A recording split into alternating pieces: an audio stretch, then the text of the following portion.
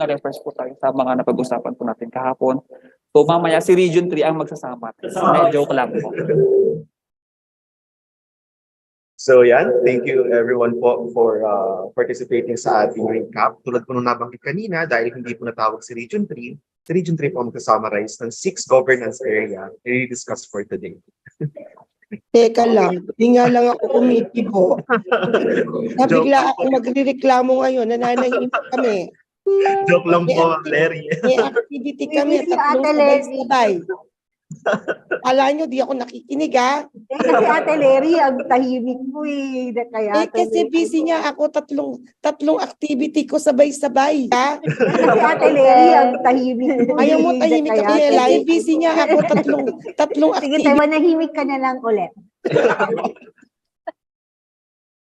Okay, so once again, maraming salamat po. And sana po nagising na lahat at ready na para sa continuation ng presentation ng ating pong mga performance indicators for the next 6 governance areas.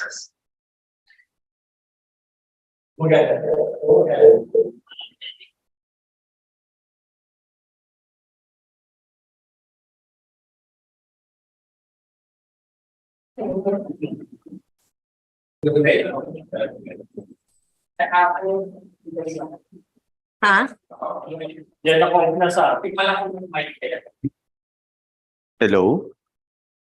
Meron pa, narinig po. Okay po. Lipat po tayo ng audio. So now, as we continue to for the discussion of the performance indicators for the next 6 governance area, for today, ito po ang magiging flow ng ating presentation for a while lang po. First, it will be the presentation of the performance indicators for the disaster preparedness and responsiveness governance area to be presented by the Office of Civil Defense. Next will be the presentation for safety, peace, and order by BLG's Policy Compliance Monitoring Division. After our lunch break po is the presentation of the indicators for health compliance and responsiveness by our representatives from the Department of Health, to be followed by the presentation of the indicators for business friendliness and competitiveness to be discussed by our representatives from the DILG Bureau of Local Government Development.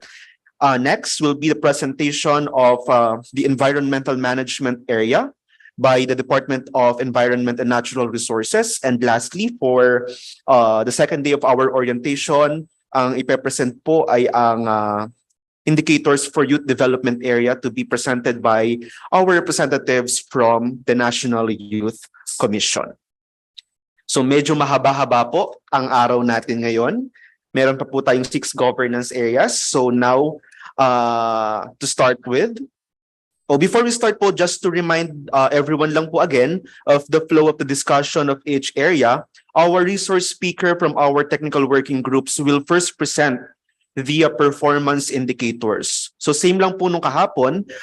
Then after po ng presentation, we proceed to the open forum. And should you have questions or clarifications na gusto po ninyong i-raise, pwede po ninyo itong i-message sa ating chat box. And the SGLG National Working Team will document everything at i-raise po natin ito later after the discussion of the indicators per governance area. And now, as we continue the discussion, on behalf of TWG Head Director Harold Cabreros, let us welcome Ms. Aurora May Cabañeros from the Office of Civil Defense to present for the Disaster Preparedness and Responsiveness Governance Area. Good morning, Ms. Ara.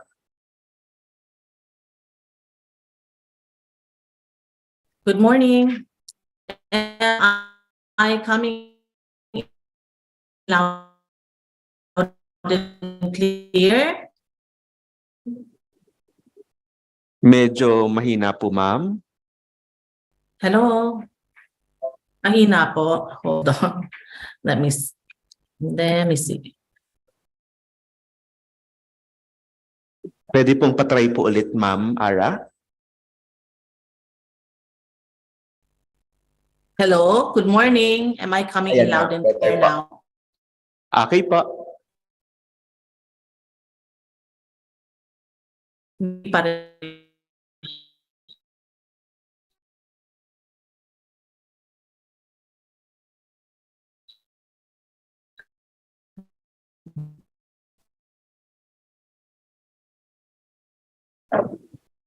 Miss Ara, ma'am, parang nawala po ulit. Yes. Wala ulit? Bakit kaya? Hold on. Ayan ma'am, meron na po. Let me try. Can you give me a minute? I'll just.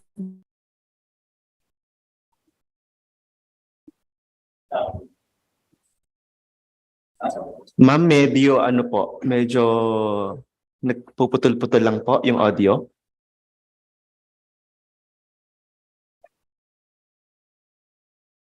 Wala siya.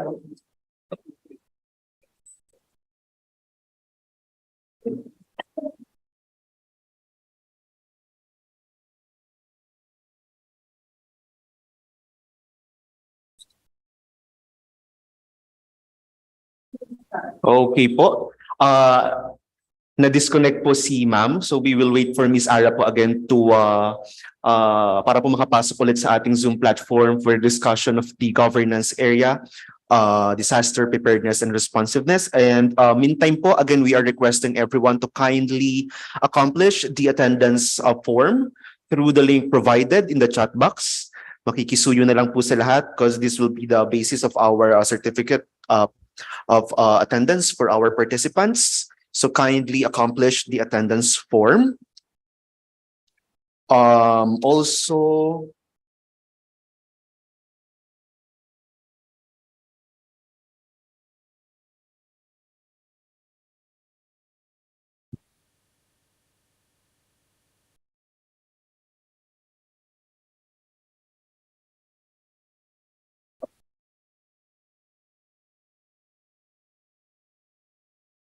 nagko-connect po sila ulit.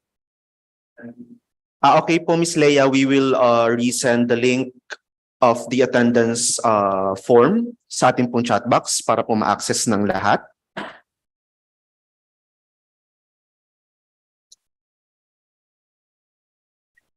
While waiting po for Miss Ara from the Office of Civil Defense, again, we would like to acknowledge po the presence of DILG officials from different regional offices. We would like to acknowledge po the presence of ARD-LPDO Derwin from the DILG Region 2. Good morning, sir. Also, we would like to acknowledge the presence of ARD Yvette Tolentino Sunga from the DILG Region 10. Good morning, ma'am. Also, we would like to acknowledge the presence po of ARD Jao from Region 5. Good morning po, ARD. From DILG CAR, we would like to acknowledge the presence of ARD Rupert Maribay. Magandang umaga po, sir. And from DILG Region 12, we would like to acknowledge po the presence of ARD Laylin Ortiz. Magandang umaga po sa ating lahat. And of course, sa lahat pa po ng ating participants, LGMed chiefs, our regional and provincial focal persons, our representative from different field offices, maraming salamat po muli sa inyong participation. And announcement lang din po, later this afternoon, we will provide you with the updated link, Zoom credentials for our Day 3 on Monday. Nagkaroon po tayo ng konting changes due to the unavailability of this Zoom account sa third day po ng ating orientation. So standby lang po sa lahat ng ating mga RFPs. I-resend po namin later this afternoon ang new meeting credentials for Monday, Day 3 of our national orientation. Maraming salamat po. I think nakabalik na po si Miss Ara from the Office of Civil Defense. Ma'am? Hello, am I coming in loud and clear this time? Nakakapasok na po ba? Yes po. Okay na po. Alright. Okay, thank you. Alright, so magandang umaga po sa lahat. Unang-una po kay Yusek Iringan and the members of SGLG, the Secretariat, and all the regions represented here today. Magandang umaga po sa inyong lahat. I am Ara Cabaneros from the Office of Civil Defense. On behalf of all the members of the TWG for disaster assessment criteria for under the disaster preparedness governance for this year, calendar year 2023. So sinasabi po sa RA 11292 or the act establishing the SGLG, that the SGLG is a continuing commitment for LGUs to continually progress and improve their performance in the area of disaster preparedness by preparing for challenges brought out by unpredictable natural calamities.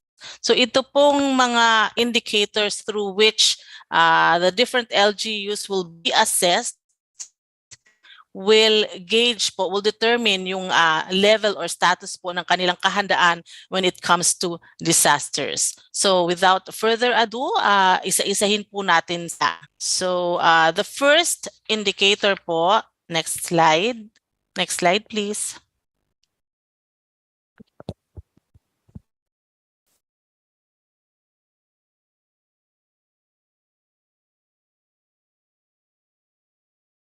Next slide, please.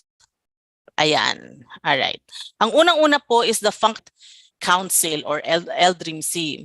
In compliance with the minimum standards required by RA 10121 for DRRM purposes, particularly on the establishment and functions of the Local Disaster Risk Reduction and Management Council, its organizational structure, composition, and its meetings. So under this indicator po, meron po tayong dalawang sub-indicators. So andyan po yung composition and the meetings. So under composition po, this is pursuant to Rule 5, Section 2 and 3 of the IRA of RA 10121, council members must include heads from different specified government and non-government offices, as well as 4 accredited CSO members and 1 representative from the private sector. The minimum requirement is for provinces, cities, and municipalities to have LDRIMC members, including, in addition to heads of different government and non-government offices, at least 4 accredited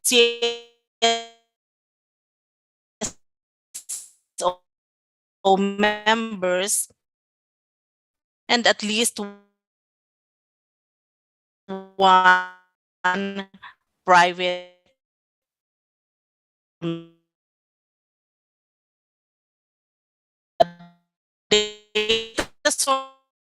This is an executive order.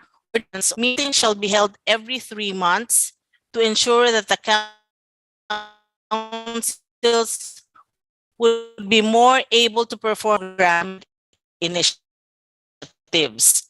Ang minimum requirement po is for provinces and cities and municipalities to have LD meetings at least once every quarter in the calendar year 2022. So the data source, choppy pa rin po ba? Choppy daw po ako. Am I still choppy or putol po? Baka sa connection po dito sa office. Medyo napuputol po, ma'am. Try, Ngayon po, medyo okay naman speak po. loud, baka sakali. Right. Up. So for the meetings, data source would be LDRIMC notice of meetings, agenda meetings for calendar year 2022. All right. So the next indicator po, susunod po. Next slide. Next slide, please. the established local disaster risk reduction and management office, or LDRIM-O, in compliance with minimum requirements of establishing an LDRIM office responsible for the development and implementation of programs or strategies relative to disaster risk reduction pursuant to RA 10121 and NRIMC DBM CCC Joint Memorandum Circular 2014-1, which is the implementing guidelines for the establishment of LDRIM offices or barangay DR in LGUs. So the minimum requirement is that provinces, cities, and municipalities must meet relevant standards under the 3 sub-indicators 2A, 2B, and 2C. So unahin po natin yung unang-unang sub-indicator, which is the local disaster risk reduction and management officer or head of office. And the previous joint memorandum circular I mentioned earlier provides for the creation of a permanent position for of the LDRIM office. It also specifies the corresponding salary grade per LGU type and minimum qualification standards for the position. So ang minimum requirement po for provinces and cities, except for Manila and Quezon City, meron po sila dapat LDRIM-O head na merong plantilla position na LDRIM-O 4 and salary grade 22.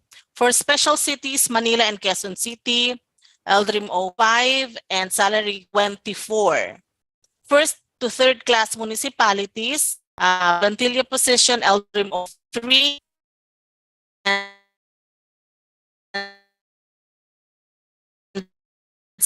salary grade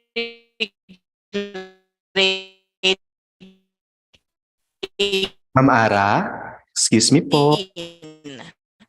For fourth to sixth class municipalities, plantilla position LDRIM. Yes. Ma'am Ara? Hello po. Ma'am, okay lang po kahit mag-off muna po ng camera para lang po ma-save po yung ano. Malabo pa rin, sir.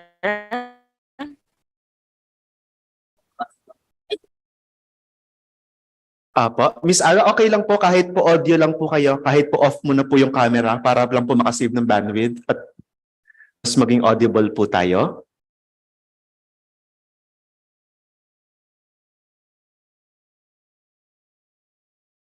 Na-disconnect po ba si ma'am? Wait lang po, check lang po natin.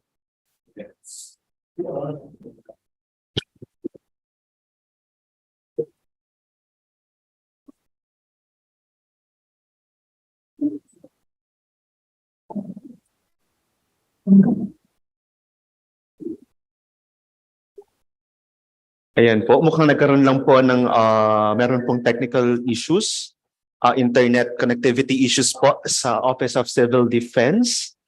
Ngayon, kaya po medyo na-disconnect po si Miss Ara Cabañeros from the OCD.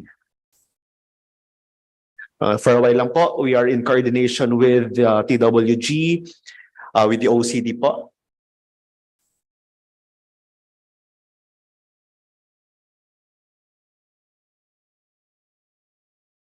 Meantime, while we are waiting for Miss Ara again to continue her presentation of the performance indicators for disaster preparedness, ayan po, saktong-sakto, we will resend the attendance link sa ating pong chat box, and we are requesting everyone to kindly accomplish the registration form. So maraming salamat po. And also, I forgot to mention earlier po, we would like to acknowledge also po ang presence and attendance ng ating mga CSO representatives. Maraming salamat po sa inyong participation sa ating national orientation.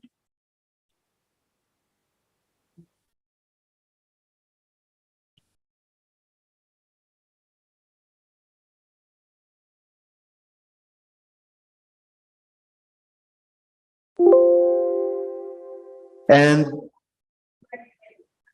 of course po, nakalimutan ko rin pong i-mention kanina, though na-message ko na po sa ating chat box, we would like to acknowledge po the presence of AR Diluelo Ilocino from the ALG Region 7. Magandang umaga po, ARD. Thank you for your participation po in attendance to this SGLG National Orientation. Good morning. Good morning. Morning po.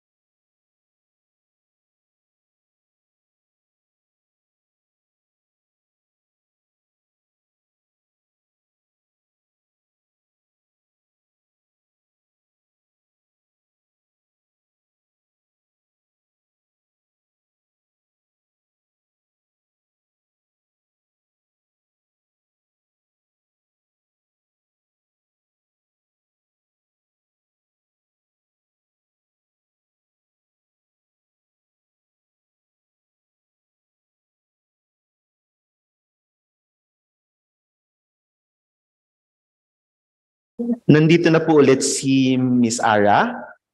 Miss Ara, okay lang po kahit off muna po yung camera po ninyo para lang po makasave si Danwil. All right, sige. I connected with a different computer this time. Is it better? Ayan ma'am, mas okay po. All right, sige. Patuloy po natin. Nasaan po tayo? Saan po tayo na? Miss Ara, okay lang po sa audio na lang po, palakas lang po ng konti. Though, hindi naman na po putol-putol yung ano. Okay, hold on. Sa audio na lang po. Thank you so much po.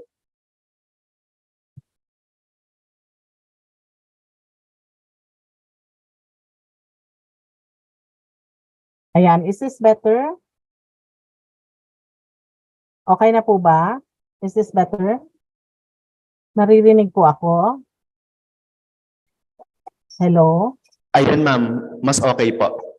Alright, sige. Maraming salamat. So pagpatuloy po natin, I think we were discussing yung minimum requirement for local dream officer. So yun po. So for ulitin ko na lang po, for provinces and cities except for Manila and Quezon City, kailangan po merong plantilla position na LDREAM 04 and salary grade 22. For special cities like Manila and Quezon City, LDREAM 05 and salary grade 24.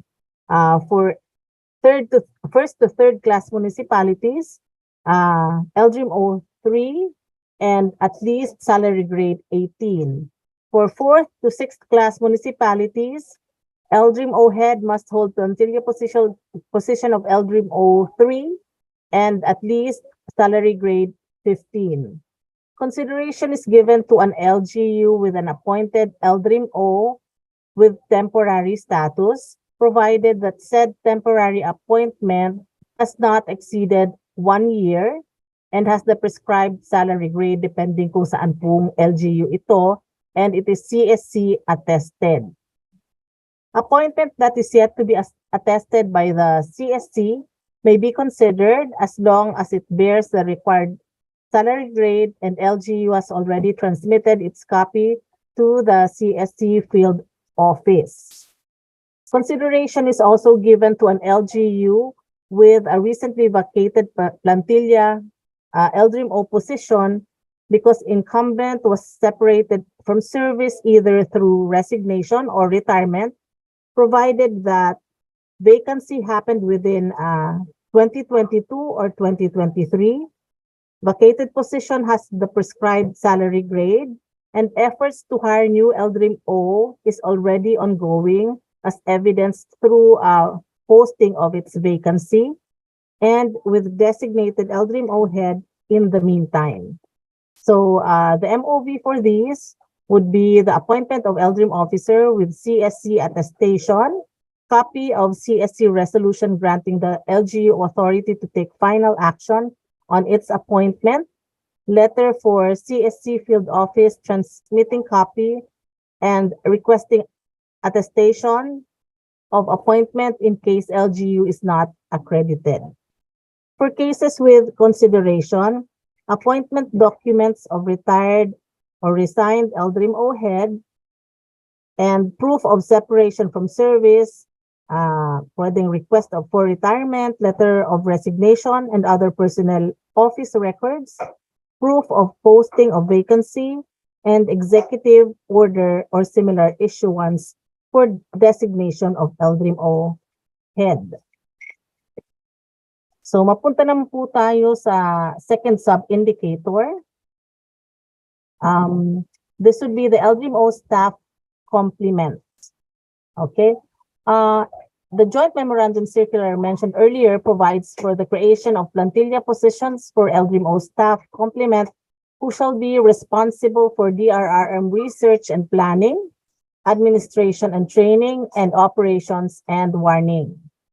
Section 5.5 of the same joint memorandum circular provides the following means by which the LGUs can augment the staff complement of the LDRIM-O. Number one, designation of or assignment of personnel of LGU to the LDRIM-O in concurrent capacities with their existing positions. Number two, reassignment of personnel of the LGU to the LDRIM-O. Number three, full-time or part-time detail of existing personnel of other government agencies to the LDRIM-O, and transfer of existing vacant positions from other units to the LDRIM-O. So minimum requirements, provinces, cities, and first to third class municipalities must have at least 3 LDRIM-O staff plantilla positions that are filled. Fourth to sixth class municipalities must have at least 1 plantilla LDRIM-O staff. Consideration is given to an LGU with the following conditions to meet the required staff complement.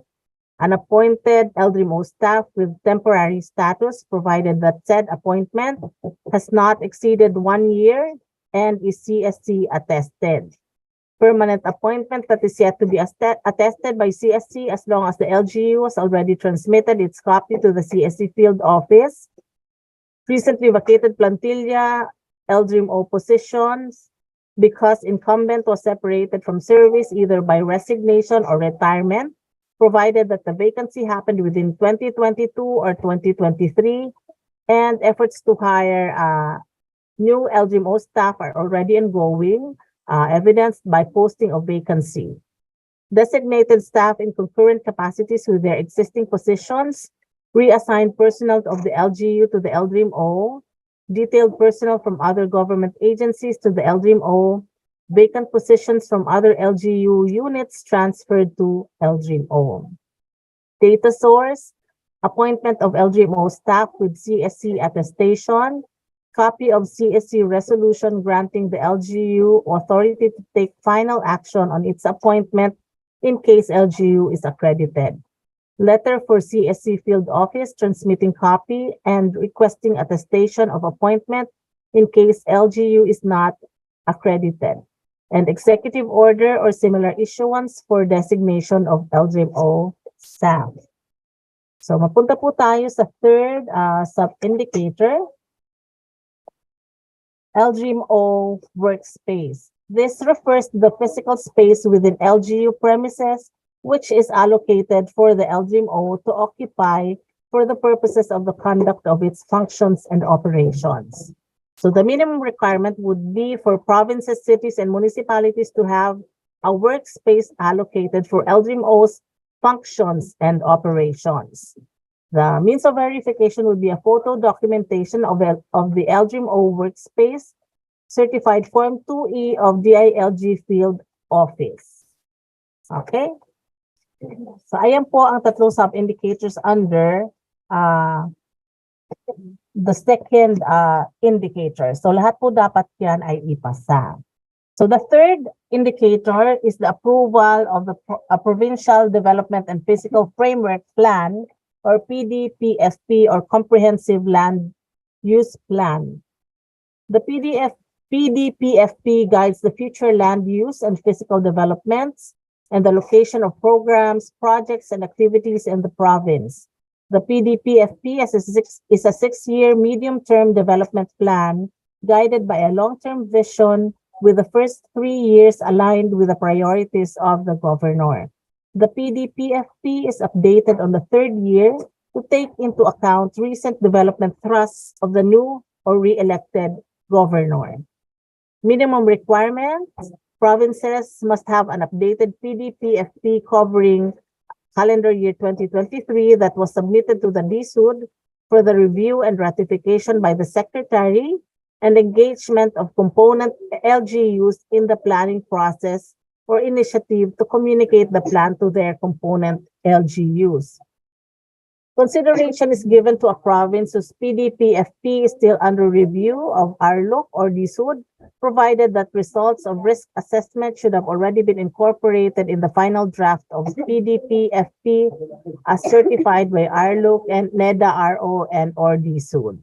So how do we prove this? Or the data source would be for PDPFP department or DSUD or HLURB resolution approving the PDPFP covering calendar year 2023, data on the status of the PDPFP of provinces from DSUD, Regional Land Use Committee's resolution or certification recommending the PDPFP's approval or adaptation of the province, certification from RLOC, Regional NEDA or DSUD stating that the draft is currently under review at their level and results of risk assessment is already incorporated therein if PDPFP is yet to be approved. And also documentation like post-activity report on the communication of the PDPFP to component LGUs and provincial DRMC or of their participation in the formulation. Right? Next indicator. Under pa rin po sa indicator number 3, the sub-indicator po, pabalik po ng ating slide. Ayan. Sa CLUP naman, because we were discussing earlier yung PDPFP, the CLUP, which are the Comprehensive Land Use Plan, determines the specific uses of land and other physical and natural resources, both private and public within their territorial jurisdiction, including areas co-managed with the national government, and as appropriate management plans for ancestral domains, critical watersheds, river basins, and protected areas. The zoning ordinance serves as the statutory tool to implement the CLUP. So minimum requirement for cities and municipalities must have an approved and updated CLUP with zoning ordinance covering calendar year 2023 and engagement of component barangays in the planning process or initiative to communicate the plan to their component barangays. Consideration is given to a city or municipality whose CLUP is still under review, provided that the final draft was already CCA DRR mainstreamed as certified by PLUC or Regional DSUD for CCMs or Regional Central DSUD for HUCs and ICCs. So data source for CLUP, list of cities and municipalities with approved CLUP from DSUD, Sangguniang Panlalawigan resolution for the approval of the CLUP, zoning ordinance for component cities and municipalities, DSUD HLURB resolution for the approval of the CLUP, zoning ordinance for HUCs and ICCs, actual CLUP and zoning ordinance, certification from Provincial Land Use Committee or Regional Central DSUD stating that the final draft is currently under review and results of risk assessment is already incorporated therein if CLUP is yet to be approved. Documentation of communication of CLUP to barangays and LDRIMC members or their participation in the process. Okay, next po. The next indicator is the approved local disaster risk reduction and management plan. RA 10121 states that among the duties of LDRIMOs is to formulate and implement a comprehensive LDRIM plan. It sets out goals and specific objectives for reducing disaster risks together with related actions to accomplish these objectives. It covers the 4 thematic areas. It also provides for the identification of hazards, vulnerabilities, and risks to be managed at the local level, disaster risk reduction and management approaches, and strategies to be applied in managing said hazards and risks, monitoring and evaluation system, among others. So minimum requirements for provinces, cities, and municipalities must have an approved LDRIM plan that covers calendar year 2023 and DRR CCA development initiatives incorporated in the calendar year 2023 annual investment program as verified by the DRR CCA focal person of DILG regional office. Data source would be approved LDRIM plan, Sangguniang resolution adopting the LDRIM plan, and approved calendar year 2023 AIP. All right, next po. Next indicator is the presence of a local climate change action plan and climate change expenditure tagged investment program. Hindi ko na po basahin yung relevance and description at napakahaba. So we go to the minimum requirement for provinces, cities, and municipalities. They must have the following as verified by DRR CCA focal person of the concerned DILG regional office. Approved LCCAP or approved PDP-FP, CLUP, CDP covering calendar year 2023 with the risk assessment and climate change adaptation and mitigation actions submitted to the Climate Change Commission. And number 2, approved AIP for calendar year 2023 with CSET submitted to the CCC, Climate Change Expenditure Tagging. Consideration for AIP, LGUs may still pass if they submitted their AIPs for 2023 to CCC, regardless if it has CSET or Climate Change Expenditure Tagging or not. So, ito po ay parang in preparation for succeeding SGLG and GK assessments in calendar 2024 and 2025. Integration of greenhouse gas inventory in the LCCAP may be included in the minimum requirement for this indicator. The LGUs are also reminded to submit their AIP to CCC. For 2024 or 2025, SGLG and GK may start looking into the presence of climate change expenditure tagging in AIP as confirmed by the CCC. Hence, LGUs are reminded to submit their 2024 AIPs ahead. And LGUs are strongly encouraged to initiate preparatory actions for these proposed upgrades. So for this year, the data source for the minimum requirements that are being asked are the local climate change action plan, Sangguniang resolution adopting the LCCAP, approved PDP-FP, CLUP, or CDP if LCCAP is integrated into any of these plans. List of LGUs with LCCAP from CCC, list of LGUs with AIP with CSET from CCC, proof of transmittal of LCCAP to CCC, and proof of transmittal of AIP to CCC. All right, next po. Next indicator is approved contingency plans. Contingency plans are scenario-based plans for a specific and projected natural or human-induced hazard. It aims to address the impacts of the hazard to people, properties, and the environment, and to prevent the occurrence of the emerging threats through the arrangement of timely, effective, appropriate, and well-coordinated responses, as well as the efficient management of resources. Assessment will focus on contingency plans for the identified top 2 high-risk natural hazards in the LGU, as identified in the PDP, FP, CLUP, or related plans. In light of the COVID-19 pandemic, NRIMC Memorandum Circular 57, Series of 2022 was issued, enjoining, amongst others, all LGUs to update their respective PSCPs and CPs due to ongoing public health emergency. Specific considerations on how to update the CPs are provided in the MC. Minimum requirements for provinces, cities, and municipalities, they should have an LGMC approved contingency plan covering 2023 for the rank 1 and 2 high-risk hazards in their LGU, updated for COVID or emerging and re-emerging infectious diseases concerns, and must contain anatomy of the hazard, scenario generation, affected population, coordination, command and control protocols, and activation, deactivation, and non-activation protocols.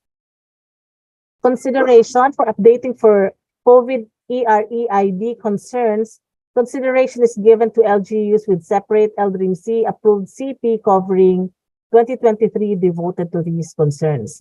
So ang dun po sa LDRIMC Memorandum Circular 57, the LGUs were enjoined to update their existing CPs.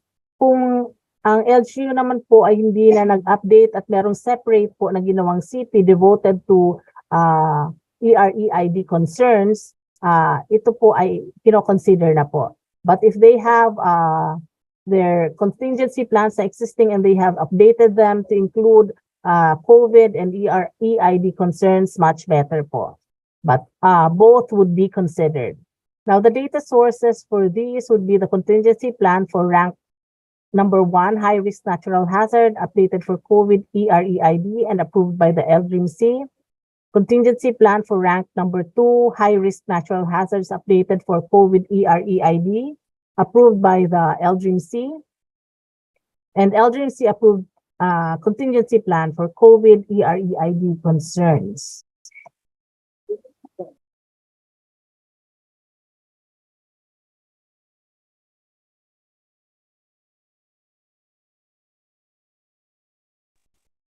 Ayan po. Next indicator, the 7th one, is the utilization of the Local Disaster Risk Reduction and Management Fund, or the 70% disaster preparedness and mitigation component. So, LDRIMC, DBM, and DILG Joint Memorandum Circular 2013-1 provides guidance to LGUs on the allocation and utilization of the LDRIM Fund. Up to 30% of the fund is allocated for the Quick Response Fund, and up to 70% is earmarked for disaster prevention and mitigation, preparedness, response, rehabilitation, and recovery, or the Disaster Preparedness and Mitigation Fund. So yung assessment po for SGLG would only focus on the utilization of the 70% disaster preparedness and mitigation component. So we can see po sa ating screen, andyan po ang computation, how to compute yung percentage ng allocation for LDRIM Fund, and to compute po for the percentage of the utilization. The cutoff date for utilization is as of December 31st, 2022. So minimum requirement, provinces, cities, and municipalities must have appropriated not less than 5% of the estimated revenue from regular sources as LDRIM Fund for 2022, and utilized at least 60% of the 70% Disaster Preparedness and Mitigation Fund of the LDRIM Fund for the 2022 current fund as of December 31, 2022.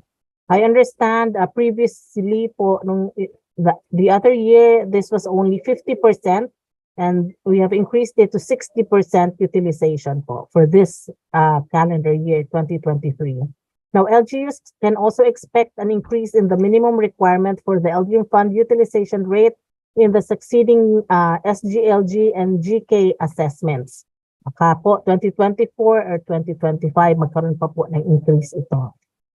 So the data source would be Certified Form 2A from the Accounting Office, Report on LDRIM Fund Utilization signed by the local accountant and LDRIM-O, Report of LDRIM Fund Utilization posted in the FDP portal, SRE, Budget Allocation, and Utilization. Okay, next po.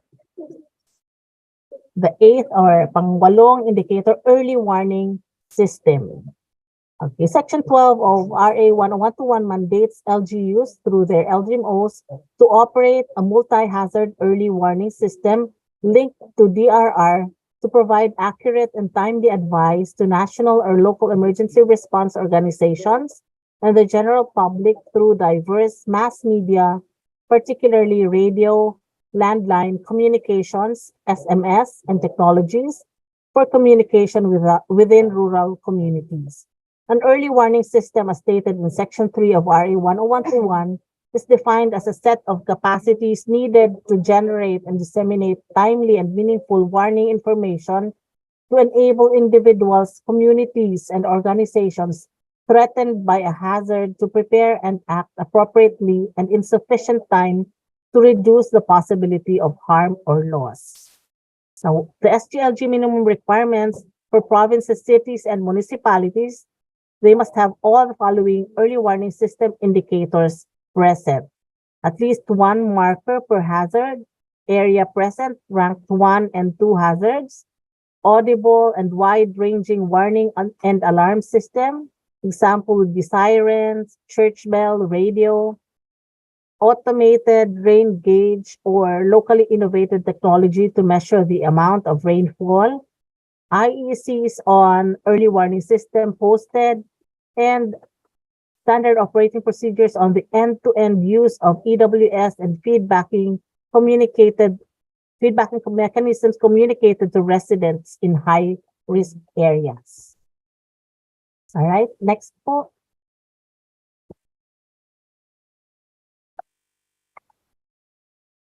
The ninth indicator is a preemptive and forced evacuation mechanism.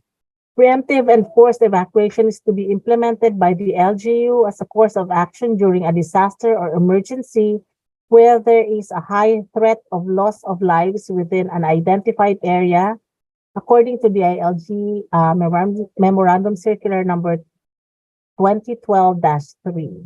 So minimum requirement, provinces, cities, and municipalities must have preemptive and forced evacuation mechanism captured in an executive order or equivalent issuance. So the data source would be an executive order or equivalent issuance on the preemptive and forced evacuation. Next po. 10th indicator would be the established evacuation management system and resources. The evacuation management system ensures that the rights and dignity of the affected population of crisis and disasters are upheld. To complement the same, sufficient and appropriate resources should be available. This includes water access, toilets, hygiene, safe spaces, and sleeping facilities that ensure the safety of children and women, PWD and elderly accessibility, kitchen, evacuation area for farm animals as necessary, among others, that is safe from hazards. So meron po itong tatlong sub-indicators. And minimum requirements for provinces, they must meet all three. Tama ba? Hold on.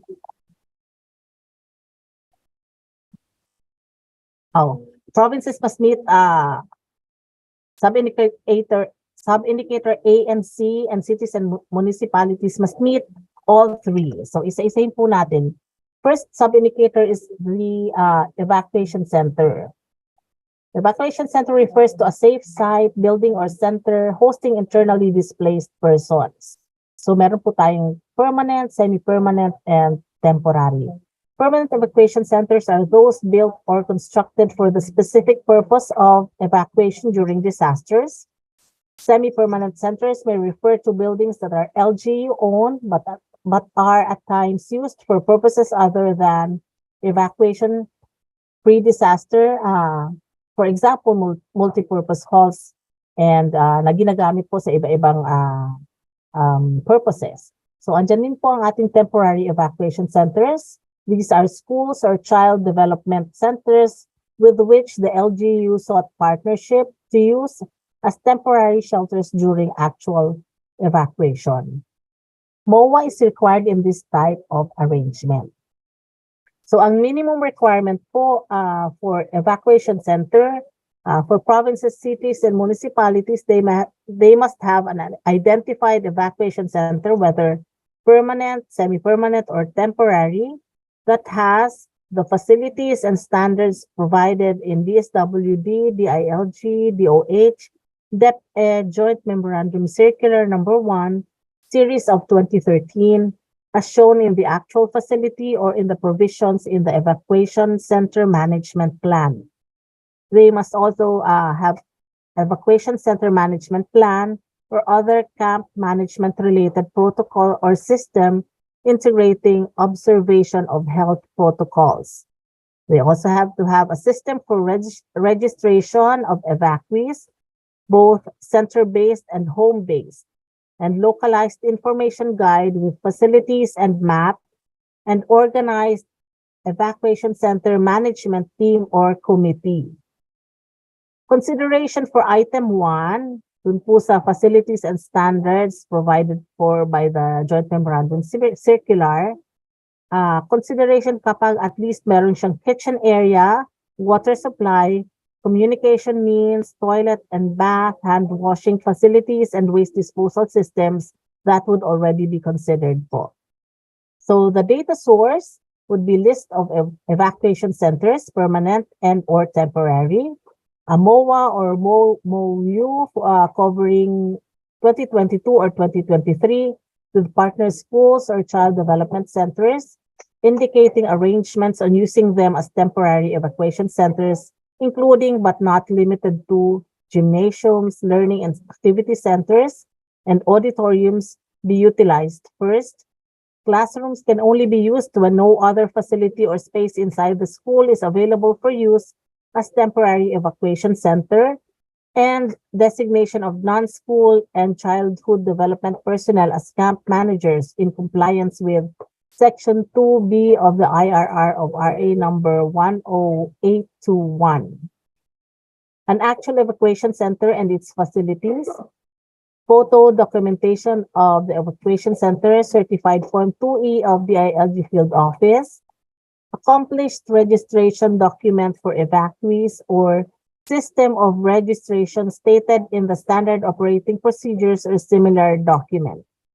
Copy of evacuation center information guide, MOA for homes, businesses, other private properties that provide temporary shelter for some families.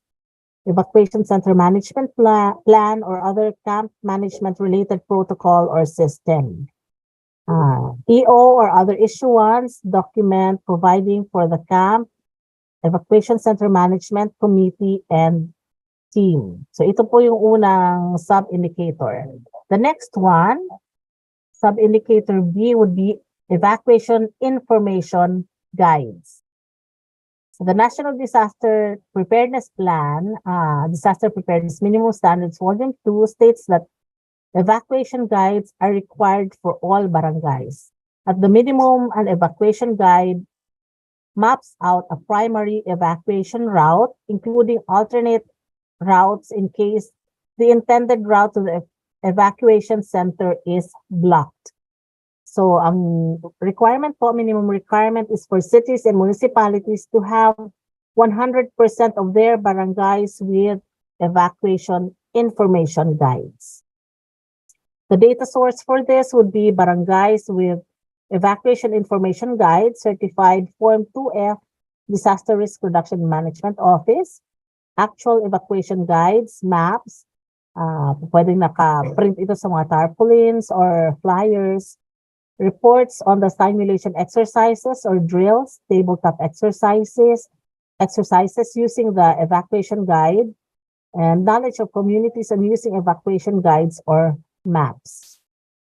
Conducted simulation exercises or drills within the last 3 years. Reports on the conduct of updating evacuation guide plan integrating minimum health standard protocol if applicable. And updated evacuation guides or plan integrating minimum health standard protocol if applicable. So the last sub-indicator is the prepositioning of goods, resources, and services. This indicates the level of LGU readiness with the ability to provide for immediate essential needs such as relief goods, medical support, and medicines. MOAs can be forged with suppliers or in some cases purchase order, such as supermarkets for the prepositioning of relief goods and other supplies, and pharmacies for medical supplies based on Rule 4, Section 4 of the IRR of RA number 10121. The NDRIMC Disaster Preparedness Minimum Standards, Volume 2 prescribes that the minimum for stockpiling is 500 food packs and 500 hygiene kits. So the minimum requirements for provinces, cities, and municipalities, they must have all of the following mechanisms. Number 1, mobilization and management of volunteer groups. Number 2, goods for relief operations, either stockpiling that must include at least 500 food packs and 500 hygiene kits, or be in partnership with suppliers. They also must have medical services, at least one health emergency response team to respond during emergencies and disasters provided by either in-house professionals or in partnership with other entities. Psychosocial support provided by either in-house professionals or in partnership with other entities. Security services and transport services to transport the possibly affected residents to the identified evacuation center. So MOVs, inventory of stockpiled food packs and hygiene kits, list of LGU hired medical professionals, list of LGU hired professionals trained for psychosocial support services and their training certificates, memorandum of agreement or equivalent documents covering 2023, indicating arrangements with volunteer groups, supermarkets, since purchase order is also accepted, pharmacies, purchase order, medical groups, psychosocial professionals, transport groups, and security system. Security services indicated in the standard operating procedures or the security plan of the PNP. Inventory of trucks, vehicles, and other transport services with photos. And photo documentation, certified Form 2E of the DILG Field Office. So these are the three sub-indicators for this 10th indicator po. So the next one would be the equipped and trained search and rescue or emergency response teams. Section 12 of RA 10121 mandates that the LGMO is to organize, train, equip, and supervise local emergency response teams and to provide continuing training to improve the competence of staff in civil defense and DRRM. Based on the National Disaster Preparedness Plan, Disaster Preparedness Minimum Standards, Volume 2, it is enumerated here po yung mga kailangan na meron po. So you can just look, go through them. Ayan pa, ang minimum requirements would be for provinces, cities, and municipalities to have search and rescue and or emergency response teams organized with equipage, motorized vehicle, generator set, water rescue kit, extrication kit, personal protective gear, first aid kit, and emergency medical kit, and trained in top 1 and top 2 high-risk hazards of the LGU. Ang ibig po nitong sabihin, for example, ang na-identify na top 1 and 2 high-risk hazards sa inyong lugar ay, let's say, flooding and earthquakes. Yung inyong mga search and rescue and emergency response teams have to be trained dahil flooding, siguro water search and rescue, dahil naman for earthquake, siguro USAR, yung mga specific po na trainings that would cater doon po sa kung ano yung na-identify na top 1 and 2 high-risk hazards sa inyong LGU. Or if they hindi po sila trained in top 1 and 2 search and rescue and basic life support or has provided SARER training from 2018 onwards. So ang data source po would be list of organized teams and personnel complement, inventory of equipment, accomplishment report with photos of training provided to the search and rescue or emergency response teams from 2018 onwards, accomplishment report with photos of training conducted by SAR or ER teams from 2018 onwards, and certificate of participation to trainings from 2018 onwards. Okay, next indicator po.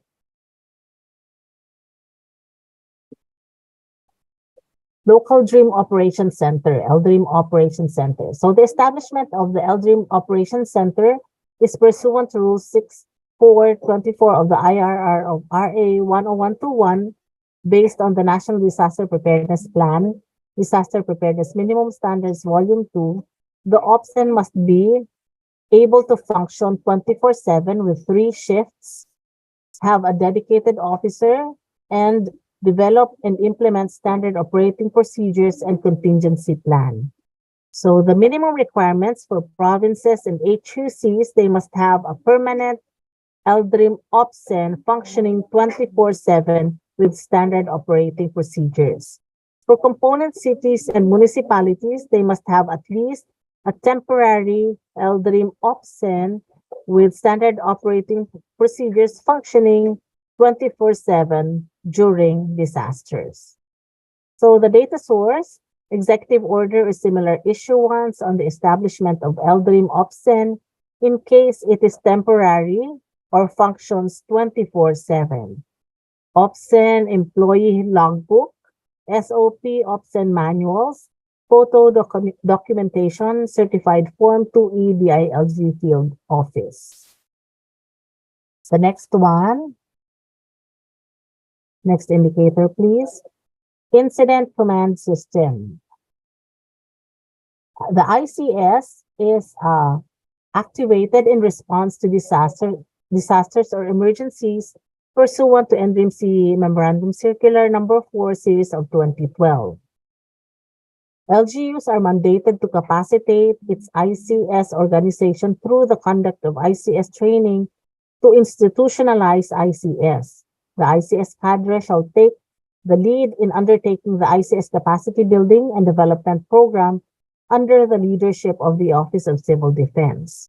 Minimum requirements for provinces, cities, and municipalities, they must have established ICS and at least one LDREAM Council head member, LGU-based or LDREAM O-head staff trained in any level of ICS.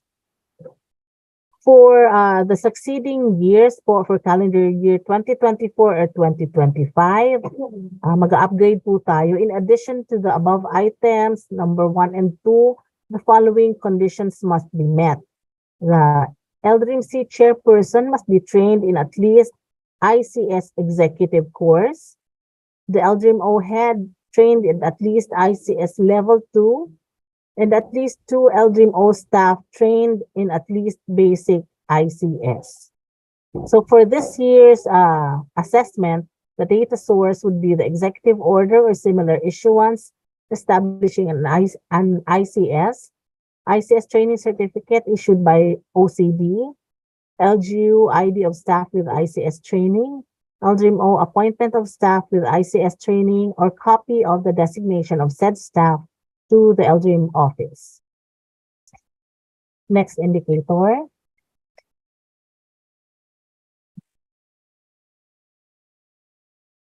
Approved community-based disaster risk reduction and management plans and budget. The CBDREAM plan sets out goals and specific objectives for reducing disaster risks together with the related actions to accomplish these objectives. The CBDREAM plan shall cover the 4 thematic areas.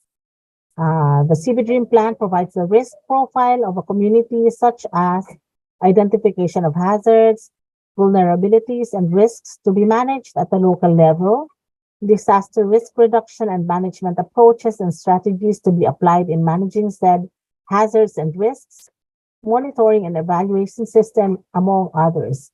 The CBDREAM plans must be incorporated in the Barangay 2023 Annual Investment Program. So the minimum requirements for cities and municipalities, they must have at least 75% of their barangays with approved CB Dream plans that are incorporated into the AIP as verified by the DRR CCA focal person of the concerned DILG regional office or provincial office. Consideration is given to matrix type barangay plans detailing DRR related TPAs with clear targets, timeframes, budget, and approved by the Barangay Development Council.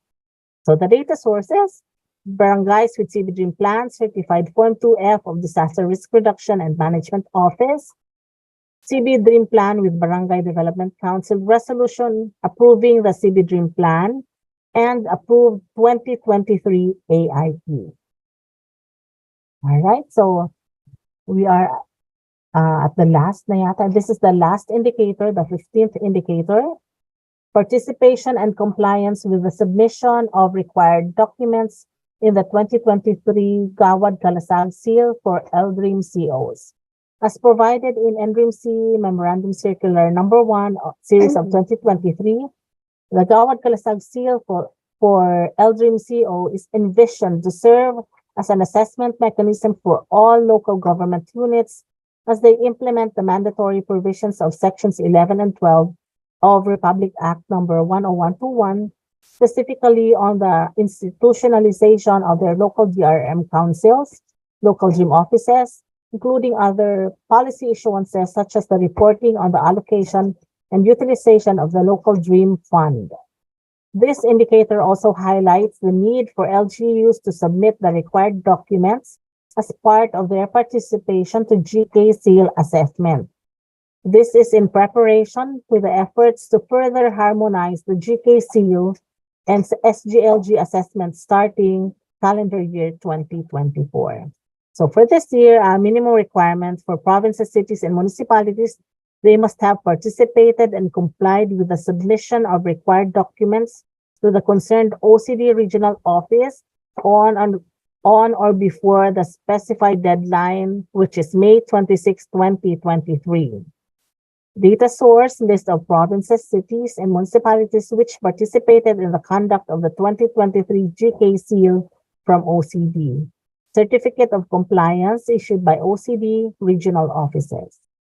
Now, a reminder for everyone that starting calendar year 2024, the GK Seal for LDREAM COs will be the primary source of data for the SGLG's Disaster Preparedness Area Assessment. Only GK Seal beyond compliant and fully compliant LGUs in 2023 will be qualified for SGLG 2024. This is subject to other resource acceptability parameters to be set by the SGLG. So those are the indicators under the disaster preparedness governance area. Thank you.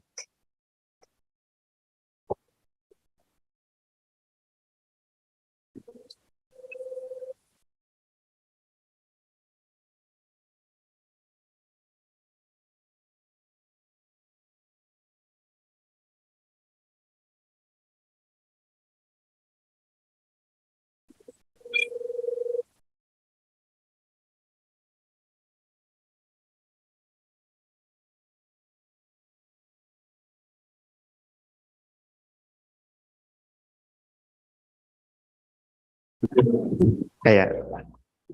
So once again, thank you, Ms. Aurora Mi Cabañeros from the Office of Civil Defense for the presentation of the performance indicators for the disaster preparedness and responsiveness governance area.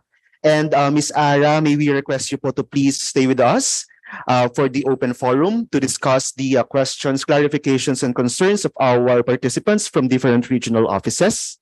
Okay lang po. Salamat po. Okay, to start with,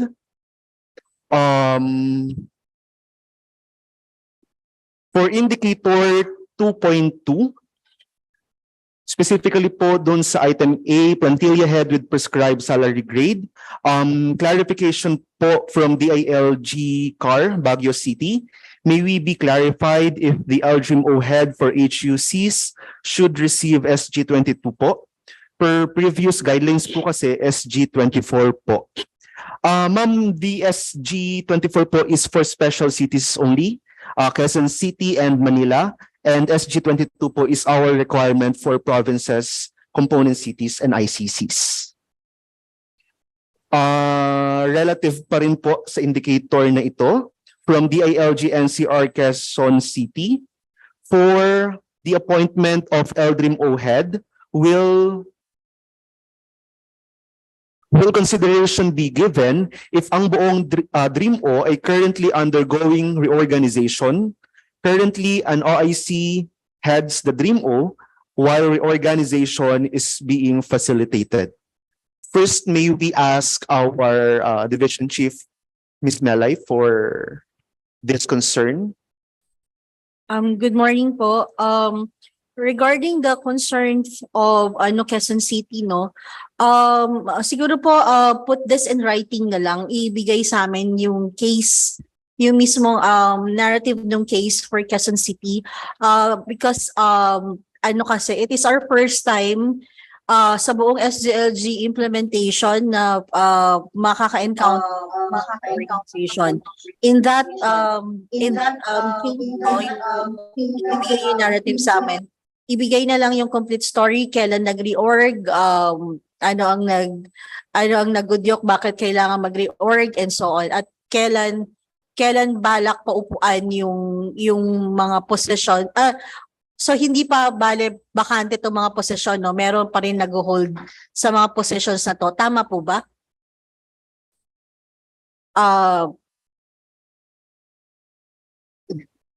I see.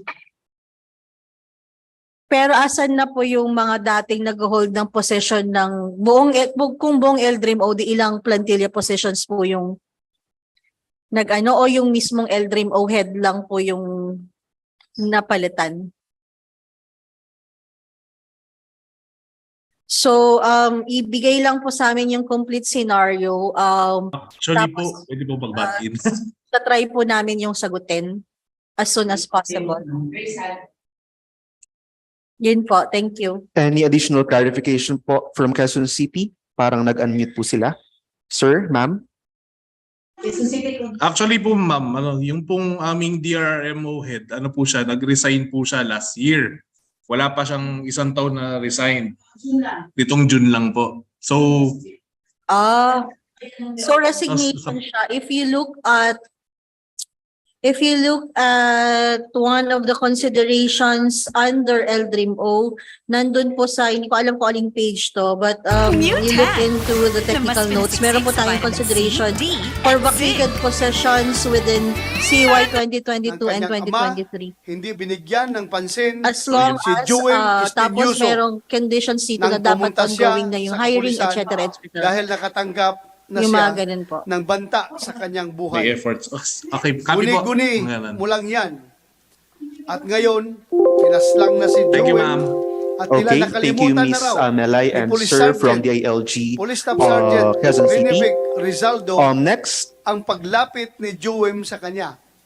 item At C paano of nangyari indicator na 2 naiba from ang the ILG pangalan Region 6 ng Antique suspect Provincial sa Office. pamamaril How kina about Anthony po if undergoing Jason Ong at renovation Sandy or Tingwa? under construction in a On the separate surface, location a ng minor LDRIM-O detail, offices?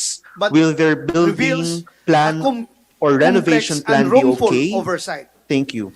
For every Ma'am single time or that sir, we in yes po, but government there have should also be a refused to temporary assess workspace or that even the listen LDRIM-O po at the is very using. least to those who come to us for help Next, or for those for times that indicator we help in the 2.4, covering up approve of someone 2022 local disaster risk else's reduction crime. and management They may plan and seem like budget. small acts of Concern rejection, from the but ILG taken CAR together, is there no consideration if the grave LGM plan acts and of LCCAP violence. ended in They are 2022 acts of injustice, plain and simple. and they are still on the Ngayong updating araw for naman, 2023 pakikinggan natin to ang Department 2025 of plans Justice kasi upang magbigay ongoing ang ng mga SIDRA update tungkol sa updating mga po. na-file ng kaso May sa we Negros ask po Oriental. the guidance from Magbigay rin the ng Office of PNP Civil ng mga Defense report tungkol kay regarding Alex this concern Mayagma of at DILG pinangalanan Apayao? sa kaso ng tatay ni Ella Sorry, I was Sistuso not able to catch tungkol that. din Ano sa yung pagpatay indicator kang po Councilor ulit? Tonton Melodia at report din tungkol sa kaso ng journalist na si Dindo Hineroso Sorry, ma'am. kung saan ang mga suspect ay mga Can you miyembro kindly ng repeat which PNP. indicator is in question? Pakikinggan din natin si Mayor Indicator Janice Digamo. 2.4, ma'am, Ano nga the ba ang relasyon nitong approved mga 2022 nabigyan local ng disaster quarry permit risk noong reduction and 2022, management plan 20 and budget. 2022? There's a concern Kasi po or siniwalat ni Governor Digamo clarification at from ang the mga ALG suspect Apayao if meron pong consideration At mga- if the at ng LGRIM mga plan suspect sa and kaso LC ni cap Dindo ended in Hineroso. 2022 and they are Quoting Mayor still on the Janice Digamo updating in her for opening statement 2023 to yesterday, the 2025 culture kasi ongoing po ang SIDRA updating.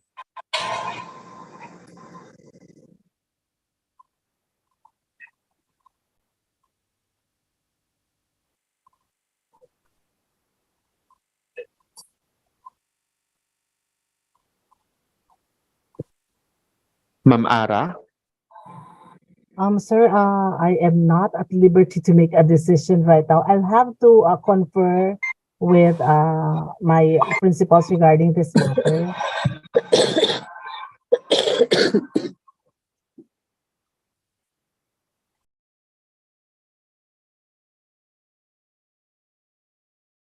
Okay po, Miss Ara, we will provide you din po with the copy of the consolidated comments and feedbacks from our regional offices for you to discuss these concerns po with the respective TWG heads po. Thank you so much, ma'am. Next po, for indicator 2.5, approve LC Cap covering CY 2023. Question po from, a request from ARD Yvette from Region 10, requesting po again, please, for the Climate Change Commission to give the ALG a list of submitted documents. Yes, ma'am. CCCC has provided the Secretariat po and the TWG their data sets on this. And we will also share this data po sa regional offices po natin. Thank you so much po. Next, same indicator po, a question from DILG CAR Mountain Province regarding inclusion of GHG inventory in the 2024 indicators. Please reconsider po dahil mukhang hindi pa kaya ng LGUs. Baka need po muna natin ng more trainings, IEC, and capacity assessment for LGUs. Ma'am, we will communicate this to our respective technical working group, especially sa colleagues po natin in the CCC and the NR Climate Change Service that recommended for the inclusion of this indicator for 2024 implementation cycle. Thank you po, ma'am. Next, for indicator 2.6, approve contingency plan for top 2 high-risk hazards. From DILG Region 2 po, what if ang contingency plan po ng LGU ay wala pang COVID ERE but ongoing po ang updating? Will it be given consideration? If so, what are the data sources needed? May we ask po the Office of Civil Defense if we will still give consideration for LGUs that have ongoing updating of their contingency plan, including a COVID ERID? Tama po ba yung intindi ko na this is a separate contingency plan on COVID and EREID, not an updating of an existing contingency plan?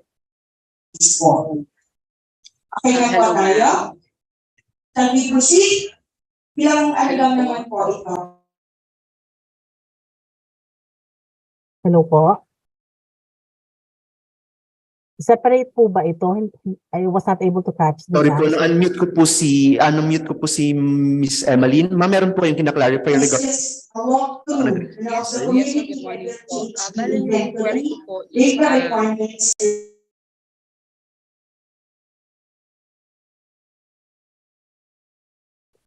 okay po. Regarding po doon sa question ng Region 2 sa for this indicator, ang question po nila, what if ang contingency plan po ng LGU ay wala pang COVID EREID, pero ongoing na raw po yung updating? Will it be given consideration? And if bibigyan po ito ng consideration, what are the data sources needed?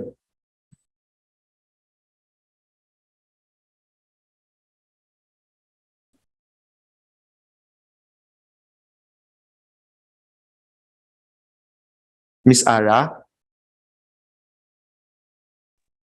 Ay, sorry, nakamute po pala. Sorry. Now, with regards sa question niya po, nakalagay po sa ating consideration is for updating for COVID ERID concerns, consideration is given to LGUs with separate LDRIMC approved CP covering 2023 devoted to these concerns. So, ang pagkakaintindi ko po, approved na po dapat. So, I'm not sure lang po if this can be discussed further with the TWG if they would give further consideration if it's still ongoing. Kasi ang pagkakaintindi ko po, pareho dapat approved na either separate or an updating of an existing contingency plan, just incorporating COVID and EID concerns. So yun po. Maybe, is it possible siguro to seek yung baka TWG if we can discuss this siguro kasi if we will just base it on what was already discussed and what is written on the minimum requirement, dapat po approved na. Okay po, thank you for this guidance po, Miss Ara. Meron din po ako nabasa na direct message po from Miss Manel from the Office of Civil Defense. It should be updated na po kasi 2020 pa yung memo. This is also included in Gawad Kalasag as well po. This was also introduced last year po. Thank you, Miss Manel, for this clarification. Noted po ito. Thank you, Also, regarding po sa concern na ito or sa indicator na ito, meron din pong direct message from Region 4A. Wala pong prescribed years of coverage ang contingency plan. What if hindi indicated ang 2023 sa CP but recently updated last 2022? Hindi po ba bibigyan ng consideration ito?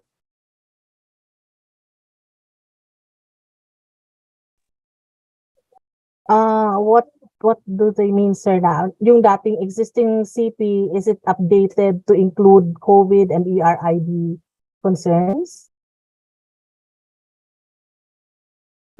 Hello, ma'am. Hindi po siya na-mention nung nagtanong from 4A, pero kung ganun po ang case, ma'am, ano po ang magiging guidance ng OCD?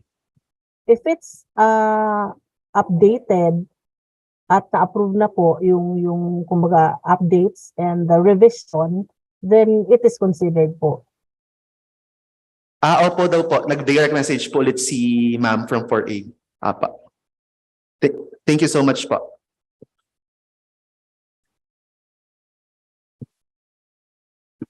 Okay, next question po regarding pa rin po sa contingency plan.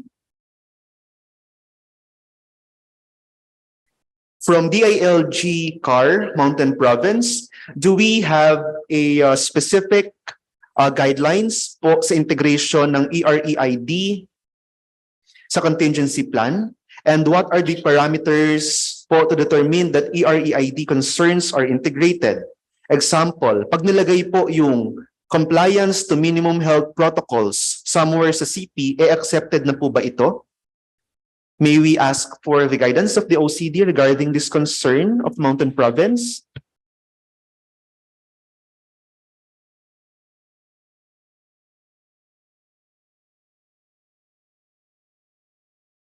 May I refer the question to my colleague Manel? Are you there, Manel?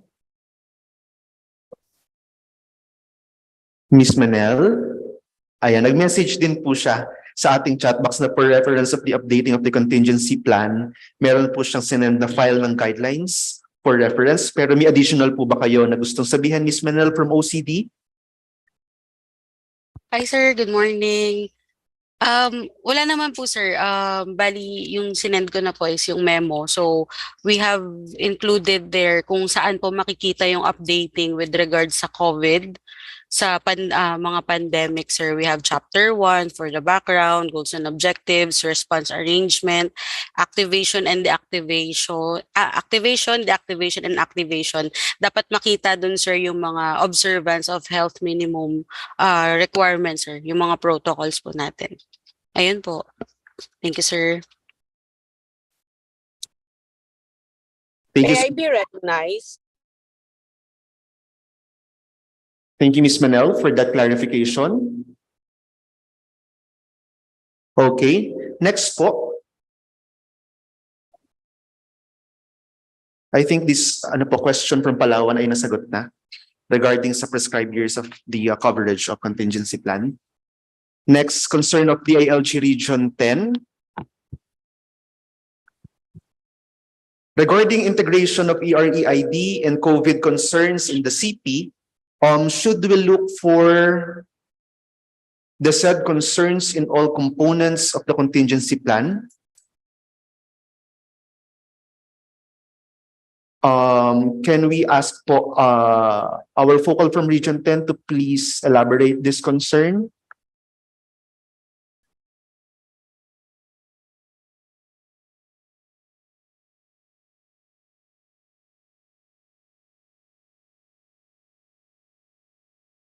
Ma'am?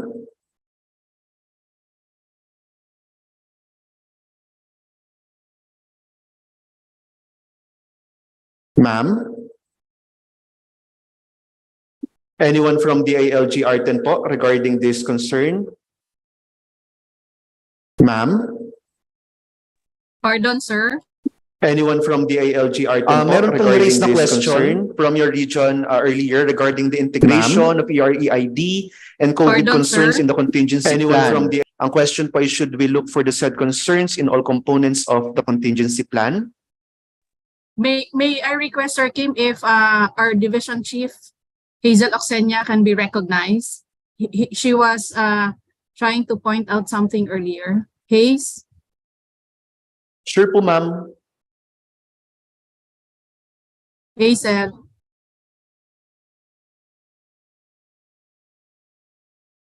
Ma'am Hazel, you're recognized po.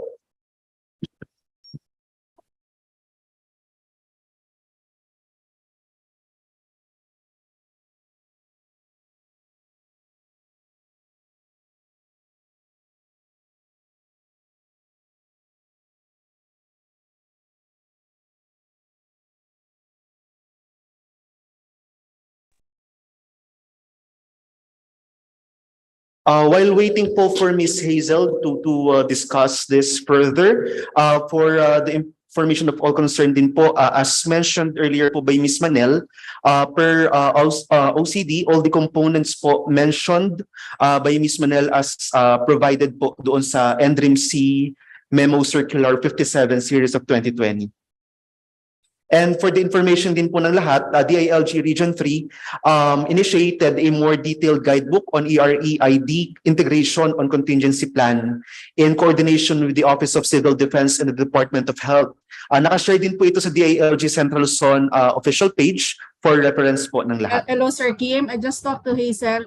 As a clarification of her inquiry, what she was asking is about the CP, if the needs inventory and the projected resources should be seen sa CP po about on ERID po. Thank you.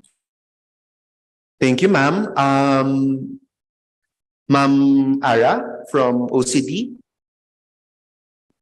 At the top of our head, I cannot, I'm not sure if those were the ones that were mentioned Kim? na chapters na sinabi ni Manel earlier.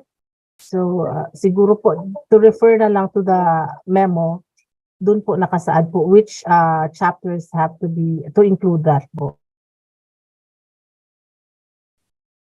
Thank you, Ms. Ara. Any additional po ARD event regarding Naka-mute po kayo.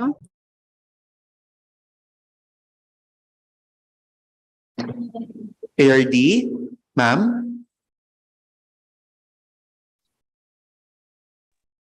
Okay na po, sir. Sorry. Okay na po. Okay po. Thank you so much po. Thank you, Ms. Ara, for that clarification. Sir, sorry, I didn't catch the clarification. May glitch po doon sa aking connection. Thank you. Okay po, Ms. Ara, pwede pong pa-reiterate lang po ang naging guidance ng OCD regarding sa question po ng DILG Region 10? Parang minention po ni Ma'am yata was for inventory or something. Kung ito po ba ay kasama dapat daw yung updates on ERID and COVID concerns. at the top of our head, hindi po namin maano siya right now. So, ang ano po namin is to just refer to the memo with the guidelines po kasi nakasaad naman po doon which parts or chapters are to include those po. Thank you po. Kindly include na lang sa technical notes, sir, please, and also a clearer reference for the assessment team on this concern. Thank you. Thank you so much po, ARD Yvette. Noted po ito.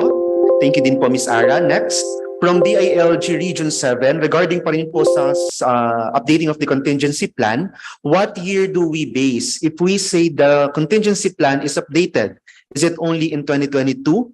Most of the LGUs that we assess, there's no year of coverage ng kanilang mga contingency plan. Seeking for guidance po from Ms. Ara or Ms. Manel regarding this concern of DILG Region 7.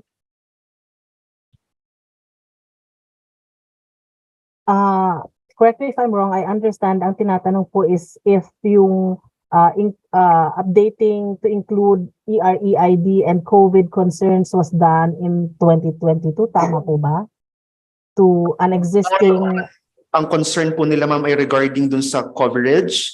Ang question po ay what year po ang ating pinagbabasihan if we say the CP is updated? Kasi is it only for 2022? Kasi most of the LGUs daw po na na-assess nila sa kanilang region ay walang year of coverage ang kanilang mga contingency plans. It doesn't have to have a particular year po as long as it's already approved. It's updated to include EREID and COVID concerns and already approved. What I mean to say is that the revision and the updating is already approved. Thank you, Ms. Ara. And additional guidance po from Ms. Manel. Technically, it should be yearly po, pero we can give consideration as long as they integrate the requirements on the recent guidelines issued by the OCT. Thank you so much po. Next.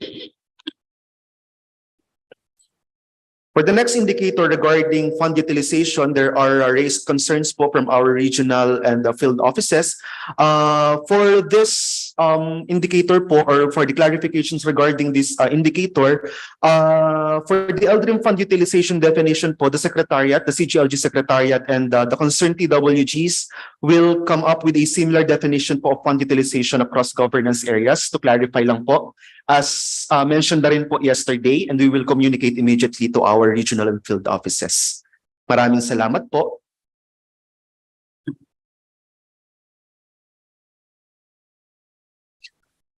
Next, from Region 10 pa rin po, from ARD Yvette, we are appealing to the TWG of Disaster Preparedness to consider lowering the utilization rate. 10% increase is quite high, and kindly consider the pandemic, the election last year, and change of leadership for some LGUs. And we also have to consider that the reduction of NTA this year have prompted some LGUs to be prudent in their DREAM fund utilization in the previous year. I believe it's okay to increase it by 2024. Actually po, for the information of all concerned, the initial recommendation is actually 75% and was already lowered to 60%. But may we ask for guidance or insights from Ms. Melay or Ms. Ara from OCD?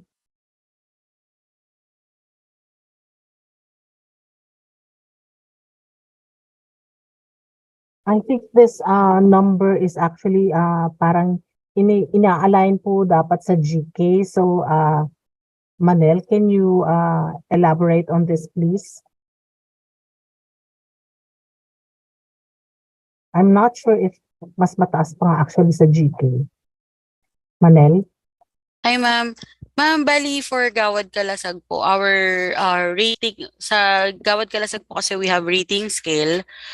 For minimum requirement po as a rating 2, we give 60% din po in line with the SGLG. So, ang highest rating po natin if they meet 75% din po. This is to ano na lang din po sa mga LGU na they must really utilize their funds po for allotted funds po nila. So, para ma-introduce po talaga siya sa mga LGU na gastusin po kasi in our data, I believe po, mababa po talaga ang utilization rate nila. Yun po, hinarmonize na lang din po siya sa SGLG na same po as a minimum requirement for them. Yun po, thank you. Thank you, Ms. Manel and Ms. Ara, for this guidance. DC Melay, any additional po?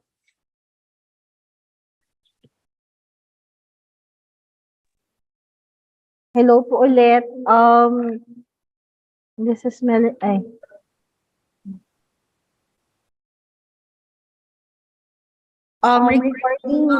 LGMF, ay wait lang.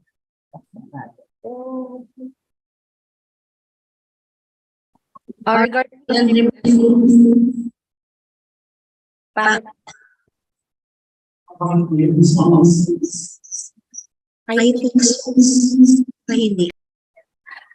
regarding LDRIM F po, no, if you look into our technical notes, nakalagay na nga po dyan na 60%. The basis of 60% is actually a rundown of the average for the data we used last year. No? We already got 65% kasi the national average. Tapos, kung makikita nyo, we have added a consideration. Pansinin nyo po yung consideration sa technical notes na at least 60% completion rate. This is new, actually, hindi natin to in-introduce nung mga nakaraang taon. Dati utilization rate lang siya. So, meron na siyang on completion rate.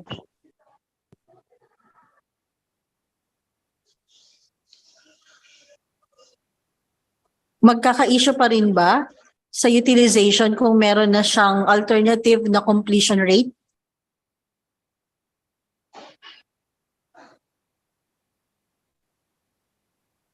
Pwede po ba nating marinig ang DILG Region 10 na nag-raise po ng concern na ito?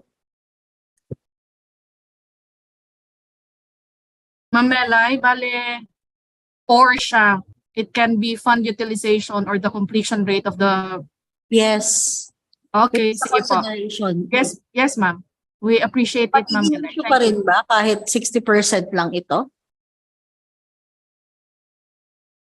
If that is the standard with the Gawad Kalasag, okay naman po, ma'am. Dagat in Gawad Kalasag is actually 75% eh. Okay. Utilization, hindi siya completion. So in the SGLG, we are introducing completion rate. Yes, ma'am. Yes, ma'am. Thank you. Thank you so much po, ARD Yvette, for this concern. And thank you, Ms. Melay, Ms. Manel, and Ms. Ara for the clarification. Pasensya na po, pero balik po ulit tayo dun sa mga naunang indicators. Meron po tayong hindi nabasa. Regarding po ito sa approved LCCAP, indicator 2.5, is there any consideration for this indicator? LCCAP and AIP submission, if only the LCCAP was submitted to CCC and AIP was not included, pwede po bang ihabol pa this year ang submission ng AIP?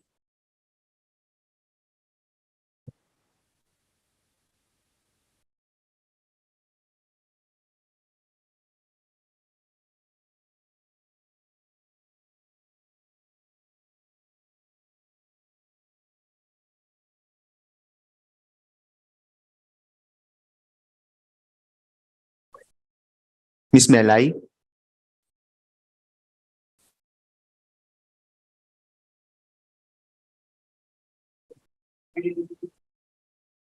Kasabay na 2024? Ikaw, magsalita ka nga ba?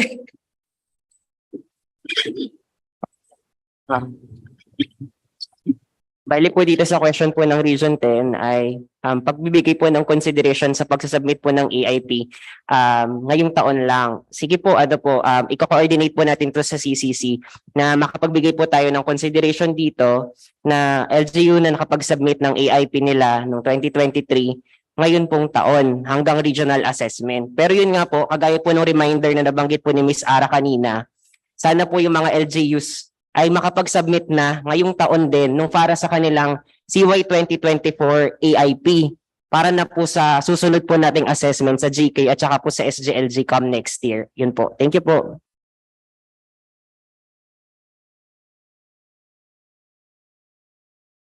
Okay, thank you so much for that clarification po. And I think dito po sa aming documentation, wala na po akong nakita na further questions regarding the indicators presented for disaster preparedness. Pero mayroon po bang mga humabol sa chat box for a while po? From DILG Region 2, pwede po bang humingi ng basis for the dissemination to LGUs regarding the yearly updated of the contingency plan? And also from Region 4A, Cavite Provincial Office, recommendation po kung pwede nang tanggalin yung period covered ng contingency plans sa data capture form bilang wala naman pong specific period covered as long as updated po. Ma'am will look into this po and will provide feedback po regarding this recommendation. Miss Manel or Miss Ara, regarding po sa question or request po ng Region 2, regarding the legal basis for the yearly updating of contingency plans, yung na-raise po ni Ms. Manel kanina, for dissemination to LGUs daw po, if meron tayo nito. Ma'am? Sir? Yes po. This was cascaded din po on 2022 sa ating LGUs, and even last 2021 pa po siya na-introduce. Even nung nag-start po kami ng voluntary assessment po, nung nag-benchmarking po kami for LGUs with regards sa LDRIM CO assessment, informed na po sila dito sa contingency plan updating po. So, I believe, sir, alam naman na po ito ng ating mga LGUs. Noted po ito, Ms. Manel. Thank you po. Also from DILG Region 2, from the LGUs po, they are appealing for the provision of technical assistance for the updating, inclusion, and integration on this new requirement or guidelines, since we consider this are technical naman po, to include also a manual or a guidebook or templates for the LGUs guide po or references. Thank you so much po. Noted po ito.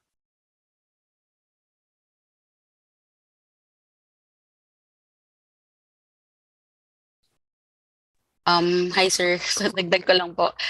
For request po for technical assistance, even in our guidelines po, included naman po kung meron po silang concerns or request for technical assistance, our capacity building and training service from the national and regional offices po ay included po dun sa memo for their contact details, just in case they want to request for another technical assistance with regards to the updating of their contingency plans po. Thank you, sir. Thank you so much po, Ms. Manel, for this clarification.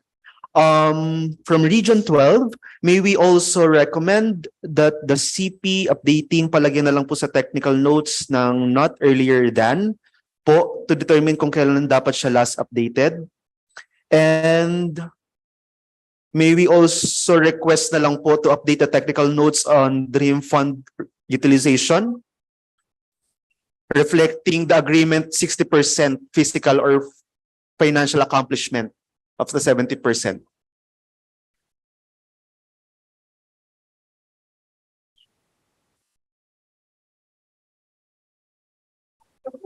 We will double check, ma'am, pero upon checking po ngayon lang, naka-reflect na po sa technical notes na nakashare sa regional offices yun pong agreements na ito regarding the utilization of LDRIM Fund.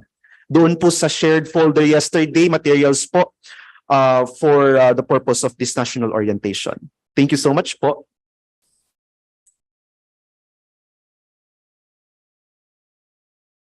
Also request po from the SGLG car, can we still have the copy of that reference, yung pong minention kanina, being requested because apparently may mga LGUs po kasi na hindi pa nakakaalam para lang po may guide ang ating mga regional assessment teams and sub-RACs. Noted po ito and we will forward to OCD.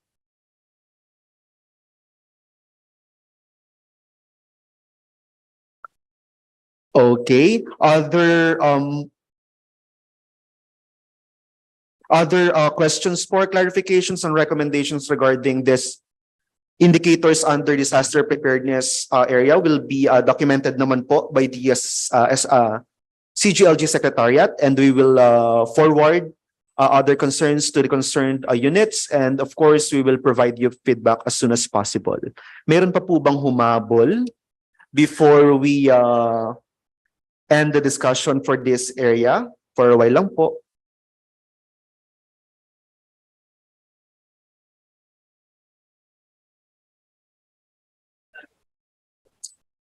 Yes po, additional recommendation po from Region 2, but the OCD cannot accommodate all the LGUs all at once po. So maganda may sample, then the LGUs may customize accordingly.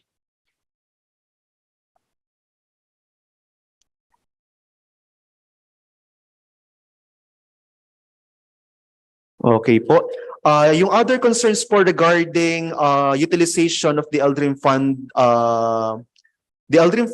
again po, as mentioned earlier, we will be coordinating with other TWGs regarding the definition, clear definition on utilization, and we will provide you po immediately feedback regarding this matter.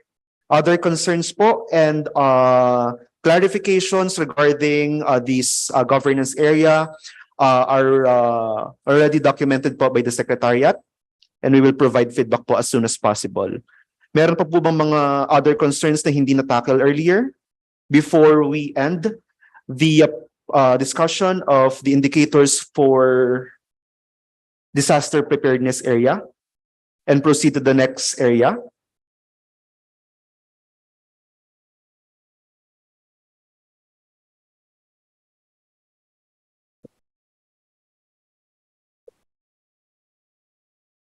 Okay, hearing and seeing none. Sir, excuse me, Okay. hello. Yes po.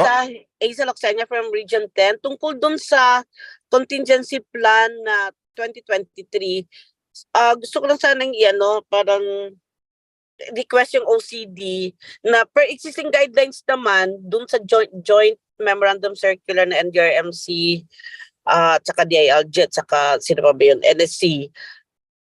Yung LGUs lang naman are encouraged to update regularly. So wala siyang period of coverage. So sana ano na yon, parang clear na yon sa lahat na hindi kailangan yearly merong CP. Yung yearly, meron siyang period of coverage. For as long as it's updated, for as long as naka-integrate or naka-mainstream yung mga dapat i-mainstream or integrate such as the COVID and the IRID concerns, then that should be enough. If the LGUs were able to update that 2022 pa lang, enough na yun. Hindi na yun for consideration. Parang it should be understood na hindi kailangan yearly na or may period of coverage ang CP. Kasi nga it will remain as their basis, as their manual of operation during response operations nila. Then if it's updated, then that should be good na. Hindi kailangan na yearly, hahanapin natin yung yearly na CP. Kasi nga wala naman siyang period of coverage. It will remain there, it will remain as the basis for response operations, except if meron dapat i-update na mga data. Yun yung ano ko, sir. Thank you. Okay po, thank you po, Ms. Hazel. Noted po ito. Maraming salamat po for raising this concern.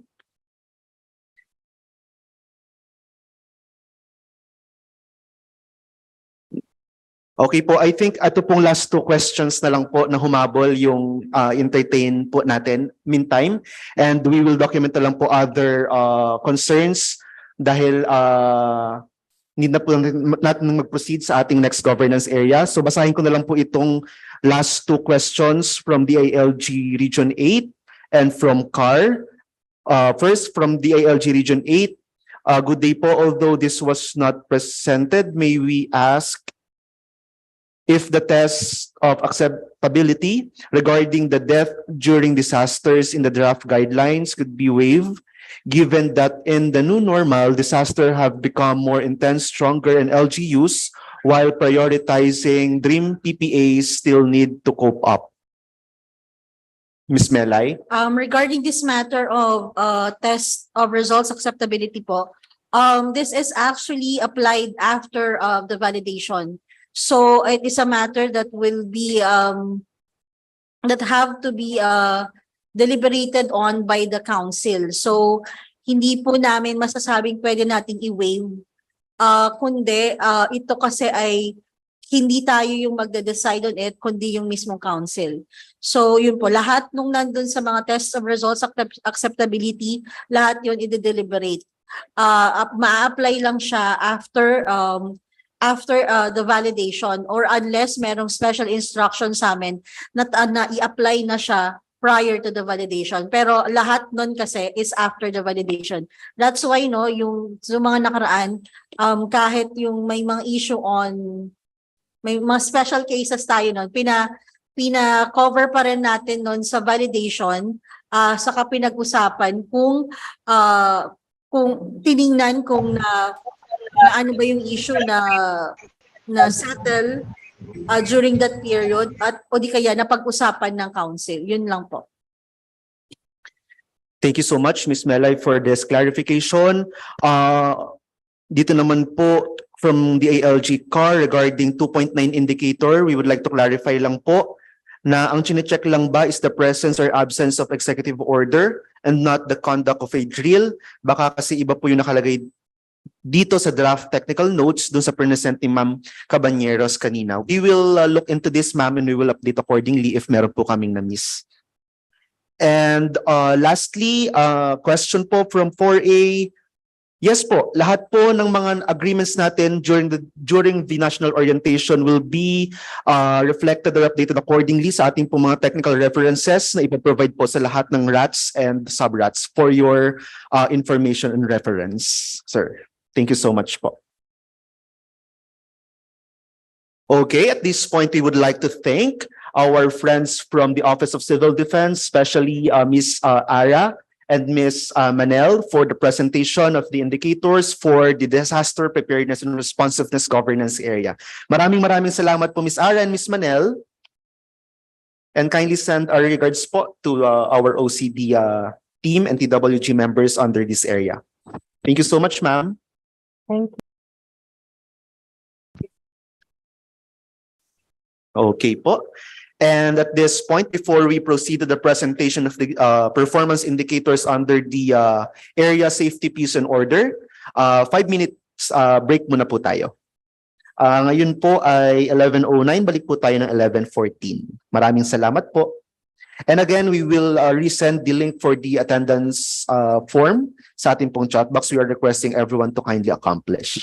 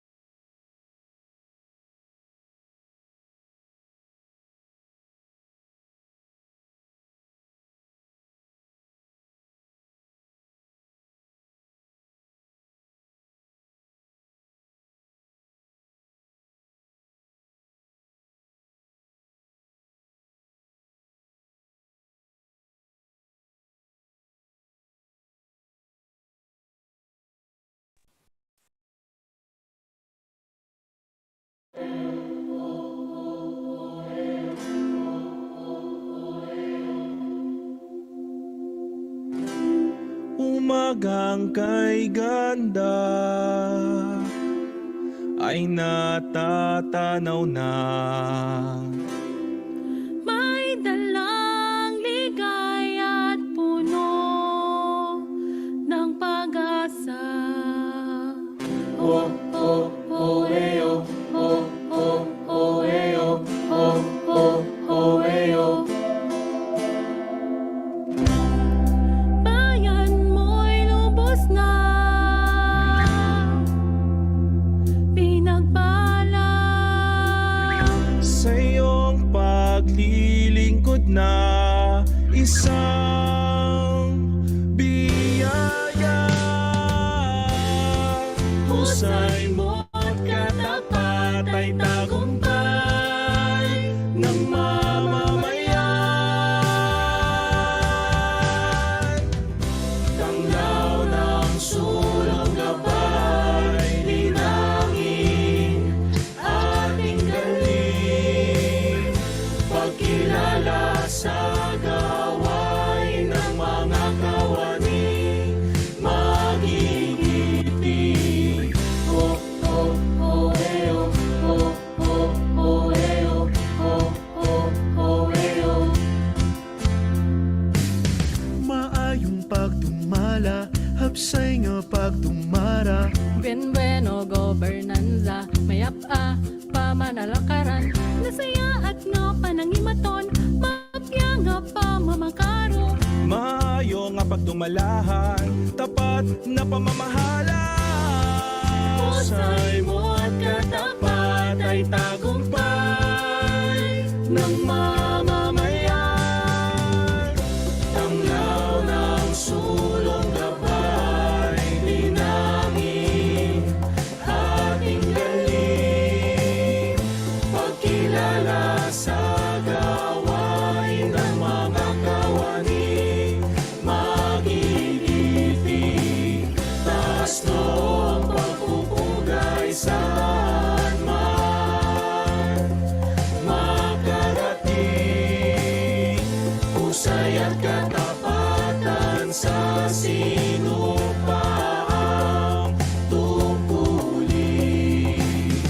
Oh, oh, oh, eh, oh, oh, oh, oh, eh, oh, oh, oh, oh, eh, oh, oh, oh, oh, eh, oh, oh, oh, oh, eh, oh, oh, oh, oh, eh, oh, oh, oh, oh, eh, oh.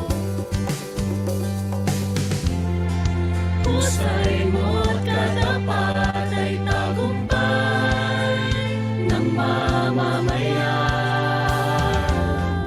Husay mo at katapat ay tagumpay.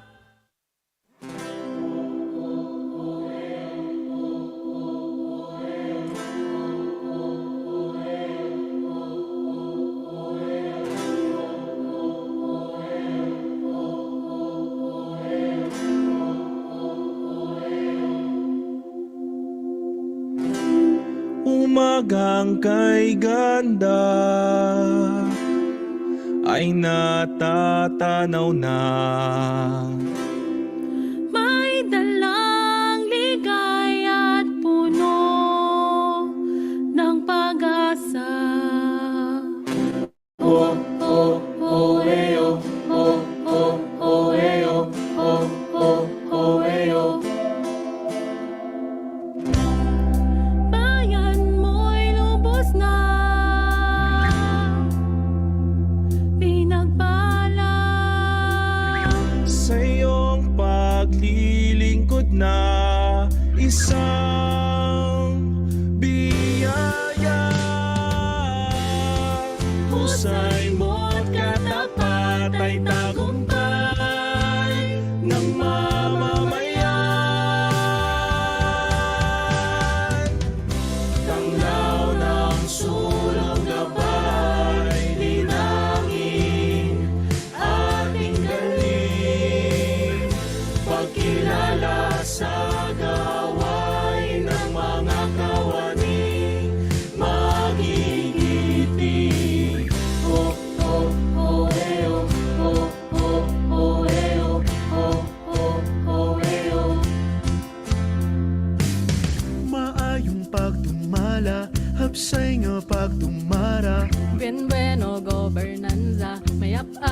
pamanalakaran, nasaya at nga panangimaton, mapya nga pa mamakaro. Maayo nga pagdumalahan, tapat na pamamahala. Husay mo at katapat ay tagumpay ng mamamayan. Tanglaw ng sulong gabay, dinangin ating galing. Pagkilala sa gawain ng mga kawani, magigiti. Taas noong pagpupugay saan man makarating. Husay at katapatan sa sinumpaang tungkulin.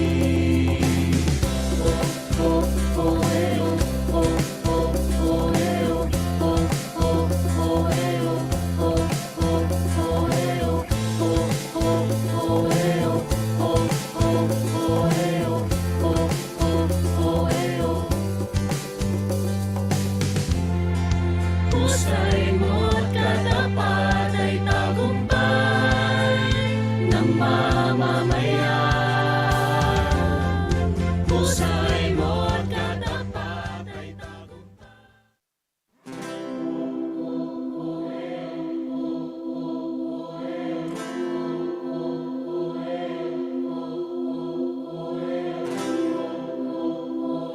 Okay, we're back po.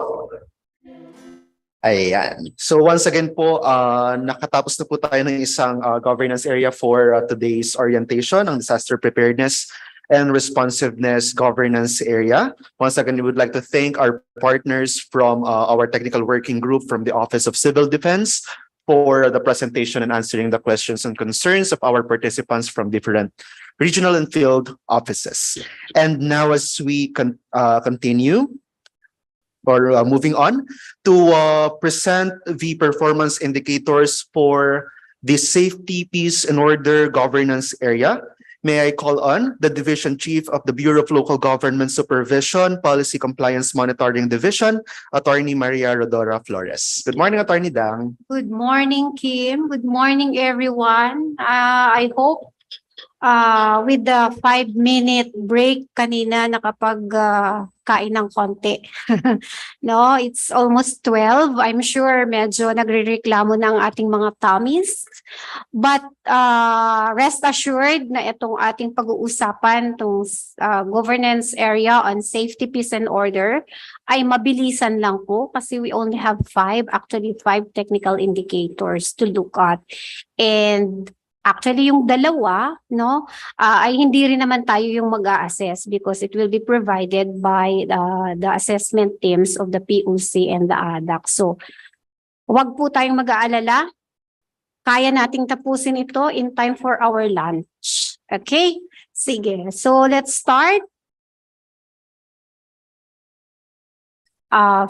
Next slide. Oo. So gusto lang namin ipakita no para ma-appreciate ninyo na so far no tapos na tayo from 1, 2, 3, 4, 5, 6 and now we're at 7. And para ma-inspire po tayo, only 3 more governance areas to go and we're done. So congratulations po for staying with us. So next slide. Okay. Sige. So 7th governance area is safety, peace, and order, of course, with focus on the protection of our constituents from threats to life and damage to property. Sige. So technical notes po ang ating ipipresent. But of course, ang aming staff ay nilagyan lang ng kulay. Sige, next slide please. Para daw maging makulay ang ating mga araw. Sige. So, in summary, ito po yung ating mga indicators. Technical indicators, we have 5. For the first indicator, we have the peace and order performance audit rating for CY 2022. For the second indicator, Anti-Drug Abuse Council, the performance audit rating for CY 2022. And for the third indicator, the provision. So we will look at the provision of logistical support to our Philippine National Police Force. And for number 4, titingnan po natin yung organized and trained BPATs, barangay tanods, and or any similar unit. And for the last indicator will be the firecracker and pyrotechnic devices regulation. Sige. So let's start with the first indicator. Yan. So, of course, alam po natin that the POC performance audit, no? Ano yung purpose ng ating POC audit? Of course, to assess the performance of the regional, provincial, city, and municipal POCs on their functionality, identify the innovations conducted and initiated by the POCs and their POC secretariats, determine possible interventions and improvement strategies for POCs and POC secretariats, and create a platform for evaluation, assessment, and sharing of best practices between and among POCs and POC secretariats. So dito po, ang data source naman po natin at yung listahan po ng ating LGUs that passed the 2022 POC performance audit that are eligible for the SGLG assessment will be provided by the interim NPOC Secretariat. Of course, naka-care of po ito sa ating bureau, ang Bureau of Local Government Supervision. At ang gagamitin po dito, no, is a system, the Peace and Order Council Performance Audit System. So, this won't be, kumbaga, hindi to masyadong hassle, no, para sa ating mga SGLG assessors. And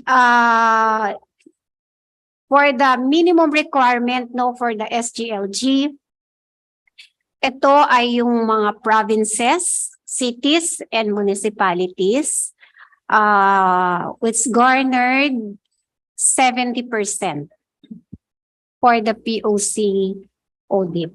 Siguro if I may share, ang mga audit indicators ng ating POC for this year, no, covering the period of course of 2022, medyo nag-level up din po, no? So if I may share some minor changes din dun sa audit ng POC, no? Kasi they also have this national audit team. Yung composition po ngayon, nadagdagan po.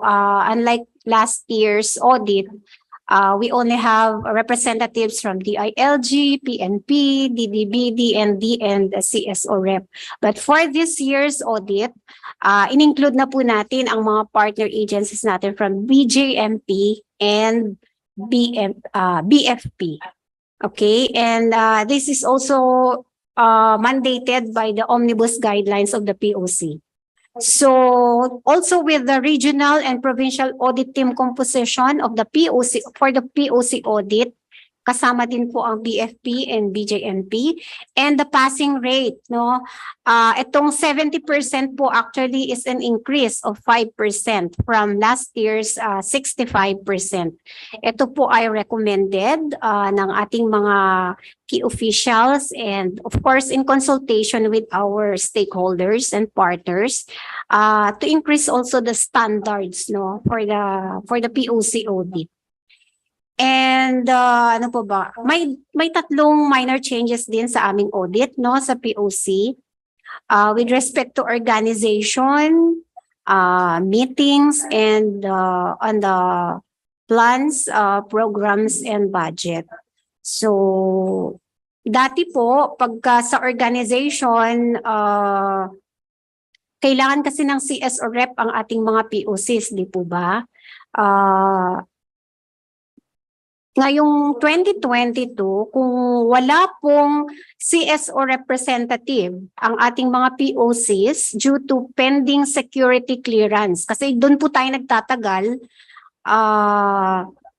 the POC may attach any proof that it has initiated the clearance process. So yun na yung pong tinatanggap natin during the POC audit, na hindi lang certification na wala pang security clearance kaya walang CS or rep, but they have to submit na a proof na nag-initiate na sila for the clearance process.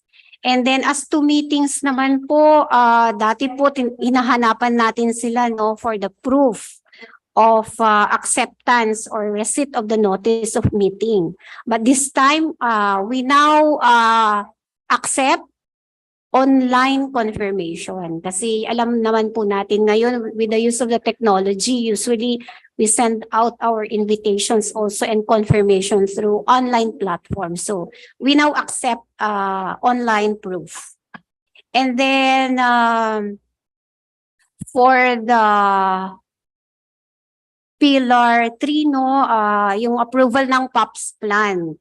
So for the past year, kailangan approve yung POPs plan kasi that 2021 is already the second year na nung term nung ating mga local chief executives.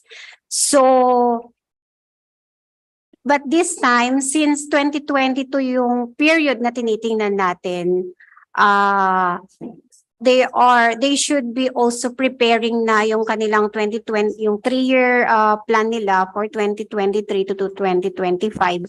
So dapat kasama pa rin siya na dapat meron ng POPs plan na nasimulan nila and approved with the inclusion na of a LADPA or the Local Anti-Drug Plan of Action.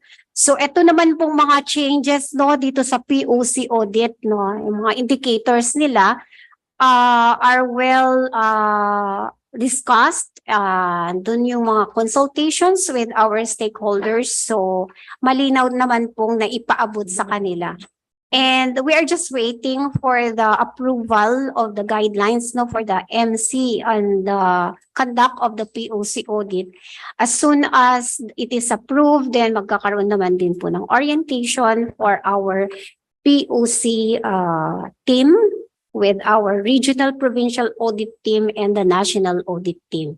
So, as for the SGLG team, we will just get the result from the NPOC through the Peace and Order Council Performance Audit System. Okay? So next indicator, ito, Anti-Drug Abuse Council Performance Audit Rating for CY 2022. Okay, so this is an audit that looks into the functionality of ADACs nationwide, specifically on the following indicators. So, 6 po itong tinitingnan ng ADAC audit. Yan natin yung kanilang mga changes, And I'm happy to inform everyone that the guidelines for the ADAC performance audit is already out. Ito po, bagong-bago. Ano pa itong mainit-init pa? It's Memorandum Circular number 2023-062 dated April 18. Yan, 2023. So, nasa na po yan? Nasa ating intranet na. So, ang purpose naman po ng ating ADAC audit, of course, to assess the functionality and effectiveness of our local ADACs based on existing issuances and policies, determine ADAC-initiated and or endorsed innovations and best practices at all levels, create an evaluation and assessment platform, and recognize effective and performing ADACs. So dito sa ating ADAC audit for this year, alam niyo na po, na-include na rin po natin dito yung ating BIDA program as compared po doon sa ating previous audit, so yung ating objectival rating pa rin, kanina nasabi ko 6 po yung indicators for the ADAC audits. Ano yung una? organization of local ADACs. Then they look at the allocation of funds, implementation of plans and programs, support to ADACs by component LGUs, conduct of meetings, and innovation. So katulad din po ito ng ating POC rating, meron din po itong sariling assessment teams. And the SGLG team will just be furnished with the list, no, that will be generated in the ADAC functionality monitoring system to be provided to us by the PADS PMO.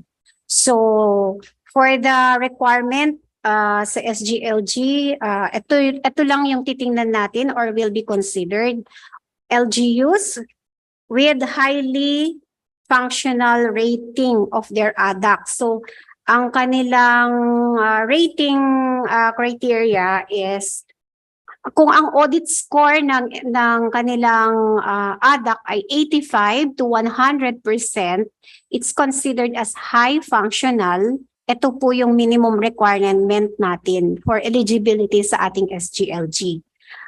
Yung mga moderate functional and low functional po, hindi na po sila kasali. Okay? And if for information lang din po, I can also share lang din na even in the conduct of the ADAC audit, may mga minor changes din po silang ginawa, no? So like for example sa indicator sa plans, no, the implementation of the plans and programs.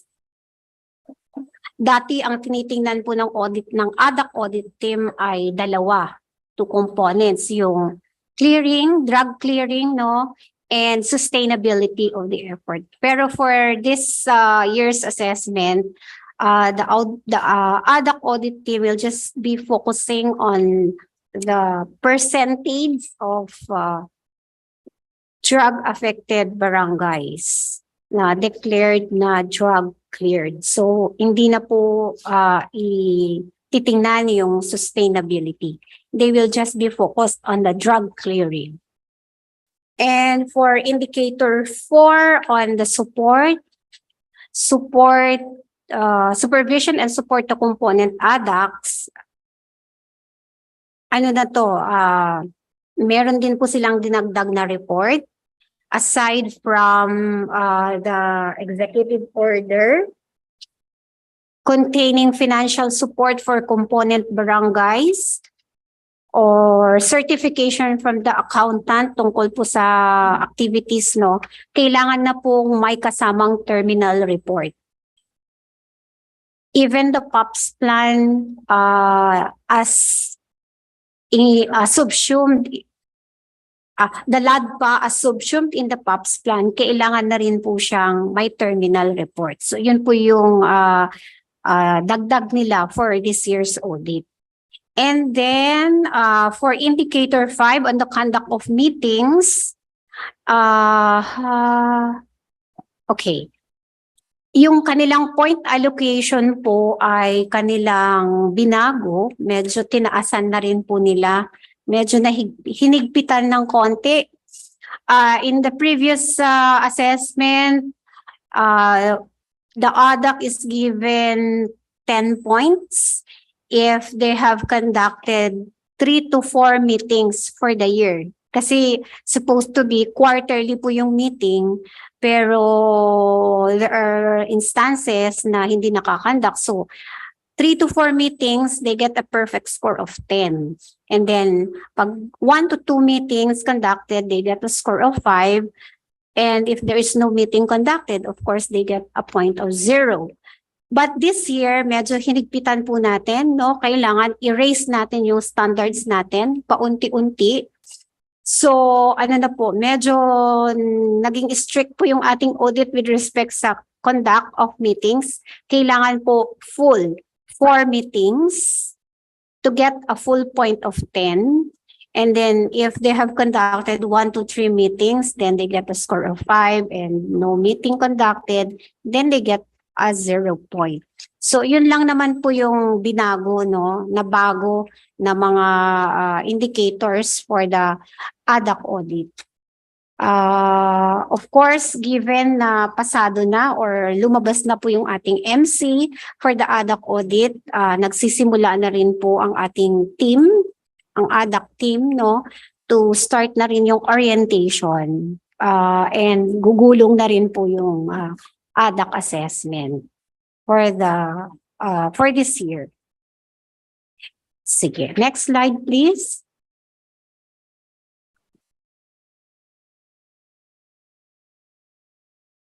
For the third indicator, this is the provision of logistical support to the PNP. So this is being looked at to, ating description, to see the extent of assistance of the LGU to support the operations and maintenance of the local police station. So madali lang naman po ito, no, for our team. Ang data source natin ay Certified Form 21 of the local PNP. Titingnan po natin titingnan doon at isa-certify doon yung presence ng logistical support provided ng ating mga local government units, such as ammunition, communication, vehicles, support doon sa police station, supplies for CY 2022. And then for the fourth indicator, next slide please. Yeah. So organized and trained BPATs, barangay tanods and or any similar unit. So makikita po natin dito yung participation ng ating mga community volunteers in helping maintain peace and order and public safety within the community. Ang data source natin, of course, certification, that's certification form 21 from the local PNP office. Then, syempre, titingnan natin yung mga list of barangays with organized BPATs, barangay tanods, and other similar units. And the list of barangays with trained BPATs, barangay tanods, and or other similar units. So, bale, dalawa po ito, no? We're not only looking at the organization, but we have to ensure that they are also trained. Okay? So, ang minimum requirement natin for the SGLG is for cities and municipalities to have 100% of their barangays to have organized and trained BPATs, barangay tanods, and or any similar unit. So, dapat ang trainings or conducted or received is from 2018 onwards. Next slide. Ito. Tungkol ito sa ating firecracker and pyrotechnic devices regulation. So this concerns more on public safety, no? We have to ask or demand our LGUs, no, to comply the regulation, sale, manufacture, and use of firecrackers and other pyrotechnic devices pursuant to the ILG-NC number 2016-176 and of course Republic Act number 7183. So ano po yung data source natin dito? Will be ordinance or similar issuance from the LGU stating the total ban of firecrackers and pyrotechnic devices, or an ordinance or similar issuance designating specific zones for manufacturing, display, and exhibition of firecrackers. So, titingnan din natin, no, yung list of LGUs that passed this criterion based on CY 2022 SGLG assessment and the national data. Care of po ito with our NPOC Secretariat. Okay. So ano po yung minimum requirement natin for this indicator?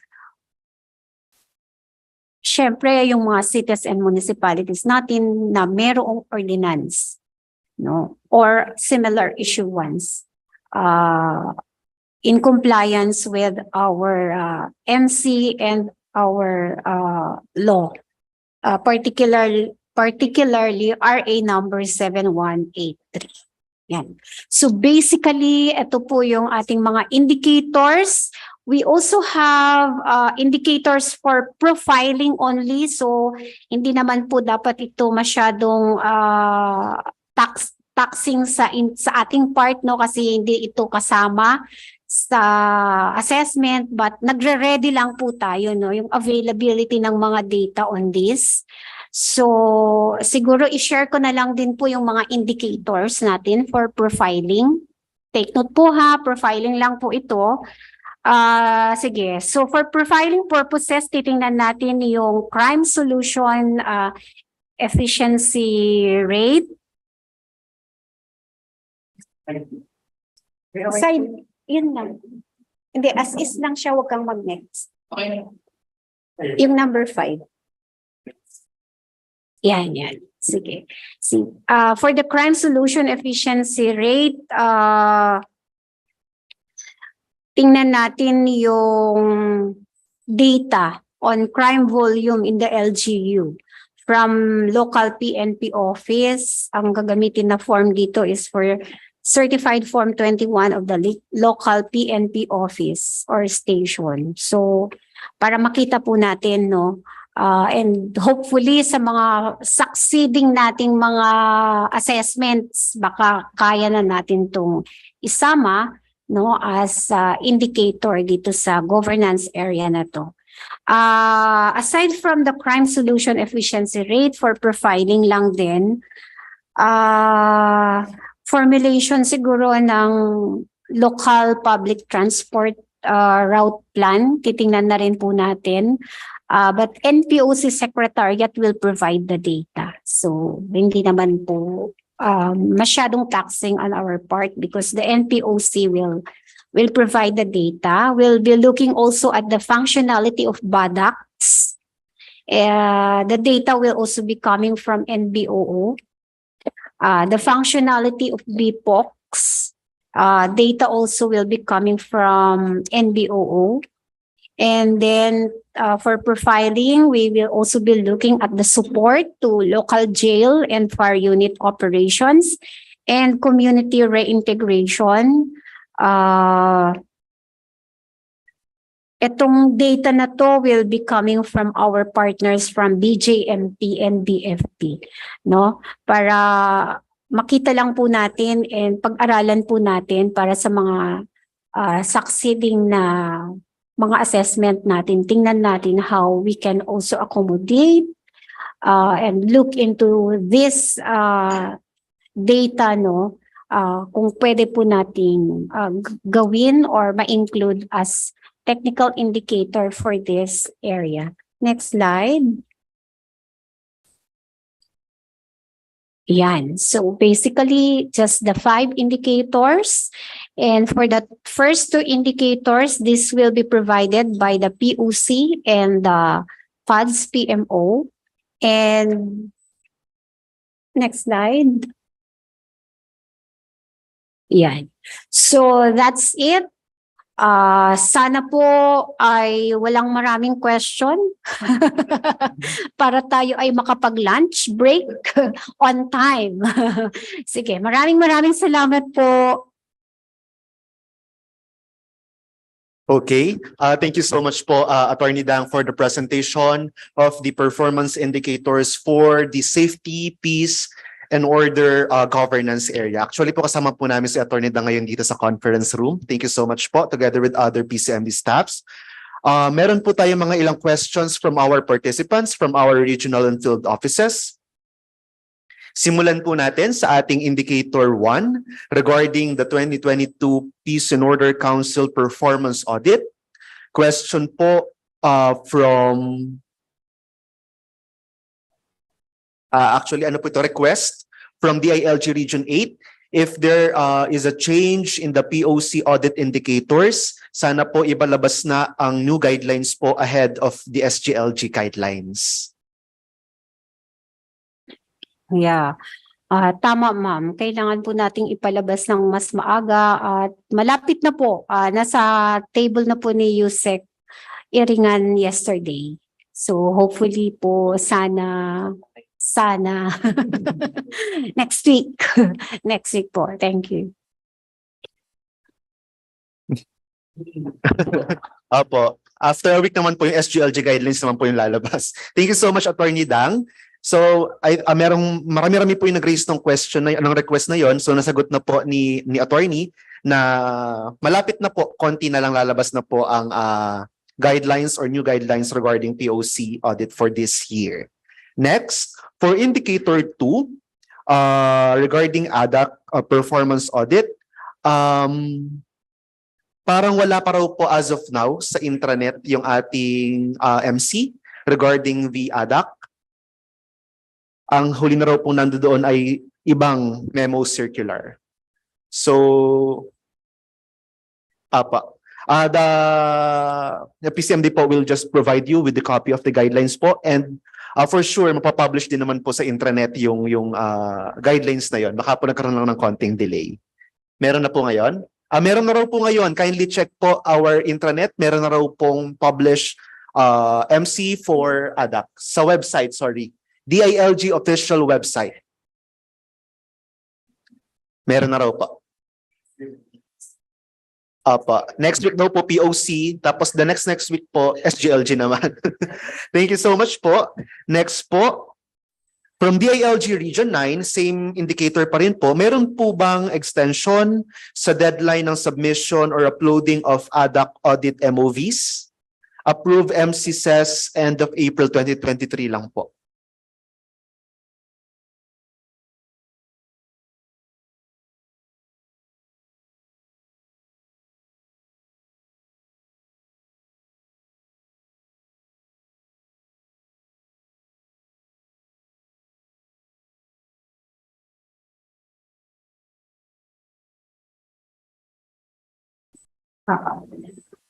For the audit timeline, no, doon kasi sa ating MCs, hindi nailagay yung exact dates, no, but for the particular question, wala daw pong extension.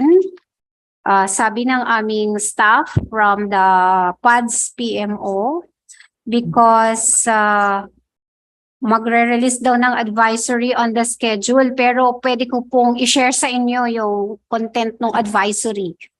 Ito po yung audit timeline, no, na proposed na ilalagay po dun sa advisory for the phase 1 for city municipality, that will be April 24 to May 5. And for provinces, HUCs, ICCs, May 22 to June 2. And for the phase 2, it's going to be May 8 to 19 for CM. And for the provinces, HUCs and ICCs, from June 5 to 16. Yun. On the way na po yung advisory, ma'am. Okay, thank you so much po, Attorney, for that clarification. Next, from DILG Region 10, Cagayan de Oro, ang question po, ang LADPA po ba, kailangan po ba talaga na approve jointly ng CADAC at POC, or pwedeng magkahiwalay na approval of both councils?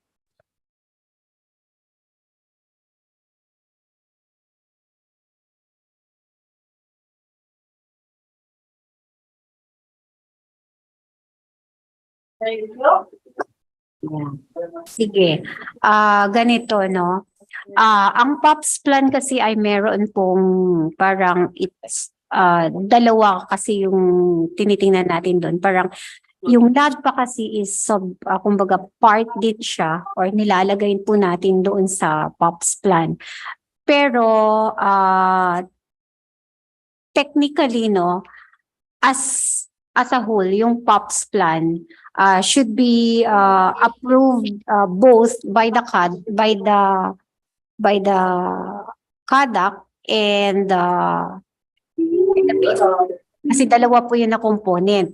Pero pwede pong separate yung approval kasi yung LADPA will be approved by the CADAC and will just be incorporated into the POPs plan. So basically, pag in-approve naman na ni PUC yung POPs plan, ang tinitingnan lang naman nila actually for the approval is yung outside ng LADPA. But since they are considered as one plan, since and separate naman po yung approval nung dalawa, at iisa naman yung form nila, no, na kapag ilagay.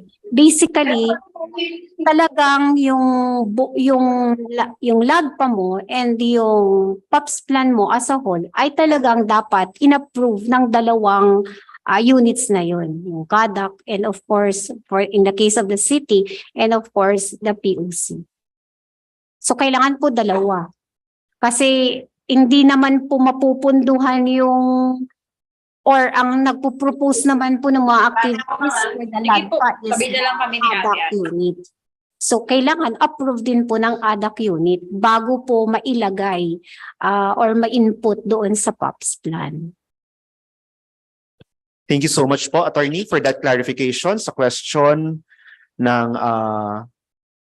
Region 10. Next, regarding pa rin po sa ADAC audit, Indicator 4 regarding terminal reports of POPs, for the whole year accomplishment po ba ito or for every activity conducted?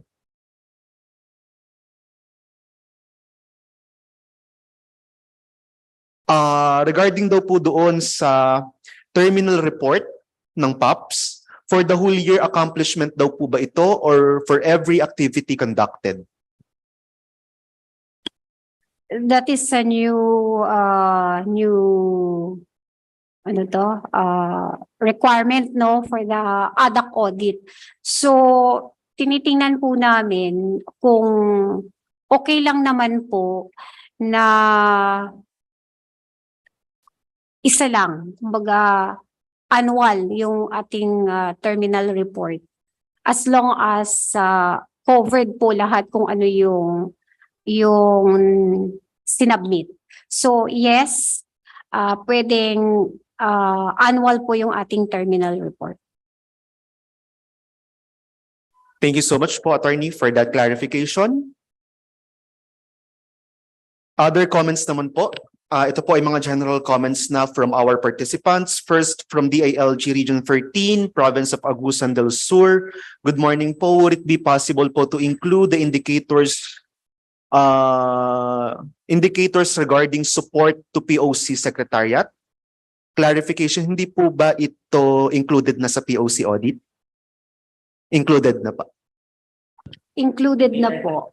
Okay Under pa. Pillar 3. So thank you po for that clarification. Next, from DILG CAR, Ifugao, baka po pwedeng i-integrate ang functionality assessments of local special bodies like POC, LCPC, LCCAT, VAUC, MADAC, and others in the SGLG, gaya po nung sa SGLG B. Sir, currently po, POC and ADAC audit results are already integrated in the SGLG. We'll consider the inclusion of other audits po in the succeeding years, but we have to be mindful of LGU's readiness to the indicators under this audits po.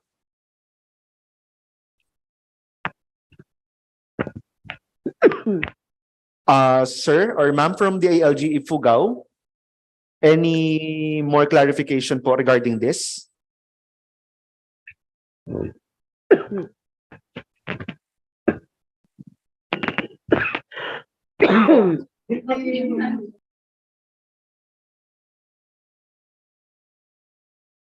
Wala naman po. So I think naging naman po, clear ang matter na ito. Kim, siguro Yes, gusto ko lang i-inform yung ating mga participants na yung ating mga checklist and technical notes for the 2023 ADAC audit team. Meron po tayong link dyan doon sa MC na naka-attach. Nandun po lahat ng annexes. So kumbaga yung mga concerns natin with respect dun sa ADAC audit team, yung pag-conduct, timeline, yung mga technical notes, ay pwede po nila din ma-access. Makikita po doon sa ating MC. May link po doon. Thank you.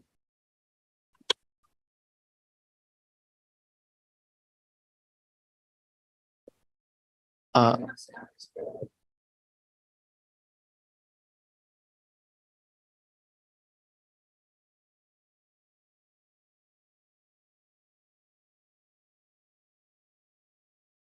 Okay, Sen- ano ba, sagutin ko po yung concern ng DILG Ufugao. Actually, nakita ko po yung instrument ng SGLGB through na naka-integrate yung mga audit ng special bodies dito. Pero simplified format po kasi lahat yung nasa SGLGB. So pare-pareho siya, ang tinitingnan ay meetings, ano ba yung outputs nila, ganun. Yung parang sa pagkuha din lang na kinukuha nating data for the councils ng halimbawa yung LDRIMC, mga ganun. Kaso yung ADAC at saka POC kasi madami pa siya masyadong indicator system na hindi pa kayang ipa-accommodate lahat nung sa SGLG. At saka magkaiba yung mga composition nila in terms of the assessment teams. So, yun pa yung siguro kailangan namin i-work out in the future, pero hindi pa agad-agad. If ever man mag-integrate kami ng mga proseso, hindi pa siya agad-agad kasi iba rin iba mismo yung process nila, yung composition. Pero kailangan naman siya ng SGLG. But we will work this out. Pero sa future na siguro na enhancements, hindi pa sa ngayon. Okay, thank you so much po, Ms. Melay, for that clarification. Next, from DILG Region 1, sana po na-retain yung indicator natin sa increased number of drug-cleared barangays.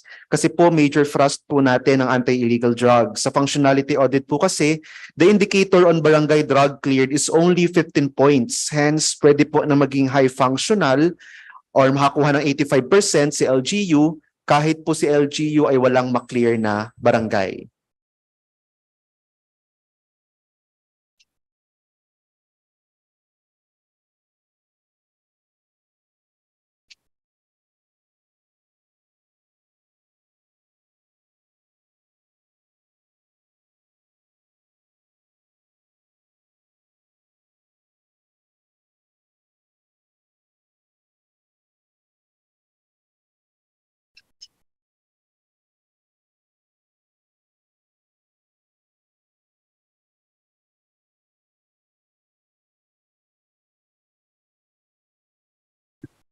Ma'am, with respect dito sa drug clearing, no, I'm looking at the indicator reference, no. Kailangan po 100% of the barangays are drug-free to get the 15 points, the full points. So, wag po kayong mag-alala, kasama po siya dun sa ating indicator. Thank you so much po, Attorney Dang, for this clarification. Next, another question po from DILG Region 10. With the new guidelines and criteria for LTIA, I think it's difficult to achieve the 50% highly functional lupong tagapamayapa.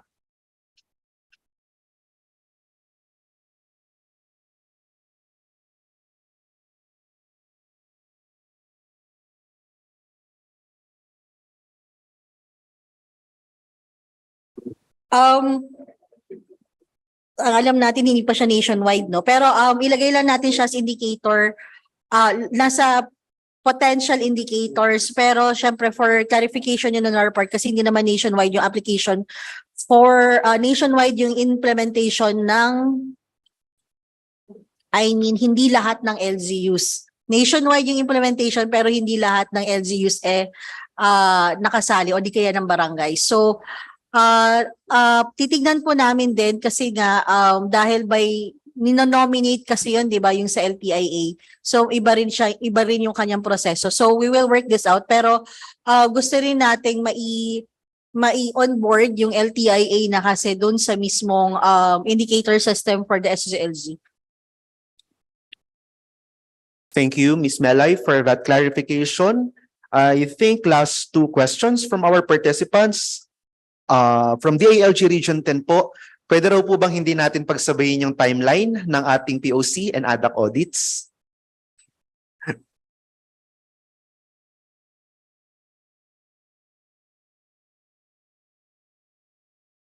Mga dates. Yan. Actually, ma'am, kahapon may final guidance kami on that with our director, no?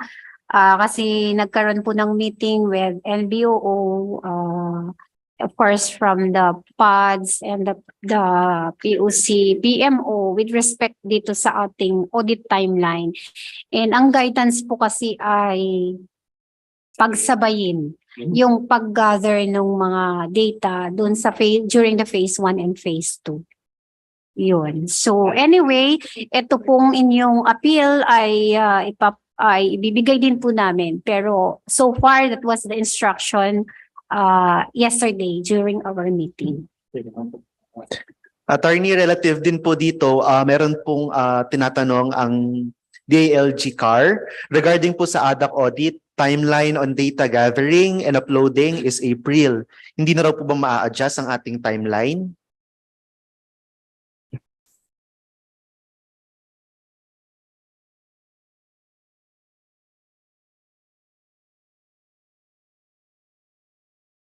Sige. Sabi po ng aming from the desk of the PADS PMO. Yan, ang sabi po, sir, we regret to inform you that no adjustments na po as mentioned earlier. Kasi po, syempre may mga ano rin tayo, no, na naka-schedule na rin po ng mga activities. So, yun po yung kanilang need din po kasi yun as input doon sa ating SGLG. So may timeline din po kasi si ADAC mag-submit ng result ng ADAC audit kay SGLG. So kailangan po namin din habulin yun. So kailangan din po kaming maghigpit doon sa ating audit timeline. Thank you, sir. Thank you po, Attorney, for that response. From DILG Region 11, regarding BIDA programs, mayroon po bang consideration if hindi pa siya nasali sa LADPA?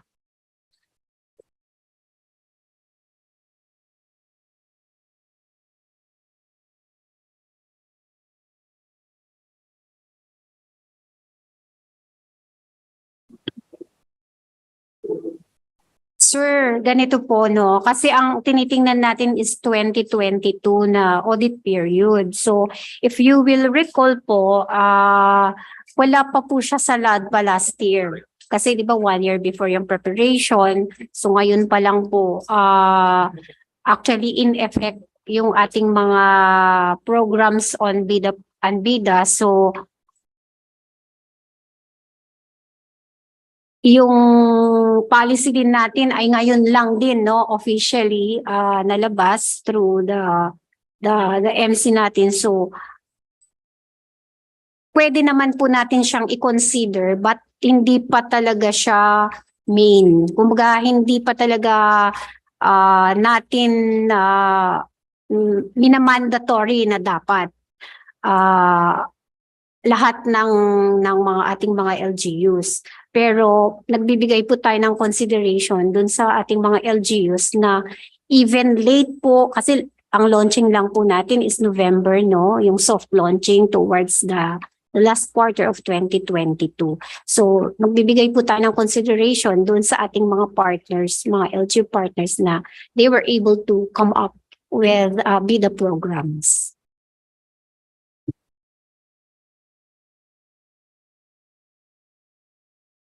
Okay po. Thank you so much, Attorney Dang, for that clarification. Meron pa po ba tayo mga additional questions for a while po?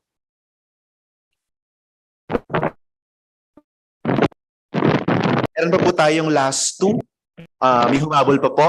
So I think ito po yung ulit natin i-cater for this area. Then other comments po and feedbacks from our regional offices will be documented and captured by the Secretariat at ipo-provide po namin sa kabilang cubicle lang naman, kapitukuran lang naman po ng division namin sa mga kasamahan po natin from the TWG for SPO. Pero basahin ko na po ito na dalawa. From DILG Region 13, we appeal that the drug retention status of Pidelia to be excluded in the audit.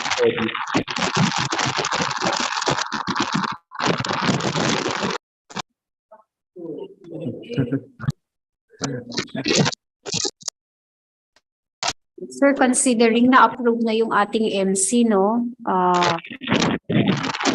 Mahirap na po yata kasi andun na po, ano na. But of course, we will still bring that to the table then. At least ma-inform din po yung members on the matter. But for now po, meron po tayong policy then. That is what we're going to.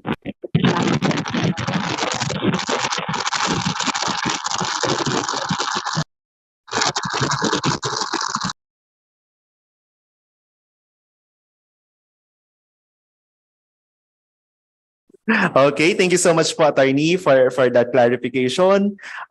Next, from DILG CAR, clarification lang po regarding sa possible indicator for 2024 functionality of BADAX, at least 60% functional. Ano po yung included sa functional? Hanggang moderate or progressive po ba? Or yun lang high or idea lang tinutukoy ng functional? Sir, with respect sa mga assessments po natin sa ADAC, usually ang kinukuha lang natin is syempre yung high functional. Thank you po, Attorney Dang. And ito po, last na po, from DILG Region 2, may we know po kung kailan ang deadline ng uploading ng MOVs para sa POC and ADAC. Sana there's enough time to be given sa field offices, especially in the gathering of MOVs, considering nakakapirma lang po yung salamat. Sige po ma'am, papalabas na po yung advisory next week. Parang initial info lang po for POC, I think it's June. Early June po, and then yung kanina po nabanggit ko na yung timeline for the ADAC. Gusto ko lang din pong siguro ipaalam po sa inyo na yung POC team will conduct their orientation next week. So kasabay na rin po yung ating mga advisory. Ano lang ma'am, paantay lang. Mag ano lang po tayo this weekend. And then next week po, ayan na. Maglulong weekend lang po tayo ngayon. And then hopefully next week po, andyan na po yung ating mga advisory. And then the timelines nandun na rin po. Okay po, thank you so much po. Ito po huling-huli na, pero I think the Secretariat already provided answer earlier. Baka po pwedeng 50% of the total component barangays participated in the LTIA. Mahirap naman po kasi if you have 49 barangays or more na makakuha ng high functionality rating. Kasi pag high functional na for endorsement na yan sa provincial level as potential winner considering the guidelines. Sir, our ma'am, we will look into this po and we will consult with other offices in our bureau and department, and we will provide you feedback po as soon as possible regarding this proposed indicator for next year's assessment cycle. Maraming salamat po. Ayan, sumobra lang po tayo ng ilang minutes sa ating lunch. No po? May humabol pa po. Chat box po. Region 8.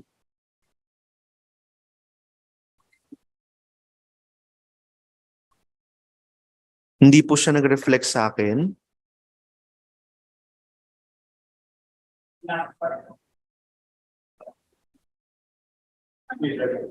Okay. POC Audit Pillar 3, item number 3 on LADPA. MOV is LADPA generated through the POPs PCMS. Ang POPs plan summary po ba ito? Because wala naman po sa system on how we can generate LADPA component po.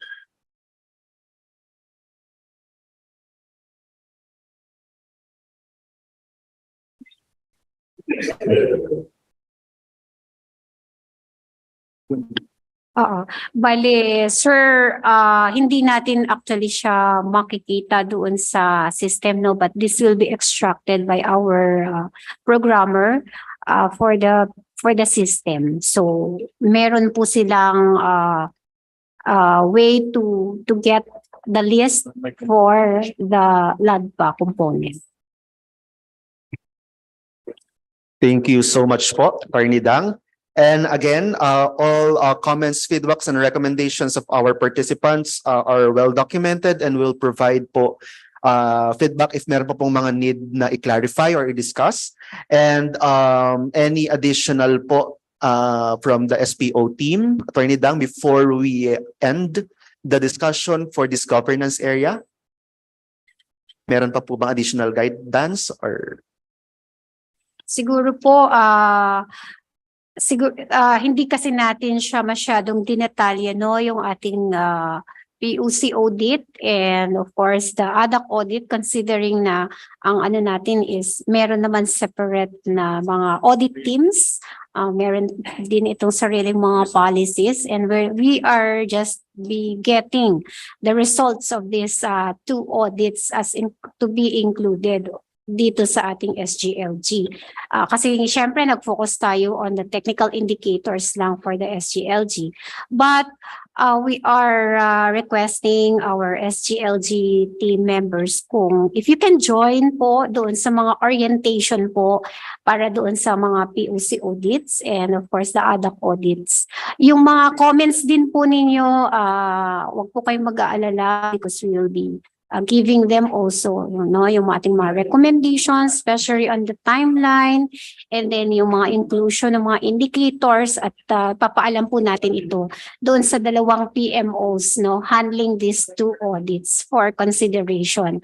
But sabi ko nga po kanina, with respect doon sa ADAC audit, considering that we have already an approved policy on this, so for now, we will be sticking with the provision of the MC. Siguro tingnan po natin as a way forward, makita natin po ito at maisama po natin doon sa mga susunod po na mga conduct ng mga audits nila. Thank you. Okay, thank you so much po, Attorney Lang, and to the BLGSPCMD for the discussion of the performance indicators for safety, peace, and order governance area. And of course, to our participants na nag-raise ng kanilang mga concerns and issues, we hope na na-clarify po natin ang mga ito. So, lunch break na po tayo. Again, later po, babalik po tayo ng 1 p.m. for the continuation of the discussion of the remaining 4 governance areas, namely health compliance and responsiveness, business friendliness and competitiveness, environmental management, and youth development. So, konti na lang po. Makakapag-long weekend na po tayo. So, ngayon po, lunch break muna po tayo. Balik po tayo ng 1 p.m. Maraming salamat po muli sa ating lahat.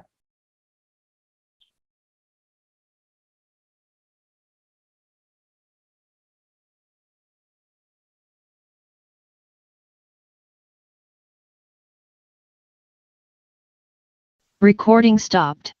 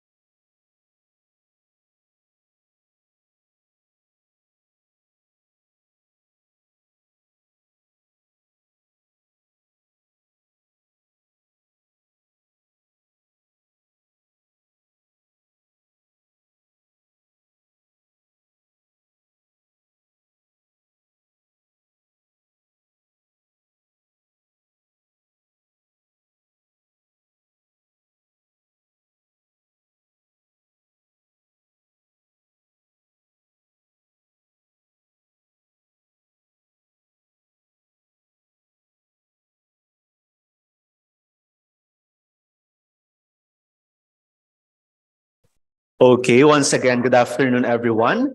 And welcome back po sa continuation ng ating SGLG National Orientation. This afternoon, as mentioned earlier po, our discussion will be the performance indicators for the last 4 governance areas, to include health compliance and responsiveness area, business friendliness and competitiveness area, environmental management, and lastly, youth development. So nakapag-lunch na po bang lahat at ready na po sa continuation ng ating discussion? Pwede po bang heart react naman po dyan sa ating mga participants? If ready na po tayo, mag-continue. Ayan, may nakikita na po tayo ng mga reactions from our participants. And I think nandito na rin po ang ating presenter for the next governance area. First, before the presentation, we would like to acknowledge po their presence. Recording and in progress. attending this activity. And now, on to the next presentation to discuss for the health compliance and responsiveness area. May I call on Dr. Maria Lourdes Gajitos from the Department of Health. Doc Malu, good afternoon po. Hello, good afternoon po. Ayan. Kami na po ba ang mag-share ng slides? Kami na po, Doc Malu. Okay. Okay. Thank you. So, good afternoon po. Hindi lang po, nag-e-echo.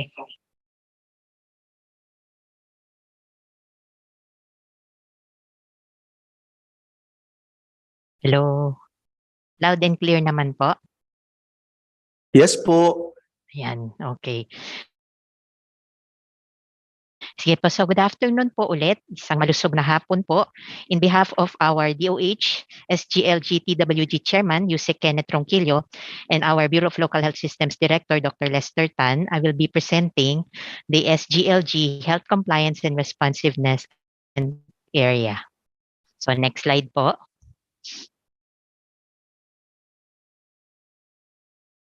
So the health compliance and responsiveness area refers to the LGU's capability to advocate, effectively implement, and deliver health services and information systems, as well as pursue evidence-based health promotion and protection policies, scientifically proven and accepted to advance population health and individual well-being, reduce the prevalence of non-communicable diseases and its risk factors, lower the incidence of infectious diseases, address mental health issues, and improve health status throughout the life course. So next slide po.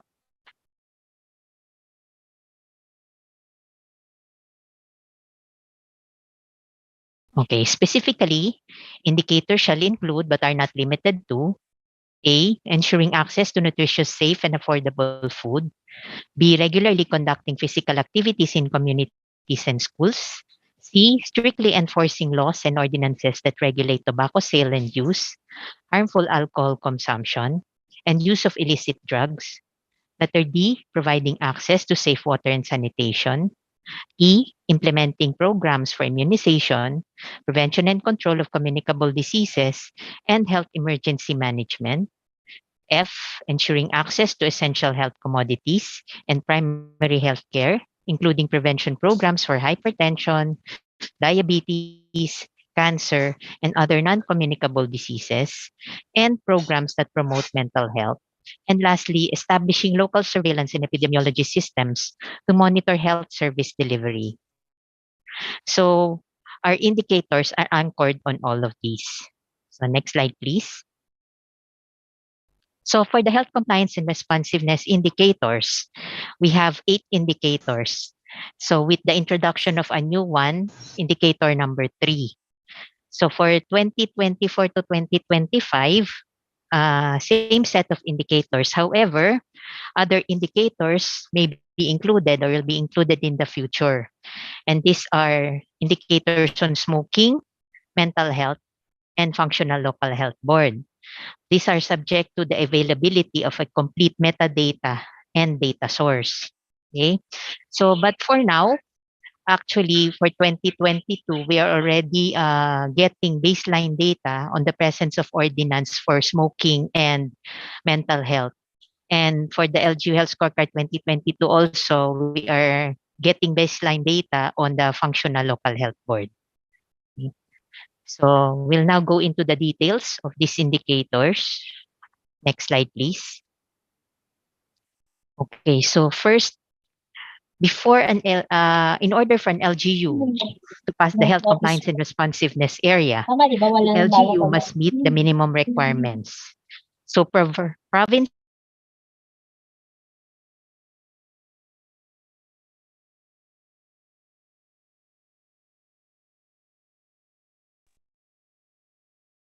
Yan. Hello, naririnig po ako? Loud and clear? Yes po, loud and clear po. Okay, sige. So for provinces, HUCs, and ICCs, they must pass the LIPH indicator plus 2 other indicators. And for component cities and municipalities, they must pass the LIPH indicator plus 1 additional indicator. Now, in the succeeding years, an LGU will be required to meet more than this. So, i-increase po namin yung required indicators to pass. Last year, if you will notice, mas mataas na po. We actually gave a bonus point. So, for this year, ito na po yung response namin so that hindi na po magre-request ng individual adjustments for each indicator. So, for the details of each indicator, we'll go now to the next slide, please.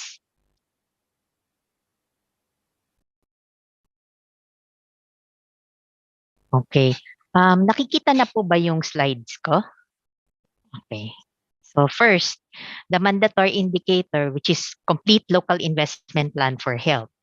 So the LIPH, the LGU strategic plan to implement universal health care with the AOP or annual operational plan translating its details on an annual basis.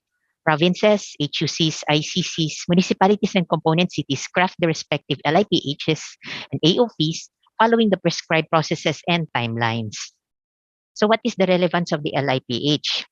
The LIPH integrates health plans at all levels, covers both strategic and operational annual planning, and promotes inter-LGU cooperation and collaboration. Technical assistance from the national government, particularly the DOH, is in accordance with the needs indicated in the LIPH or the AOP as per Section 22 of the UHC Act. So the legal basis is the RA 11223 or the Universal Healthcare Act and Administrative Order 2020-0022 or the guidelines in the development of the local investment plan for health. So the data source is the 2021 official local government unit health scorecard report. So what is the target? For province HUC ICC, municipalities and component cities with 2022 AOP, so province HUC ICC, they must have the 2022 AOP concurred by the CHD director or MOH bar minister or the designated representative not later than December 15, 2021. For municipalities and component cities, 2022 AOP endorsed by the municipal or component city health office and or mayor to the provincial health officer not later than December 31, 2021. The means of verification will be the data capture form signed by the local health officer and LCE or province HUC ICC. So that means complete final version of the province HUC ICC 2022 AOP and the accomplished appraisal checklist for the 2022 AOP that is concurred by the director, CHD director, and the MOH bar minister or designated representative not later than the December 15, 2021. Now, for municipalities and component cities, the 2022 AOP and endorsement of the municipal or component city AOP by the local chief executive or health officer to the provincial health officer, not later than December 31, 2021. Next slide, please.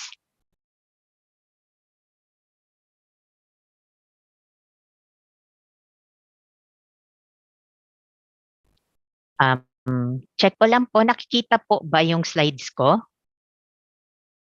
Okay. Sige, so indicator number 2, proportion of households using safely managed drinking water services. This refers to the number of households using safely managed drinking water services meeting the following 3 criteria. So first, must be located inside the household or within its premises. 2, available at least 12 hours per day. And 3, water supply should be free of fecal contamination. And optional, yung priority chemical. Now, this will be computed among the total number of households expressed as a percentage. The relevance of this indicator is that provision of water and sanitation services are basic services important to every human life. It is a basic human right. So the LGU is primarily in charge to deliver basic services. Provision of water and sanitation services is essential in the prevention of incidents of outbreaks of waterborne diseases.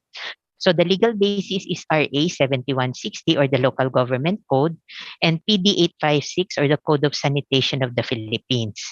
Now the formula and data source for the numerator, it's the total number of households using safely managed drinking water services, while the denominator is the projected number of households for the given year multiplied by 100. So the data source is the official 2021 DOH FHSIS annual report. Copy of the official FHSIS 2021 report submitted to the Provincial Health Office. Now, the minimum requirement, so the target is for province, HUCs, ICCs, municipalities, and component cities, 2023 SGLG target is 55%. Now, the means of verification for provinces, HUCs, and ICC is the official 2021 DOH FHSIS annual report. For municipalities and component cities, certification from the province confirming receipt of the FHSIS report within the prescribed reporting timeline, and copy of the submitted FHSIS report. Next slide, please.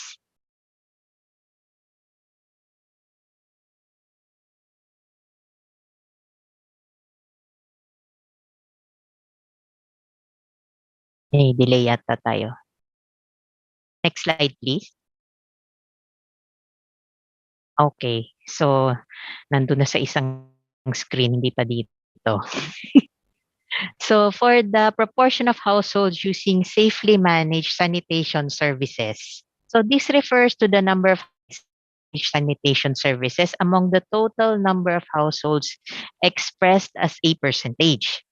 So, safely managed sanitation services, number 1 means sanitation facility is not shared with other households. And number 2, the sewage excreta should either be stored in a containment tank and treated in situ, and application of sanitation byproducts for reuse or disposal.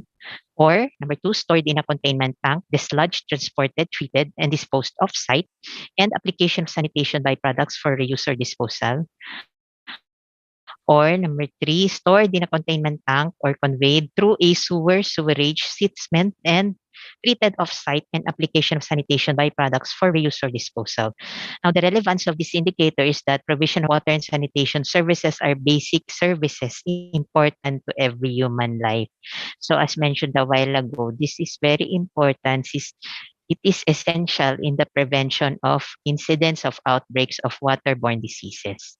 Now, the legal basis is again RA 7160 or the Local Government Code and PD 856 or the Code of Sanitation of the Philippines.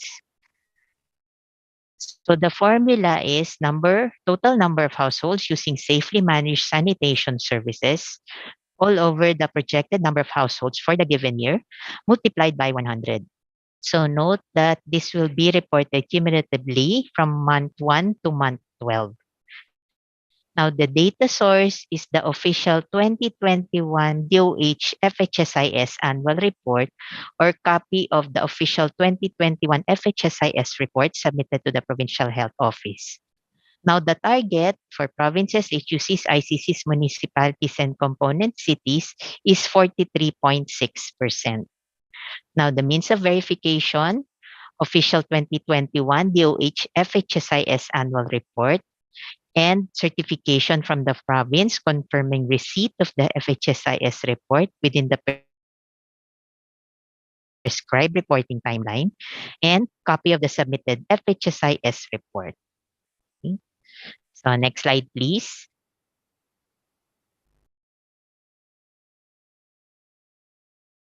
Okay, so indicator number 4 is TB case notification rate. Okay. So TB case notification rate refers to the number of notified TB, new, and relapse for every 100,000 population. So the relevance of this is that all LGUs are encouraged to improve TB surveillance to provide early treatment to those who need it and to ensure successful treatment and eventually achieve disease elimination. So the legal basis for this is that Section 8 of the Implementing Rules and Regulations issued by the DOH on May 5, 2017 for RA 10767, which is the Comprehensive TB Elimination Plan. Now, RA 11332 or the mandatory reporting of notifiable diseases and health events of public health concern. So these two are the legal basis for this. So the formula is the total number of notified TB cases, new and relapse, all over the total population of the LGU multiplied by 100,000.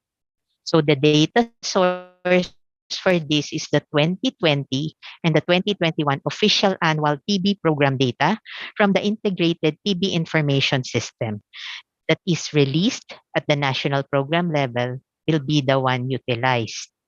Now, the minimum requirement for provinces, HUCs, ICCs, municipalities, and component cities are yung 2021 performance result should be equal or above the 2020 performance result. So the means of verification is a copy of the annual TB program data from the ITs validated at the national program level. Note that data change requests shall only be accepted in case of clerical error identified and certified by the CHD or MOH BARM TB program coordinator. Okay. So next slide, please. Next is TB treatment success rate. Okay. So TB treatment success rate refers to the number of new and relapsed TB cases that were cured or completed treatment out of all those that were notified. So what is the relevance of this? All LGUs are encouraged to improve TB surveillance to provide early treatment to those who need it and to ensure successful treatment and eventually achieve disease elimination. So the legal basis is, again, yung Section 8 of the IRR issued by the DOH for RA 10767 or the Comprehensive TB Elimination Act, and RA 11332 or the mandatory reporting of notifiable diseases and health events of public health concern. So the formula is numerator of is the number of new and relapsed TB cases that were cured plus completed treatment all over the number of all notified TB cases multiplied by 100. So again, the data source will be the 2021 official annual TB program data from the Integrated TB Information System, which is released at the national program level. The target for provinces, HUCs, ICCs, municipalities, and component cities must be equal or more than 90%. Okay? So the means of verification will be the copy of the annual TB program data from ITs validated at the national program level. Now, note that any data change request shall only be accepted in case of clerical error, identified and certified by the CHD or MOH BARM TB program coordinator. Next slide, please.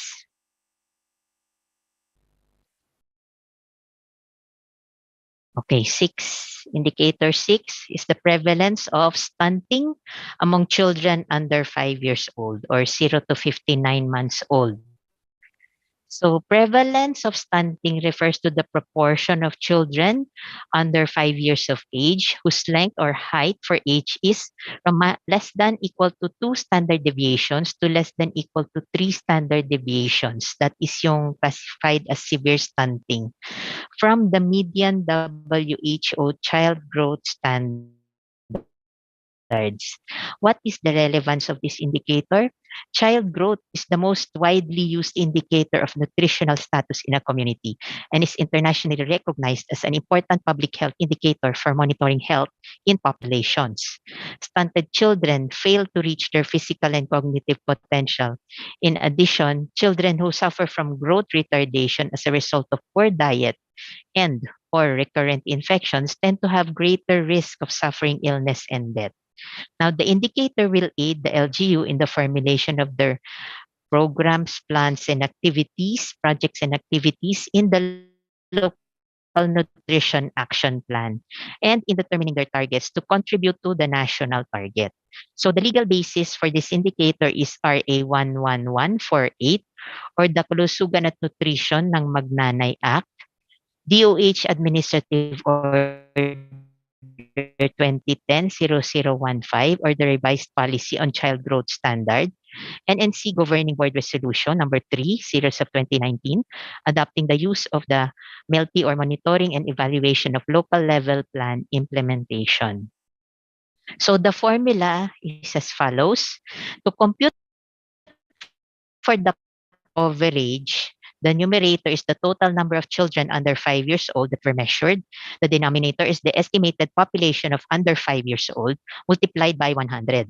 So to compute for the stunting rate, the numerator is the number of children under 5 years old identified as stunted and severely stunted, while the denominator is the total number of children under 5 years old that were measured, multiplied by 100.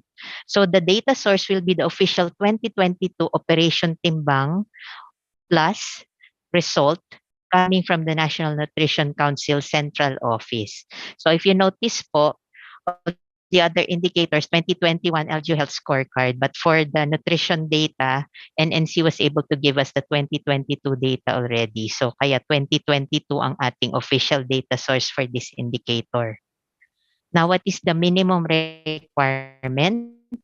For provinces, HUCs, ICCs, municipalities, and component cities, the coverage must be at least 60 to 110% of OPT plus coverage and stunting prevalence within the medium level of public health significance, which is 10 to less than 20% or even better. So the means of verification for province HUC ICC, a copy of the consolidated barangay OPT plus results signed and with received stamp from NNC regional office, which is the date of submission. And then the municipalities and component cities copy of consolidated barangay OPT plus results signed with received stamp from the province for municipalities and component cities data submission. Next slide, please.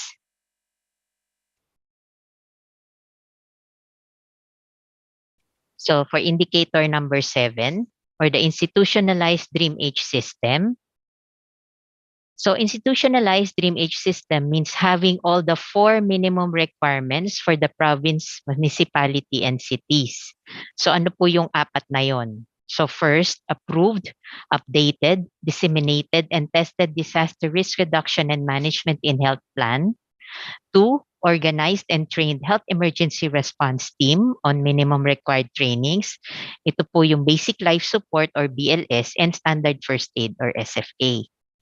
Number 3, available and accessible within 24 hours essential health emergency commodities. So example, medicines such as those that are anti-infective, analgesics, antipyretics, fluids, electrolytes, respiratory drugs, dietary or nutritional products.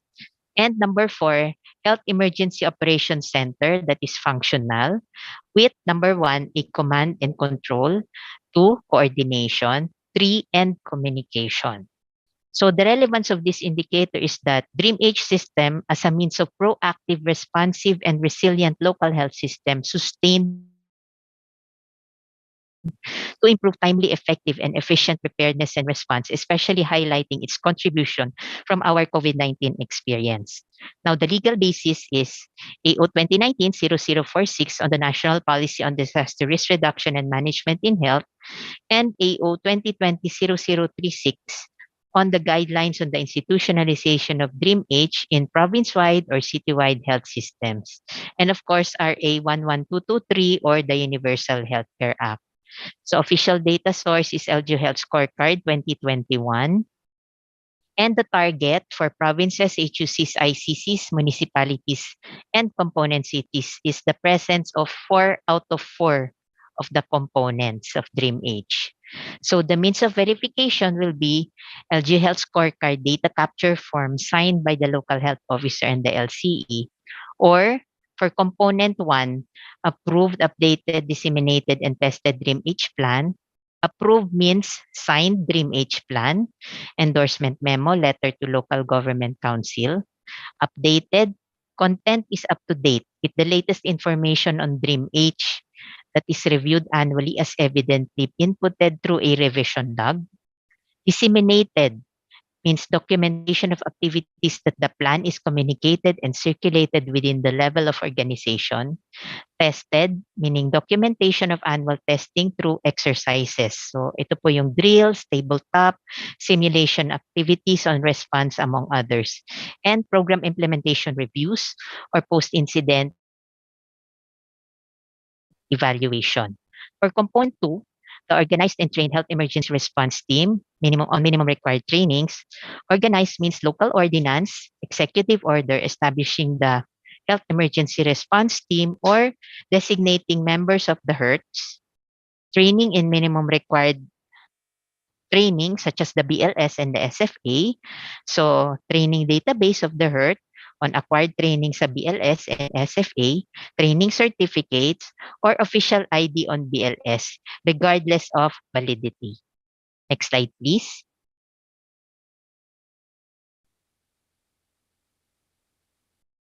Okay, component 3. For component 3, available and accessible for 24 hours, essential health emergency commodities. So logistics, inventory, or actual presence of the commodities, presence of existing agreements, protocol, work instructions on the mobilization of commodities for quick access in emergencies and disaster. For component number 4, Health Emergency Operations Center with functional system. So the LGU has space, which may be shared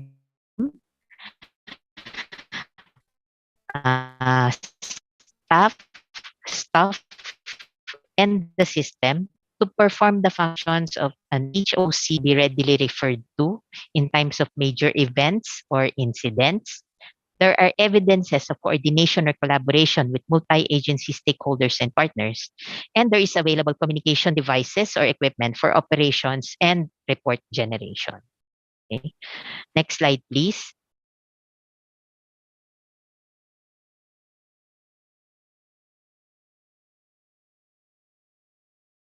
Okay, so for the last indicator, functional epidemiology and surveillance unit or functional SU.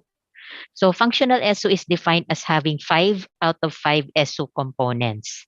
So ano po yung 5 na yon? First, an ordinance or executive order creating the SU.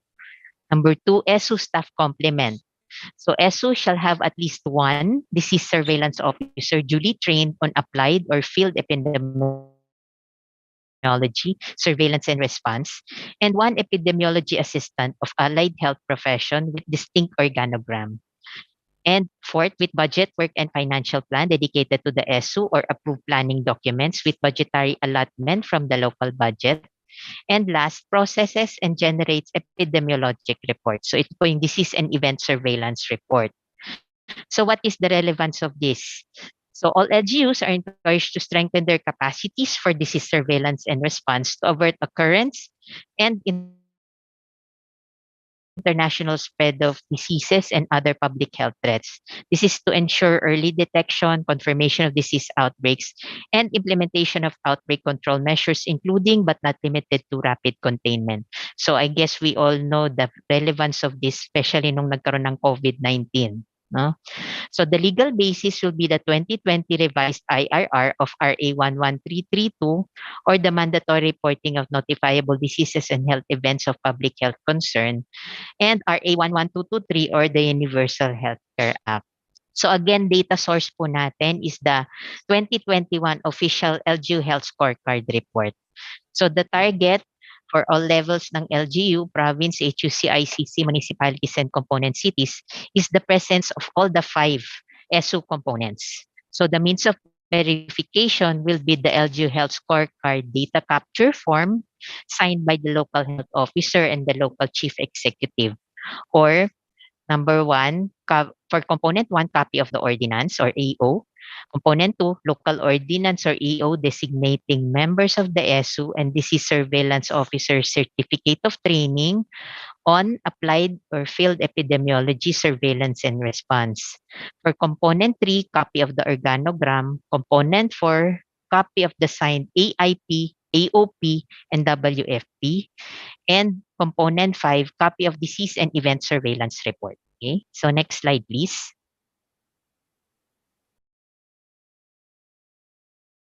Okay, so in cases of inconsistency between the LGU and DOH data, the LGU must fill out the data change request form for further verification. Please take note that data change request shall only be accepted in cases of clerical and encoding errors. So, kamali ng pag-encode, yung mga decimal point, mali yung color coding, yung mga ganun po. The process shall follow the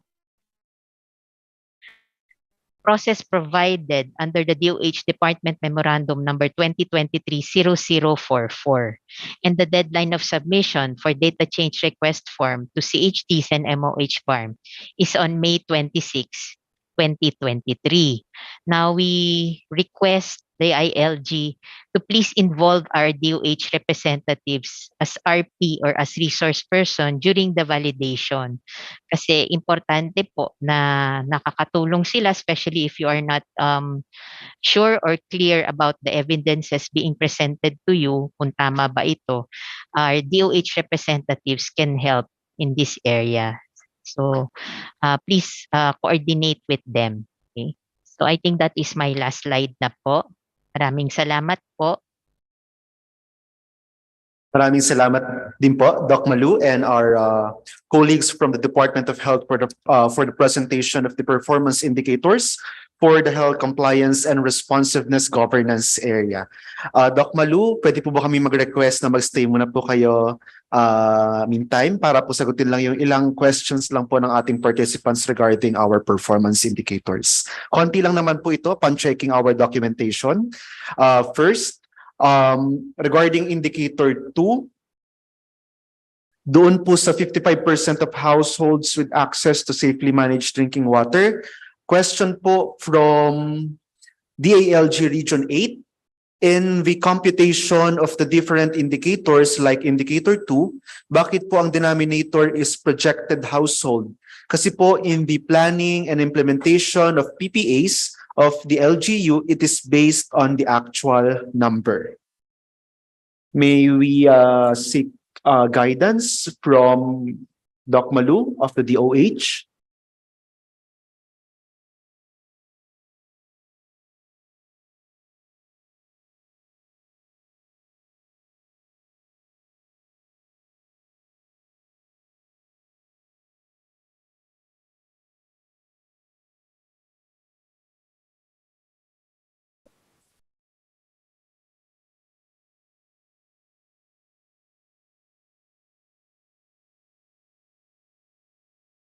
Doc Malu? Ay, okay na po.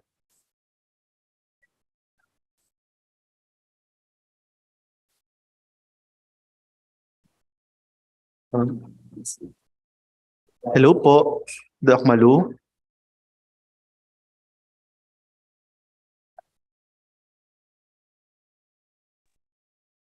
Okay. Kinig na po ako. Yan, okay na po. Okay po. So, the formula, the numerator denominator was already set, and the data for the projected population, we also obtained it from PSA. So, ito po ay set na po talaga.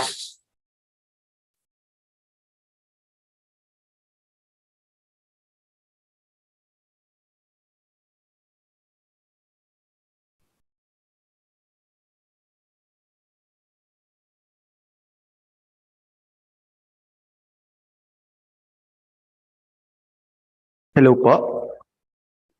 Parang wala po kayong audio, Doc Malu. May additional guidance pa po ba? Wala na po, sir. Okay po, okay po.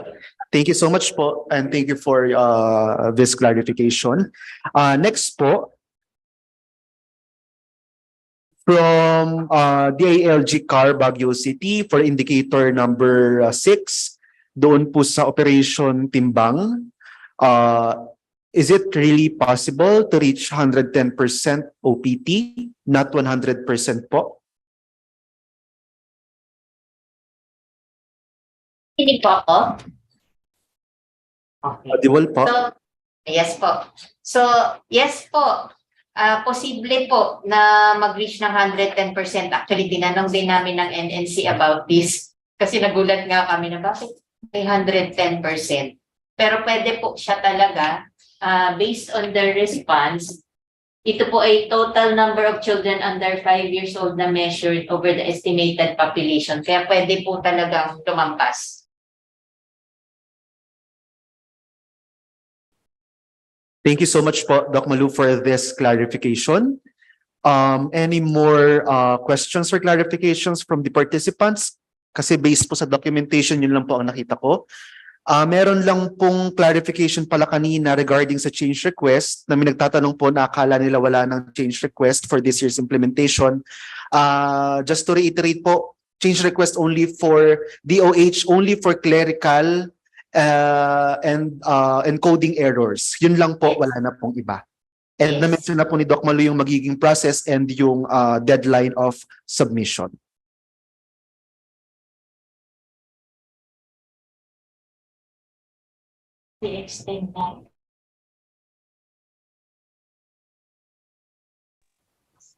Any additional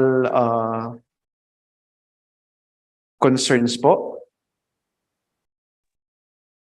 Hello po. Yes po, Doc Malu. Oo, may request po sa chat box kami nakita regarding extension. Okay po. Of the CRF. Opo, of the change request form. Nakaset po kasi yung deadline that first week ng June. Oo, we need to submit also the updated data. So the CHDs need time to process yung change request. At the same time, when they submit it to us, we also need time to process and update the data set so that we'll be able to submit it to the DILG PMS. So kaya po ganun yung aming schedule.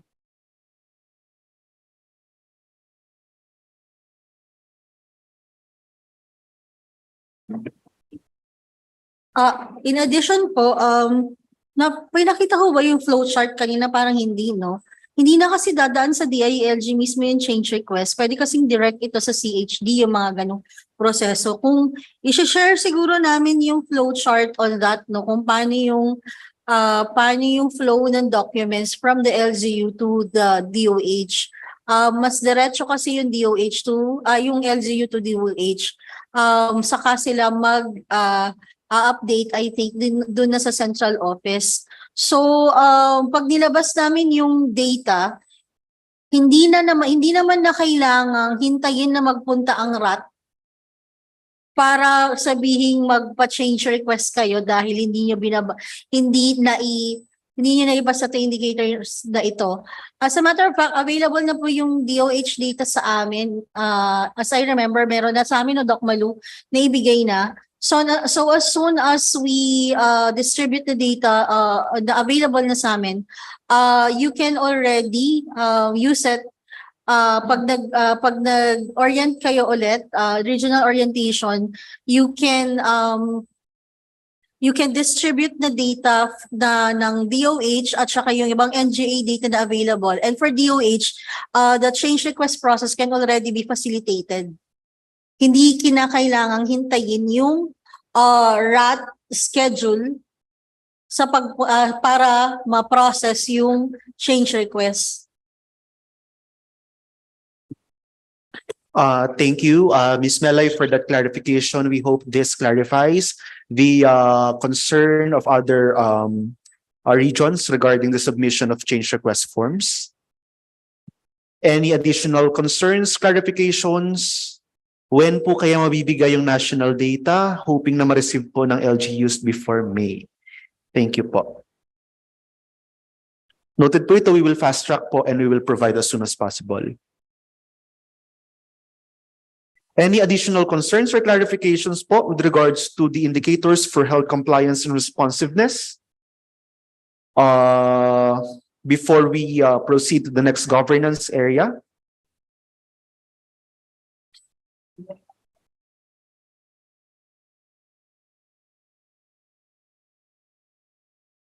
Okay po. Regarding sa indicator 6 on Operation Timbang indicator from DILG Abra, clarification po ma'am, the OPT po is based on projected population, not actual po. Kasi sa CFLGA po, base po ito sa actual population. Hello po. Yes. Bali, pag tinignan niyo po, hinimay niyo po yung indicator ng stunting, yung OPT is just one component po. So, yun yung coverage na dapat ma-achieve niya, yung 60 to 110%. Pero kasama pa rin po doon yung prevalence ng stunting, which is the second component, na dapat nandun lang siya sa medium level of public health significance na 10 to less than 20%. So, dalawa po yung kailangan niya ma-comply para ma-achieve niya yung indicator ng stunting.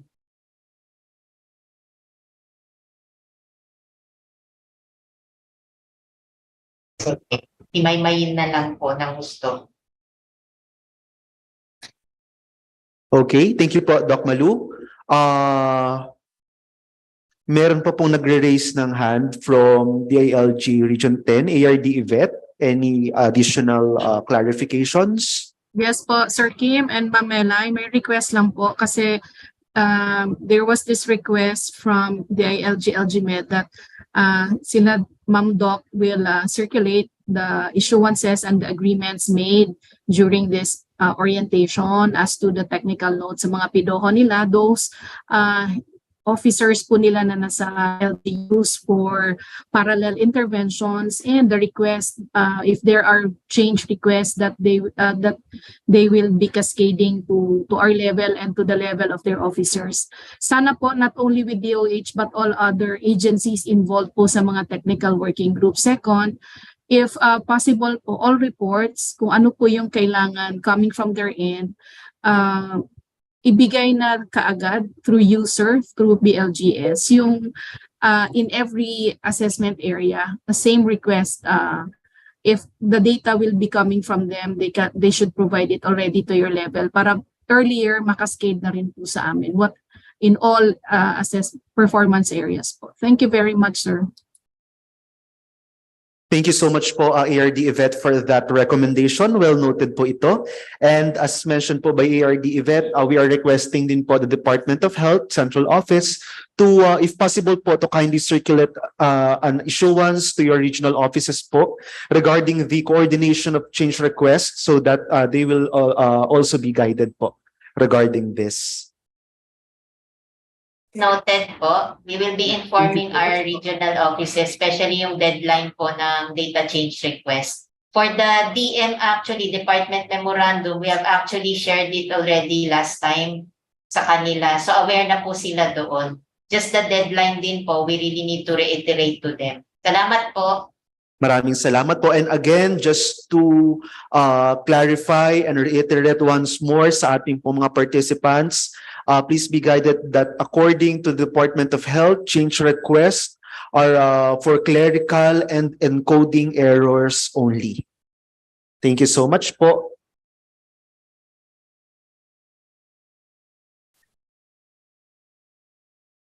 Any additional questions? Sorry po, nagre-raise po ng hand ang Region 9, Zamboanga del Norte.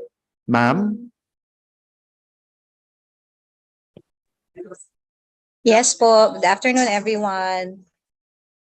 Pasensya na po, medyo naputol kami kanina. Gusto pala pong i-clarify yung lahat halos 'di ba ng indicators under sa health is ano na to from the LGU from the scorecard, the health scorecard, meaning 'di ba po ang baseline data is from 2021 which the result came out in 2022. Correct po?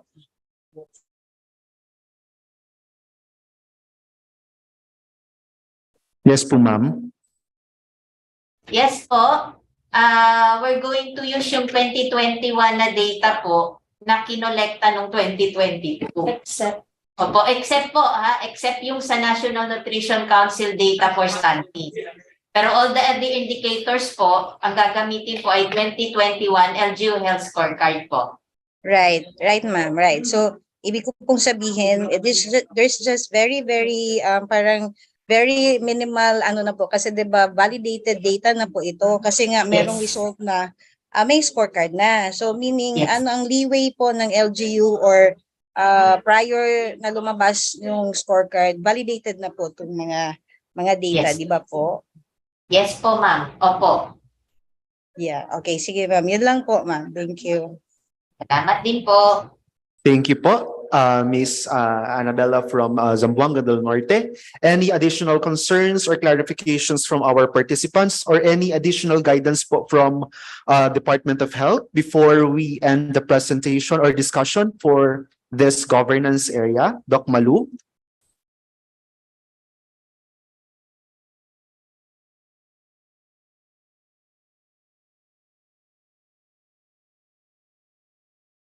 Mukhang wala na po. Tama po ba? Ako, Ben. Yeah, ako. Okay, Region 12 po. Region 12. Okay pa. Region 12 po, nag-raise ng hand. Yes po, Sir Kim. Yes po.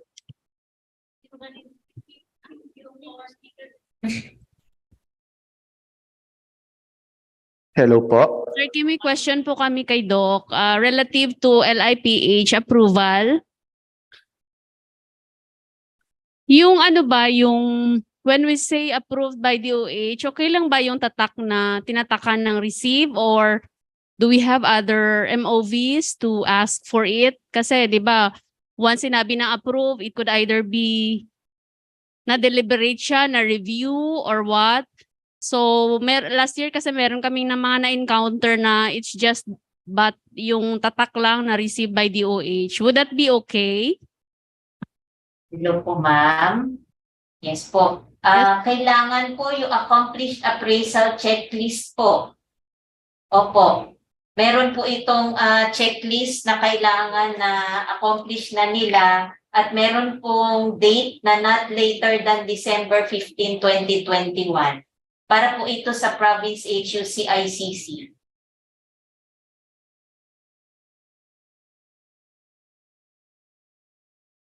Thank you po, Doc Malu. ARD Lai, may additional po?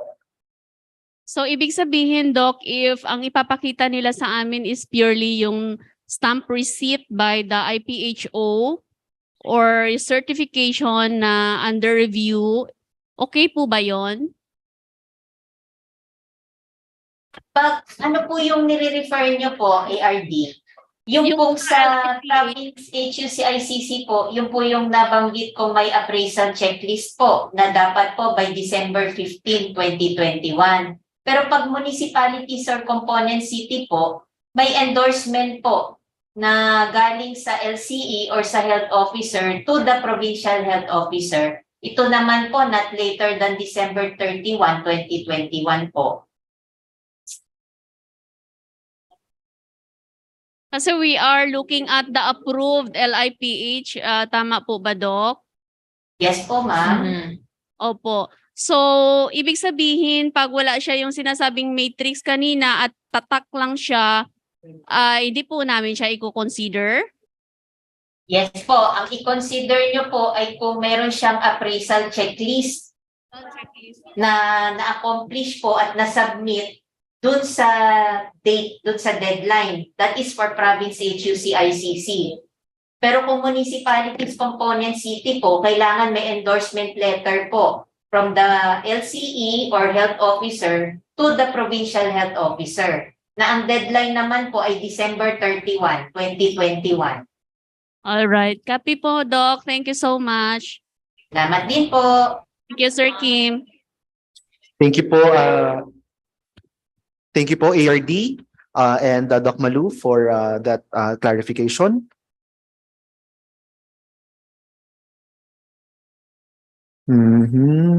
Wala.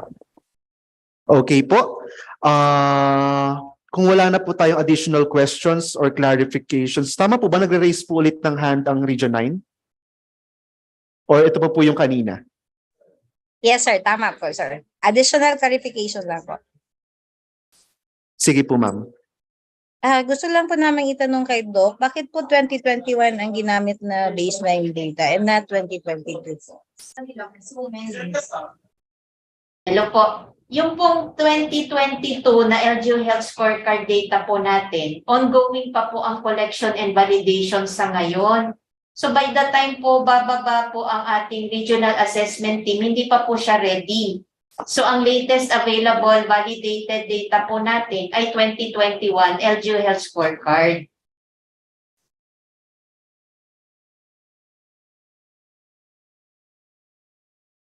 Thank you po, Doc Malu. May additional clarification pa po ba, ma'am? Okay na raw po. Salamat po. Okay po. Thank you din po. At this point po, if there are no further clarifications or concerns with regards... Sir Kim, one last, Sir Kim. Sir Kim, Ma'am Doc, I hope sa BLGS, sir, na hindi naman po tulad ng CFL, ng COA audit opinion na pag lumabas na ho yung 2022 nila na assessment, hindi na ho i-consider. 2021 na ho talaga ang reference for this assessment. Oo, kahit na 2022 na siya. Nakataga po ito, ma'am, 2021. Thank you, Ma'am Melay. Sige po. Okay po. Again, thank you so much po. If there are no further questions and clarifications po regarding our indicators for health area, again, we would like to thank Dr. Malu Gahitos and our colleagues from the DOH. Maraming salamat po for the discussion and presentation of the performance indicators for health compliance and responsiveness area. And kindly send our regards po to USEC and Director Tan. Maraming salamat po again for attending this orientation.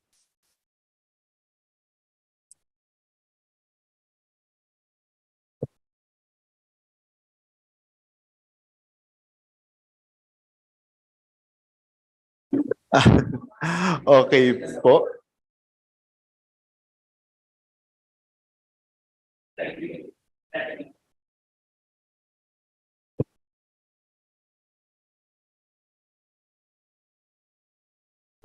Okay po.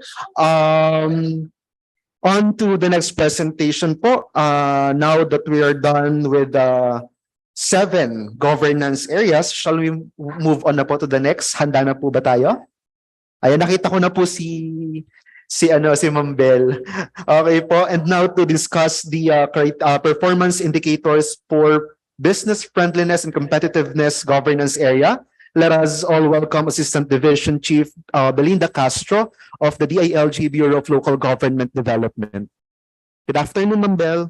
Yes, good afternoon, Sir Kim. Okay ba ang aking sound?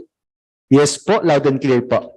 Thank you so much. And good afternoon, everyone.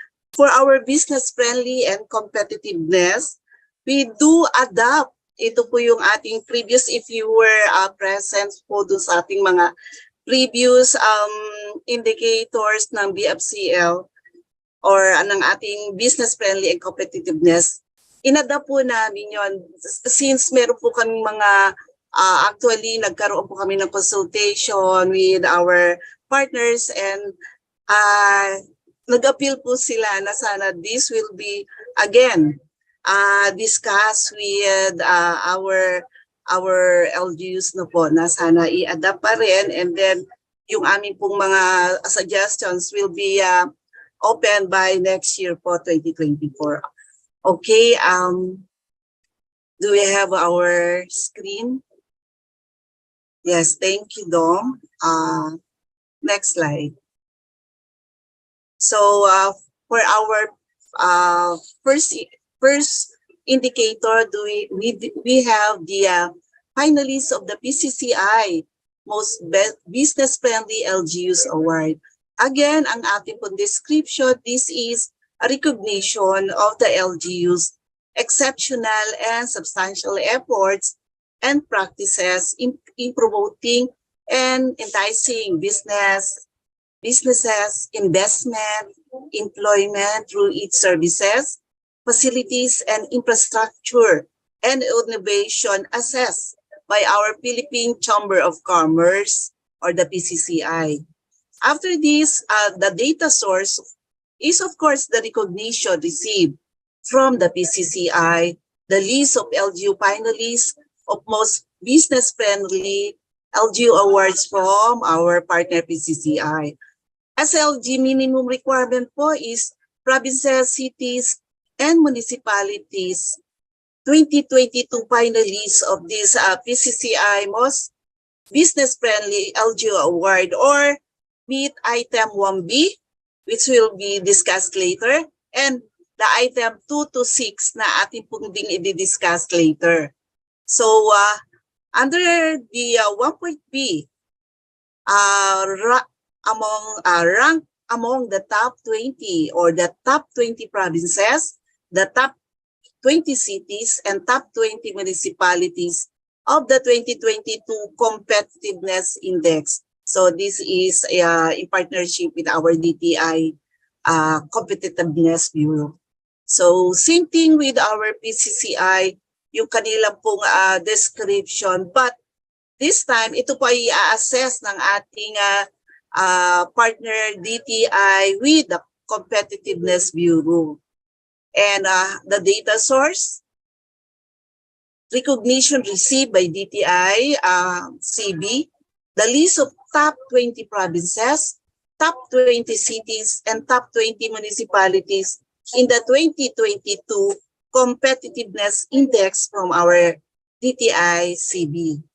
Under the minimum requirement po, provinces, cities, and municipalities belong to the top 20 provinces, top 20 cities, or the top 20 municipalities of the 2022 Competitiveness Index, or meet the item 1A, which we mentioned later a while ago, and of course the items for indicator 2 and 6, which we will discuss later po. So I think next slide, Dom. Yes, for our second indicator, we do have the presence of our local economic development and investment promotion, the office and or the unit. Our description, it demonstrates that the LGU values promotion of efforts to ensure the local economic growth and attract investment with the establishment of an office or designation of personnel intended for it pursuant to our issuances ng ating DILG MCs 2020-10-113 and the 2020-167. For our data source, we do have our ordinance creating the LEDIP office and unit, executive order or similar issuance designating a local our local economic development and investment promotion officer or the LEDIPO, with of course functions, duties, and responsibilities. And for the SGLG minimum requirement, the established LEDIP office or unit has structure, organization, and staff. Or we call this as there should be an equivalent office, or not necessarily carrying out the exact name as long as it performs the function of our LEDIP office or unit that was created. And then for the municipalities, designated LEDI po or an equivalent position.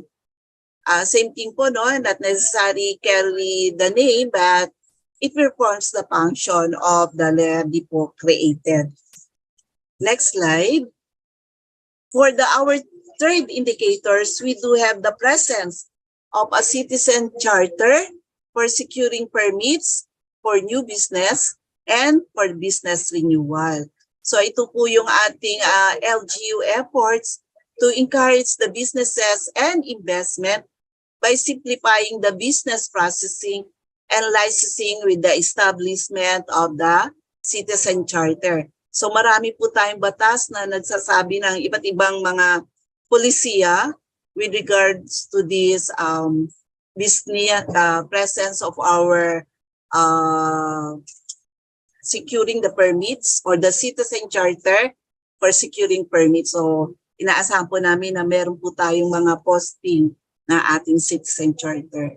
So ito nga po yung ating data source. Kailangan po yung actual na posted citizen charter. So meron po siyang sinusunod na Form 2E or the photo documentation. Kailangan pong updated ang ating citizen charter.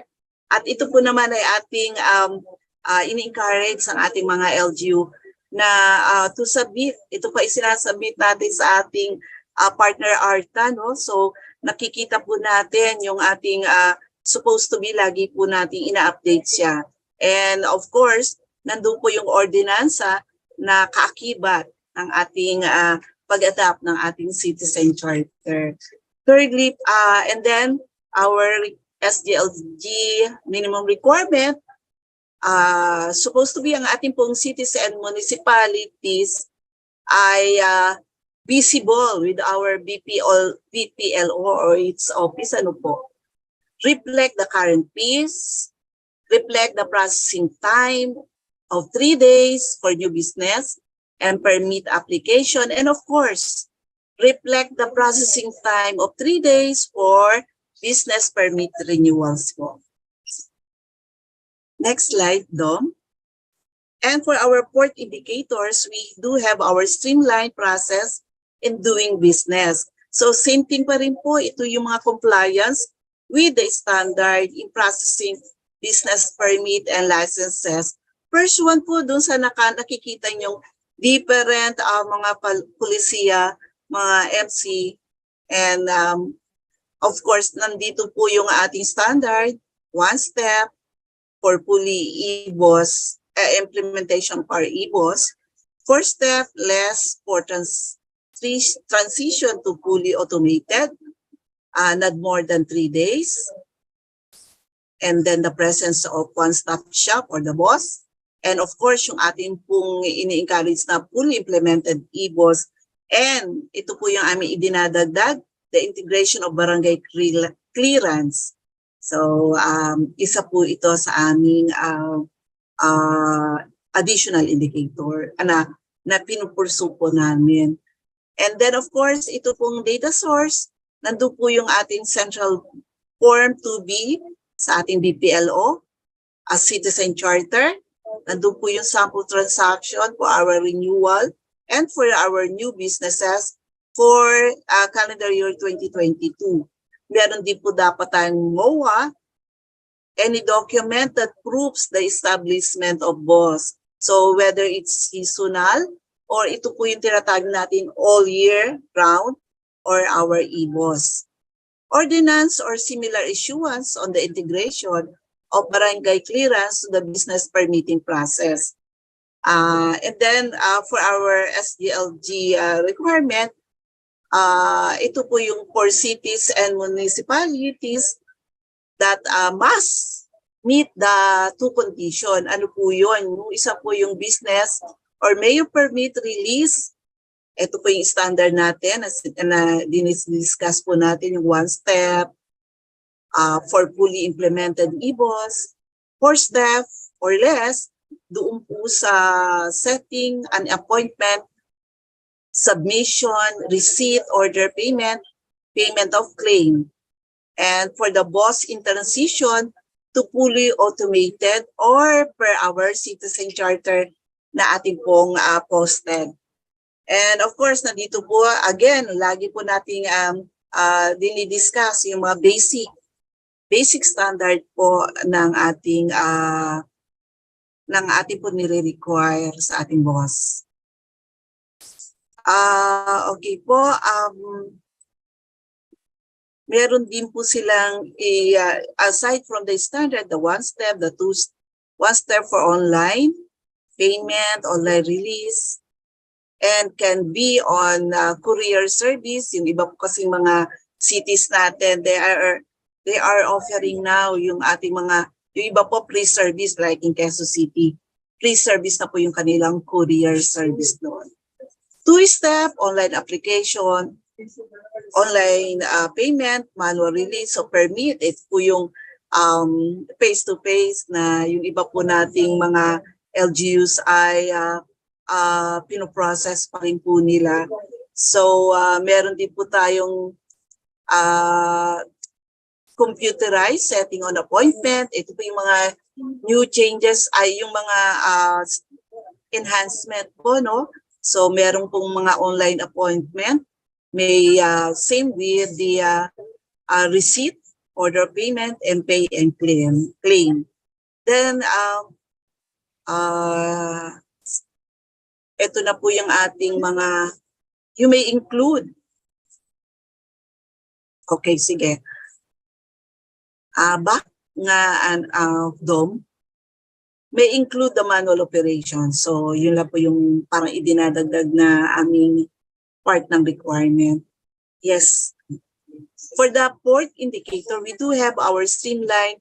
Ay, ito pa rin po yun, but part po ng minimum requirement is dinidiscuss po dito, yung not more than 3 days processing for both new and renewal, certified form 2B, and for the second, presence of business one-stop shop or the BOSS must be established all year round for cities and seasonal BOSS at least for municipalities. So we expect na yung cities all year round na po sila. While our do understand yung ating mga municipalities na seasonal pa po ang pag-establish na kanilang BOSS.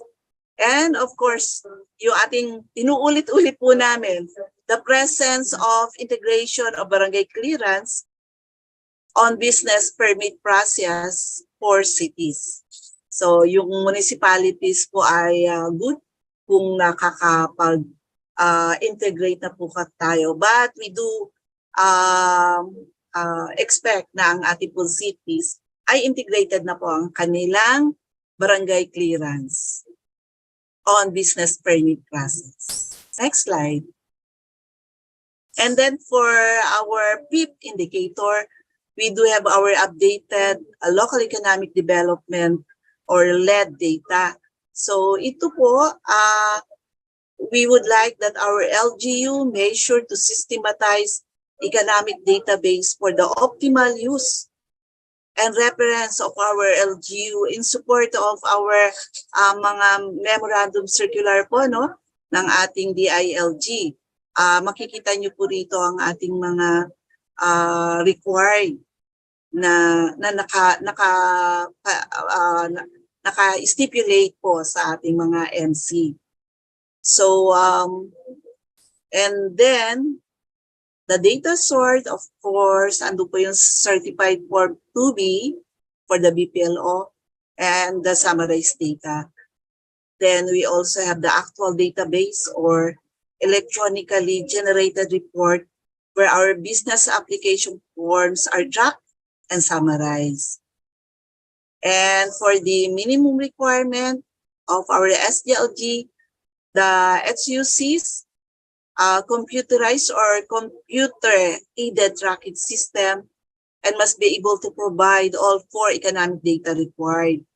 So the ICCs, the CCs, and municipalities, computerized or computer-aided tracking system must be able to provide at least 3 or 4 economic data required. So kanina po, hindi ko na po nabanggit pero nandito po siya na nasa screen niyo po kung ano po yung mga economic data required for our local government units. Next slide, Dong. So this is the last, I think this is the last indicator for BFCL, and that is the Local Investment Incentive Code or the LIIC. For the description, legislative measure to strengthen initiative to draw local and foreign investment through appropriate policies na inisyu po na ating DILG, DTI, GMC last 2011-01. Ito pong lagi nating ini-inform or pinopromote na there should be an updated LIIC in the form of adopting a new code, amending or revising particular section in the existing code formulation or equivalent other investment code as applicable po. Yung ating pong PPP or the public-private partnership, the code or joint venture code pursuant on the DILG PP GMC 2019-01. And of course, yung ating pong PESA code.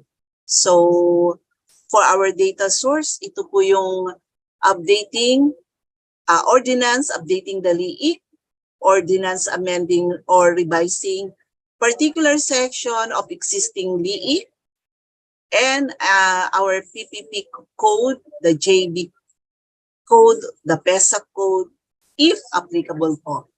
And for the requirement, province and cities, code must be updated not earlier than calendar year 2018 or the existing code that has been amended or revised by a new ordinance enacted not earlier than CY 2016. So meron po tayong consideration must be given to province or city with existing code that is adopted not earlier CY 2011 or the old code that has been amended or revised by new ordinance enacted not earlier by 2011. Next slide. Meron pa ba? Okay. Without po, maraming salamat po sa inyong pakikinig and we hope na kung meron pa po tayong concerns, we can voice it out po. Thank you. Thank you so much po, Ma'am Bell from DILG BLGD for the discussion of the performance indicators for business friendliness and competitiveness governance area. And Ma'am Bell, okay lang po ba na you stay with us muna po for some questions and clarifications from our participants from regional offices? To start with, for indicator 6.4, regarding streamlined process in doing business. Question po from DILG Region 10. What are the minimum documents po to be submitted? Because some LGUs are still requiring the applicants to go to the different regulatory offices and secure the clearances or certifications prior to the submission of the business permit application. Okay, thank you. Actually, from our Region 10 partners, nakita po namin yung concern nyo. This was always discussed po sa ating mga consultation with our partners. Ano po. But this time, we consider po na we will then to have our consultation with these regulatory requirements. Ay, ito pong ating sinasabi na mga requirements po, no? In particular po dito sa ating documents na tama po kayo, yung aming pong sinasabi na documentary requirements supposed to be pag tinanggap sa ating BPLO, dapat po meron pong backroom operation na hindi na po nila ibibigay pa ulit sa applicants kasi tama po na this will be another step. So nagsabi na po tayo na kailangan once na in-accept ni receiving officer, dapat ano yun, it means na ang kanilang responsibility is on the backroom operation. I do agree with you po na dapat ito po ay ating i-promote sa ating mga LGUs na dapat pong gawin nila ito sa backroom operation because there is no need na ibigay pa ulit sa ating mga applicant. Yes, sir. Thank you po, Ms. Bell, for this clarification. And before we proceed to the next question, meron po bang related question ang Region 10 LGCDD regarding po dun sa dinidiscuss natin at the moment? Or ibang topic po ito? The same topic. Same pa. Okay po. No, I was referring to the local regulatory offices like the zoning office, the health office, and ano pa ba yun? Iba. The environment office and all other local, the local offices that regulates a specific business activity. So which means that dapat yun na nga, dapat kasi hindi na mag-reflect doon sa Citizens Charter. It should not be reflected in the Citizens Charter of the LGUs, those certifications coming from the different offices. Kasi pag ilagay nila doon, it's considered as a step already. So it's a step that the applicant will have to undertake kasi pupunta pa siya sa different offices.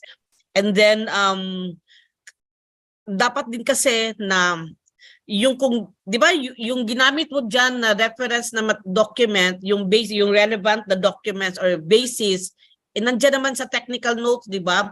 And naka-indicate naman doon yung JMC. That's yung JMC yan with ARTA. So yes, we have already harmonized our policies with various national government agencies and that should be followed.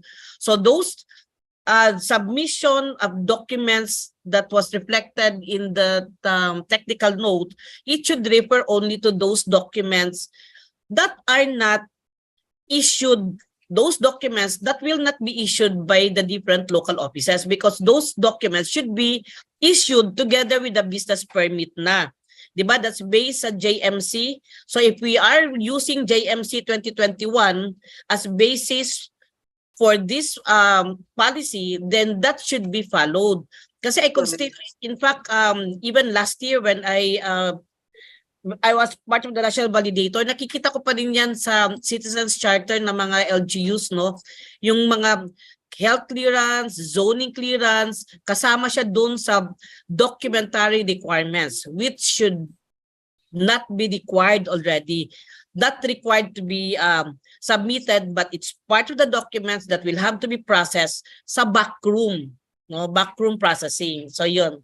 Para pareho tayo ng definition ng that, no? Yes. Yeah, Yes. thank you. Agree, Ma'am Hazel.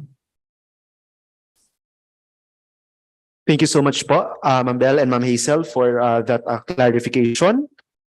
And now, for the continuation, there is a question din po from DILG Region 8 for number 4 regarding ordinance or similar issuance on the integration of barangay clearance on business permit process.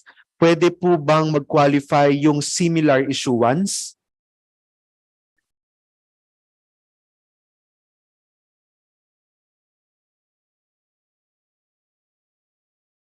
Ms. Bell, nakamute po ata kayo. Okay. I wonder kung sino region ang nagtanong? Region 8 po. Okay, from Region 8. Do you mean ba yung ating concern is on the ordinance issuance? May I be clarified po, Region 8? Ms. Joy of Region 8.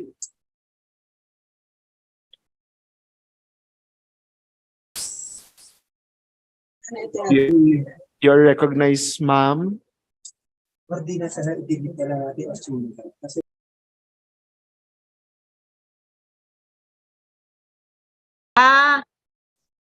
Hindi may hello po. Hello ma'am.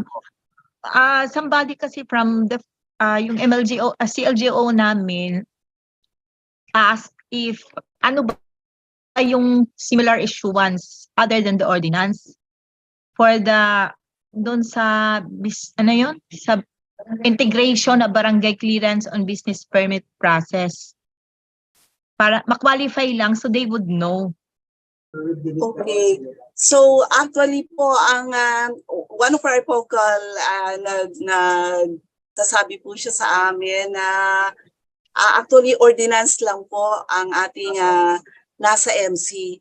So yes po. Yung po ngayon ang ating susundin.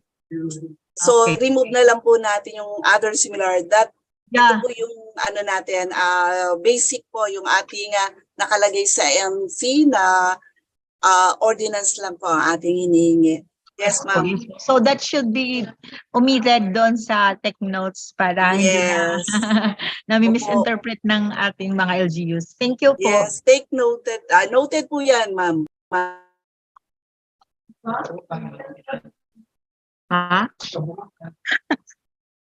Okay, thank you po. Yes, ate. Apo. Thank you po, Ms. Bell and Ms. Choi for that clarification. So the technical notes po will be updated accordingly, reflecting our agreements regarding this matter. Thank you so much po. Next question po. From DILG Region 9, clarification lang po on indicator 4. LGUs must meet any 2 of the 3 sub-indicators po ba? Considering po, Ms. Bell, the presence of integration of barangay clearance on business permit is only applicable for cities.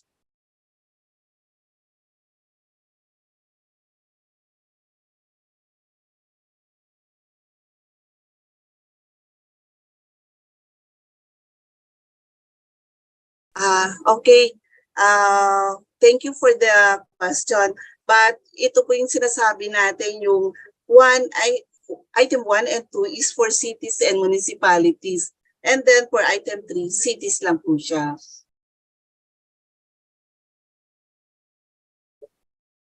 Did I get the question po? Tama po ba?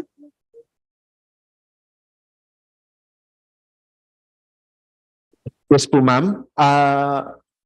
Okay na rin daw po kila Ms. May Ann of DILG Region 9. Thank you so much. Next question po regarding po ito roon sa IBOS. Question po or request to further explain or differentiate the IBOS fully automated and yung transitioning pa lang po.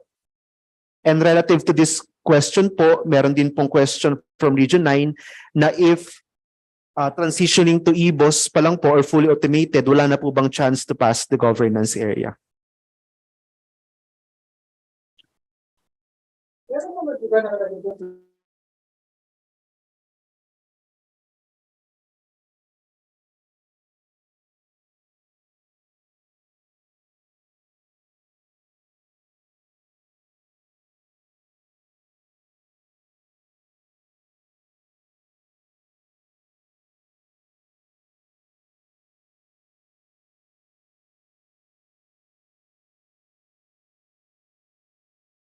Yes. Oo. Yes. Transitioning. Yun ang transitioning natin. So, kina-clarify ko rin po dun sa ating vocal. So, pag sinabi po natin fully implemented, that is only one step. But then, kung ito po ay 4 steps or less, so ito po yung tinatawag natin transition.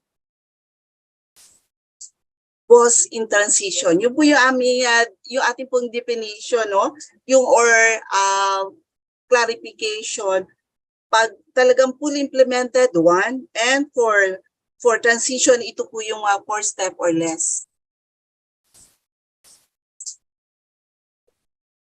Okay po. Thank you, Ms. Bell, for this clarification. And relative to this po, may tanong din po sila na if transitioning pa lang po si LGU to fully automated, no chance na raw po ba to pass the governance area?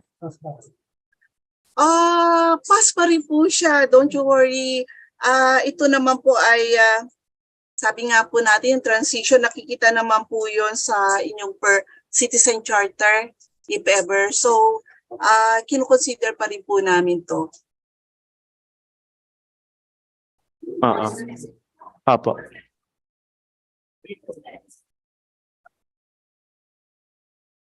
Okay po. Thank you so much po for the clarification.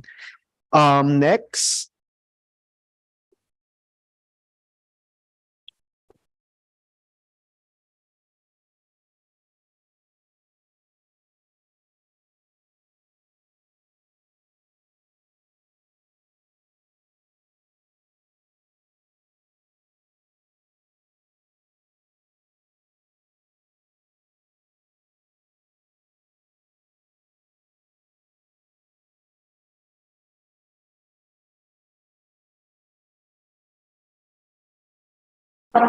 Next question po from DILG Pangasinan regarding barangay clearance integration.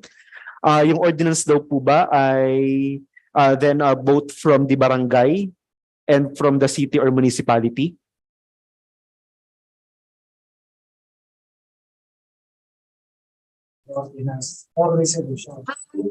In barangay po, we suggest po na sana it's if kung pwede po siyang ordinance or resolution, that will be enough for us. And of course, sa ating pong cities, nire-require po natin siya ng ordinance.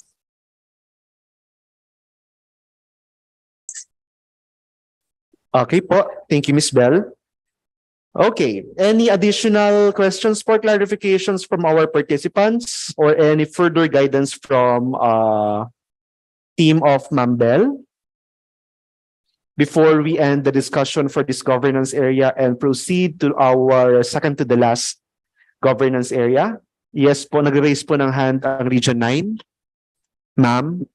Sir, good afternoon po. Yung clarification po namin with regard to any two of the three sub-indicators is sa cities po, kung applicable po ba yun? Two of three? Kasi yung number 3 is for cities lang naman po ba?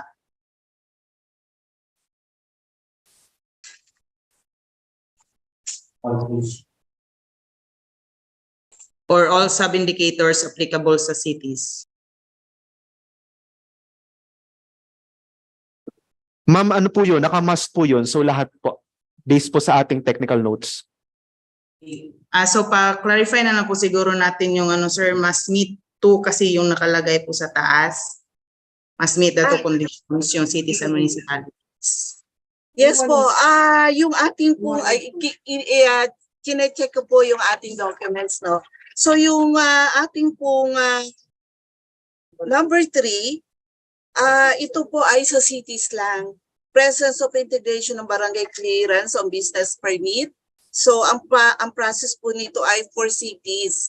Kasi hindi pa po natin na-advocate o na-promote sa ating mga municipalities. So we suggest na i-advocate po natin to sa cities, yung integration, presence of integration ng ating barangay clearance. So for the cities po, must meet 3 conditions. Yes, opo. Pero Okay. kung dun sa 1 and 2, yun na po yung cities and municipalities ang nire-require natin, ma'am. Sa technical notes po kasi ma'am nakalagay must meet the 2 conditions ang both cities and municipalities po. Okay. Ay, oh yes. Ang ibig lang po namin sabihin dito, yung cities and municipalities is for sub 1 and 2. And then for our integration, yung po ay for cities lang. So yung both 2 po yung cities and municipalities. At ang ating number item 3 is for cities only, ma'am. Thank you for the clarification. Salamat din po. Thank you po, Ma'am Bell, and thank you po, Ms. Mayan. We will look into this po to further clarify ang pagkakastate sa technical notes. From Zamboanga del Norte, ma'am. Yes, hello po Ma'am Bell. Additional parang follow-up question dun po sa integration of yung collection of the barangay clearance fee by the city or municipality. Yung sinasabi nyo kanina, both preferably for the barangay ordinance or resolution and for the municipalities and cities ordinance. I understand yung sa barangay is giving authority to the treasurer, no, to collect in their behalf. Yun yung nakalagay dun sa ordinance. How about naman po yung hahanapan natin na ordinance from the city and municipality? Ano po yung tenor dapat na nakalagay doon? Or meaning ano pong on the side of the city and kasi andun na yung sa barangay, giving authority to the treasurer or the city and municipality. So you're asking ma'am na kung ano yung kailangan pa nating bigyan ng ordinansa ang ating citizens. Hindi po, yung ano pong hahanapin namin doon sa on the side of the city and municipality. Example, meron silang ipakita na ordinance. Ano pong nakalagay dapat doon sa ordinance? Ano pong makikita namin dapat doon? Okay, kasi ma'am. andun na po kasi siya sa barangay, 'di ba, giving the city and municipality authority to collect in their behalf. Ano naman po, ba't dalawa kasi on both city and barangay and then city and municipality? Thank you, ma'am. Okay. Kasi yung, di ba po, pag kayo po ay nagkaroon na ng MOA with the cities and municipalities, yung barangay, part po yun ng kanilang understanding na there will be yung authorizing the cities and municipalities to collect in behalf of the barangay. Same thing with barangay, na kung meron pong ganong authorization, mapapakita lang po natin. Pero yun po yung aming option sa kanila na dapat ito ay well taken na ating barangay, yung kanilang ordinansa na they are allowing the cities and municipalities to collect in behalf of our barangay. Sige, ma'am. Yes, ma'am. Ibalik ko lang, ma'am, either resolution or ordinance for the barangay. Yes, Correct, okay. ma'am. Thank you, ma'am. Okay. Thank you po. Okay po, thank you so much po, ma'am from Region 9 for that question, and thank you, Ms. Bel po for the clarification. Thank you so much po. Meron din pong additional comment lang naman po from the ALG Region 10 LGCDD. There's a template for city municipal ordinance, an ordinance on collection of corresponding barangay clearance fees in the application of any business-related transactions. Okay po, thank you so much po. True, agree po. Yes. Okay po. Any additional comments, recommendations, or issues po na gustong i-raise? Or any additional guidance po, Ms. Bell? Yun nga po, bali, these are the indicators that we are proposing. But then, yun nga po, still, yung mga requests nyo po are noted, and hopefully po, once we convene with our partners, this will be discussed with them and to clarify yung ating po mga comments and some of our clarifications too. So nevertheless, we are thankful for your cooperation, and we do hope na ito po ay yung other pa na ating mga suggestion could be clarified with our technical working group. Thank you, Kim. Thank you, everyone. Thank you so much po, Ms. Bell. Pero meron pa pong isa pa pong humabol. Nagre-raisean po ang DILG na votas. Please, ma'am. You're recognized po. Yeah, thank you. I-clarify ko lang kasi I think yung confusion dun sa indicator ng yung sa number of steps, siguro hindi na dapat nakalagay dun yung letter A na nag-define na one step for fully implemented e-boss. Kasi kung tutusin, tama ba, Ms. Bell? Pasado ka na kung 4 steps or less. So bale parang dinefine nyo lang yung first bullet na 1 step na yun na yung fully implemented e-boss. Correct. Yeah. Correct po, ma'am. Okay, oo. Baka mas magandang alisin na yung first dun sa tech notes, yung first letter A doon, parang nakagulo siya. Tapos diretso na yung business or mayor's permit released in 4 steps or less. Okay. Well, taken po. Sige po. Para mas maklaro yung ating pananaw. Okay. Thank you, Ms. Bell. Thank you so much po. Well noted po ito and we'll look into this po. Okay. Thank you so much po again, Ma'am Bell from DILG Bureau of Local Government Development, and kindly send our regards po to Director Annalisa Bonagua, our TWG head for this governance area. Once again po, thank you so much po BFC team for the discussion of the performance indicators for this governance area. Maraming salamat po. Thank you. Okay, before we continue to this ninth governance area, magkaroon muna po tayo ng short icebreaker ulit para naman po ma-refresh tayo at makahinga ng konti bago po tayo magpunta sa next governance area natin for today.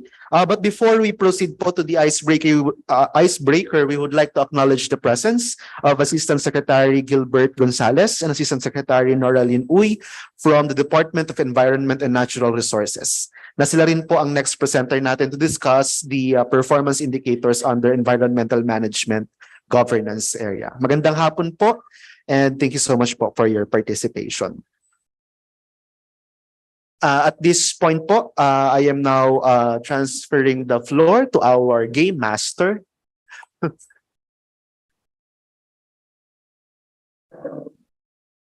Okay, thank you, Kim. Personalan na. Ay, wait lang po. Let me share. Explain lang. Ay.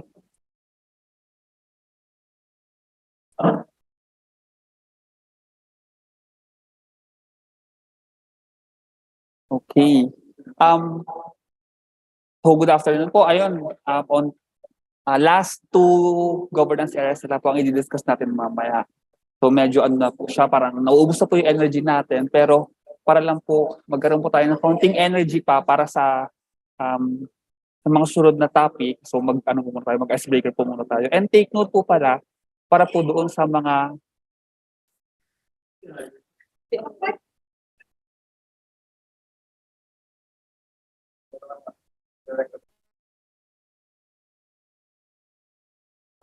ayan. Sige po. Para po pala doon sa mga nanalo nung kahapon, nagpapasagot po kami ng Google Sheet para po makuha po namin yung mga GCash number po ninyo. So yun. Idadaan na lang po namin doon sa mga contact po namin sa region. Okay? Tapos ngayon, meron po tayong mananalo na 9 participant kasi meron na lang po tayo 9 remaining items po dito sa ating palarong pambansa. Okay, sana po may energy pa tayo, no? Naubos na rin energy ko eh. So, sige. Okay, ready na po ba? Ayun, naka-ready na po ba yung mga kasama natin sa secretariat para doon sa signal? Yung line. So, ikaw talaga inaasahan ko, di ko yung katabi ko eh. Oh, sige, ready na ha. Okay. Okay, laban na. Okay, first. Yan. Wala pa ano ah. Ayan na, game. Pwede na po, may linya na.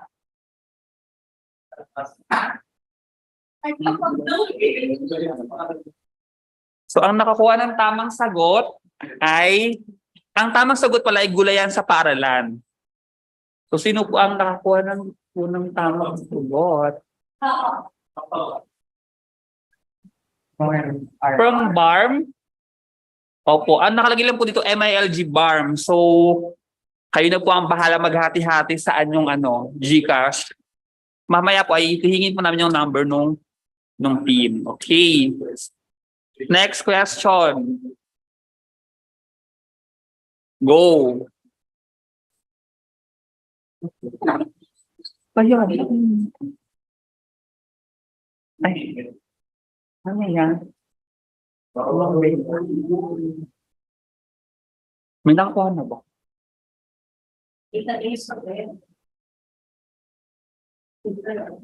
Ay ano po, dapat po naka-spell out. Bawal po ang acronym. Yung po ang utos ni Remsi kahapon. Nakita na ba ng board? 14 days. 14 days.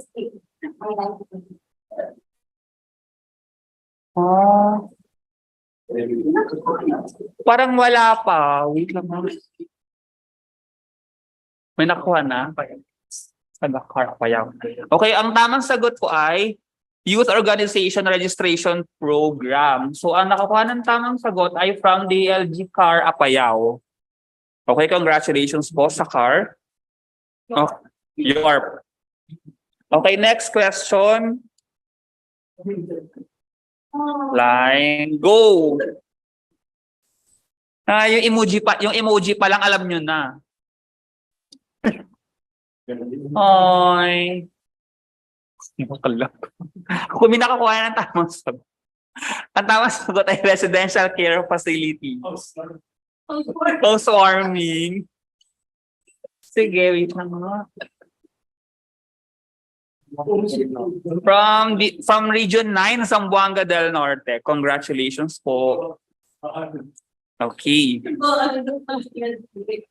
Ay, simbahan ba yun? Wala namang cruise. Sarot. Okay, next question na. Ayan. Bili niya. Ay, wait lang po. Wala pang signal. O, go. Na, yan na.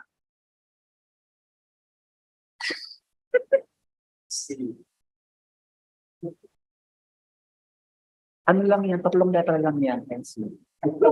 Hello?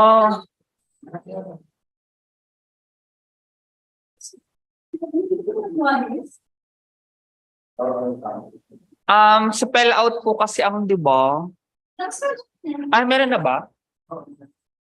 Sige, tanggapin ko na ngayon kasi ano talaga yan.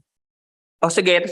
Tatanggapin na po namin yun kasi mahirap pong maghanap ng logo for local. Pero ang tamang sagot ito ay Epidemiology Surveillance Unit. So, ang nakakuha ng tamang sagot ay from DLG Catanduanes, si Mike Ebio.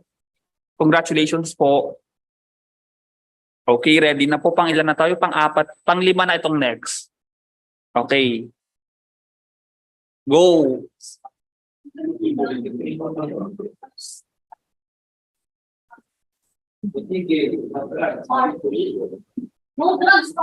Ayan. Okay, ang tamang sagot po ay walang hyphen. Hello, hayaan mo na. Dapat daw may hyphen. Higpit ni Remcy. Ang tamang sagot ay Anti-Drug Abuse Council. Ang nakakuha ng tamang sagot ay from DLG regions, from Region 6, Bacolod City. Okay. Pangalan na to, parang ano na to? So meron tayong 4 na lang. Okay, so meron tayong last 4 questions. So, ready na po? Okay, ayan na. Okay, may signal na. Sige po. Mag-encode na po kayo ng tamang sagot.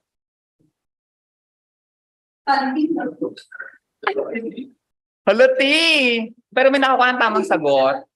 Ang tamang sagot ay supplementary. Tama ba? Sorry, na wrong spelling is wrong ako. Yung Game Master. Supplemental feeding program po ito. So dahil siya ay tikamigin. Discerning tamang sagot. So supplements. Kaya mga pang-gym. Tapos baby na pinapakain, tsaka program as in yung sa computer program. 'Di ba ang witty po? Oh. Pinilit. Okay, next question. Okay, ready na po. Oo, present na siya doon sa kahapon eh. So may idea na sila na ano yung last word. Ano to, babe?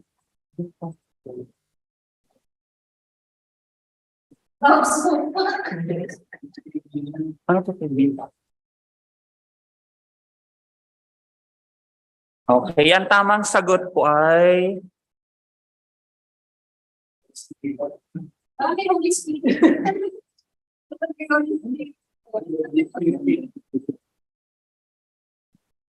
diba ano? 13? Ang nakukuha ng tamang sagot po pala ay Barangay Peacekeeping Action Team. So, from Region 13, si Ma'am Florian po nakukuha ng tamang sagot. Hello, B, magsimba ka. Okay. Ay, 13, lagi ko ng 13. Wait lang, be. Ayan, dyan na. Okay, last two. Okay, ready na po. Ayan, may signal na po.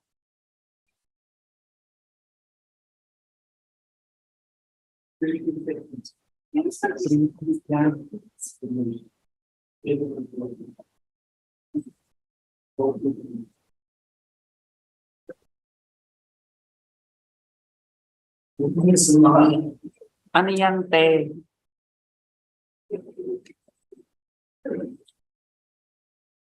Ah! Ito siya, te. Meron na ba? Tagian. Ay, nakukulang ng word. Ay.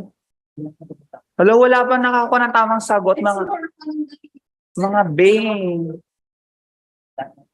Wala pa.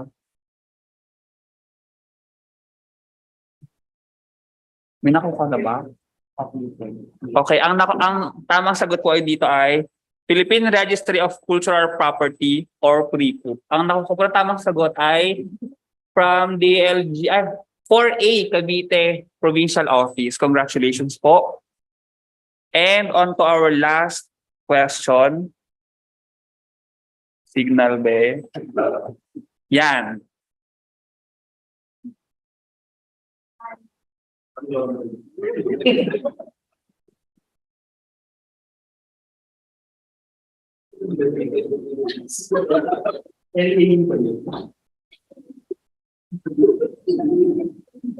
Ano to, te? Okay.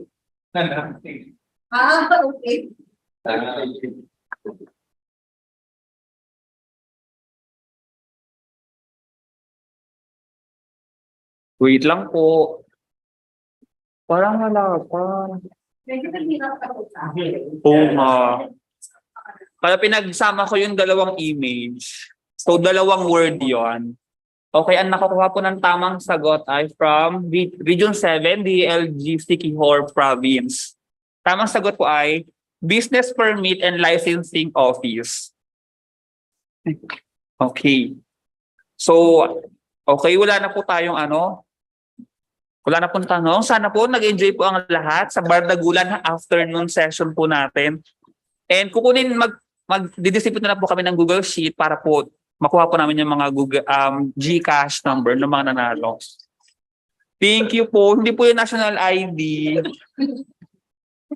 Okay, sana po nag-enjoy po tayo. And meron po tayong last 2 governance areas na i-discuss mamaya.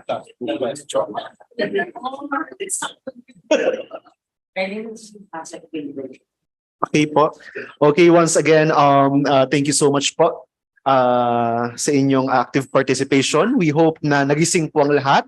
And tulad po ng sinabi, last 2 governance areas na lang po. And now to continue with the discussion of our performance indicators, to present the performance indicators for the environmental management governance area. Please welcome our TWG Head, Assistant Secretary Gilbert Gonzalez from the Department of Environment and Natural Resources. Good afternoon po, ASEC.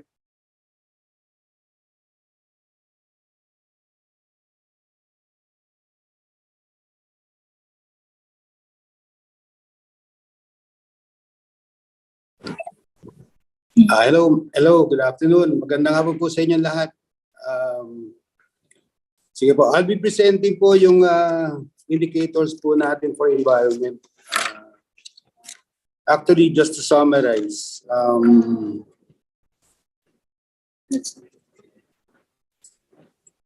narinig niyo ba ako? Yes po, ASEC. Loud and clear po. Okay, thank you.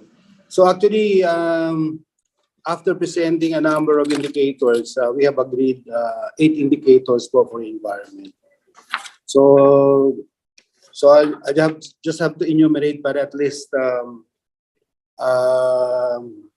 ma-appraise kayo agad at the early stage of my presentation kasi this would be the basis for meron po kasing mga pine-prescribe tayo which should be the indicators applied to different levels po ng ating mga LGUs.